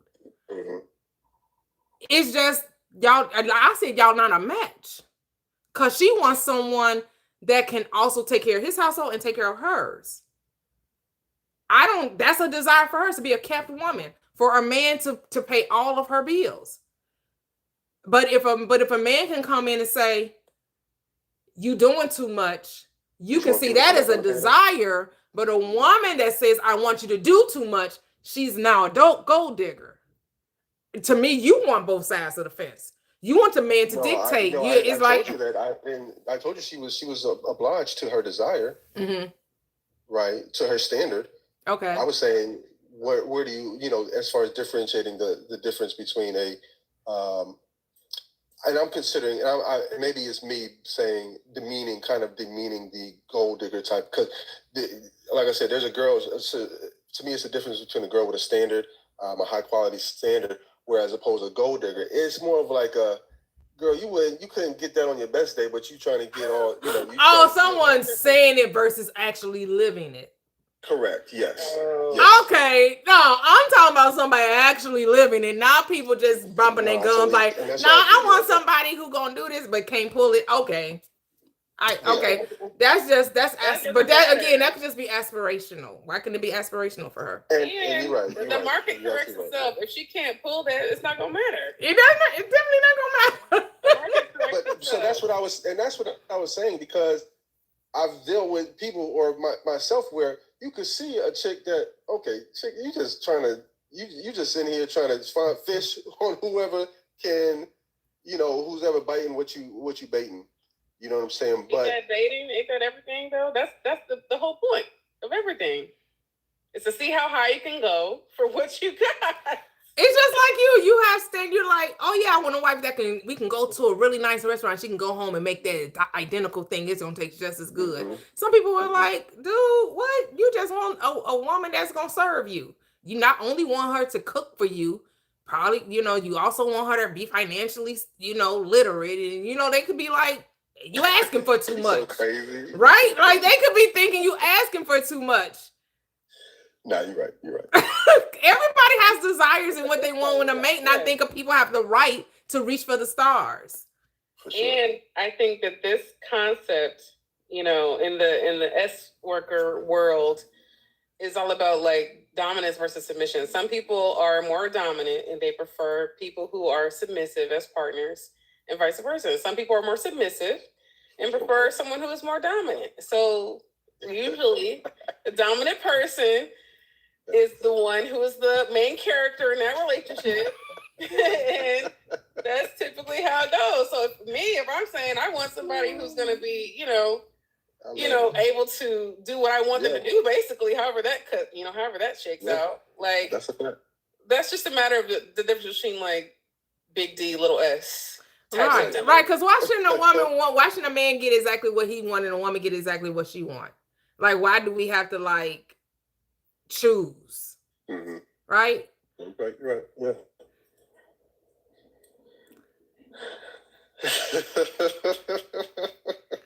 Right. Well, how Cardi B say, I can get them both. I don't want to choose. These are red bottoms. These are bloody shoes. Like, I don't want to choose. Why I gotta choose? I can get them both. I don't want to choose. Right? Like, give it all. Can't we just have it all? I want it all. So yeah, they can. They can have it. That's all I was trying to get you to see. Is like everybody can have whatever they want. Like there is no limitation. I mean, you can go to a gold digger. They're gonna say, "No, this is my life." What you mean? Yeah. People call me spoiled all the time. I'm like, I don't know what to tell you. I am spoiled. Right. But if I keep getting what I want, then... But why is it wrong to be spoiled? You know how we make that a bad thing, right? Like, for sure.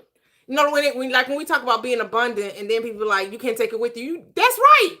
You can't take it with you, so you should enjoy it as much as you can, because you can't take it with you. Right? You're exactly right.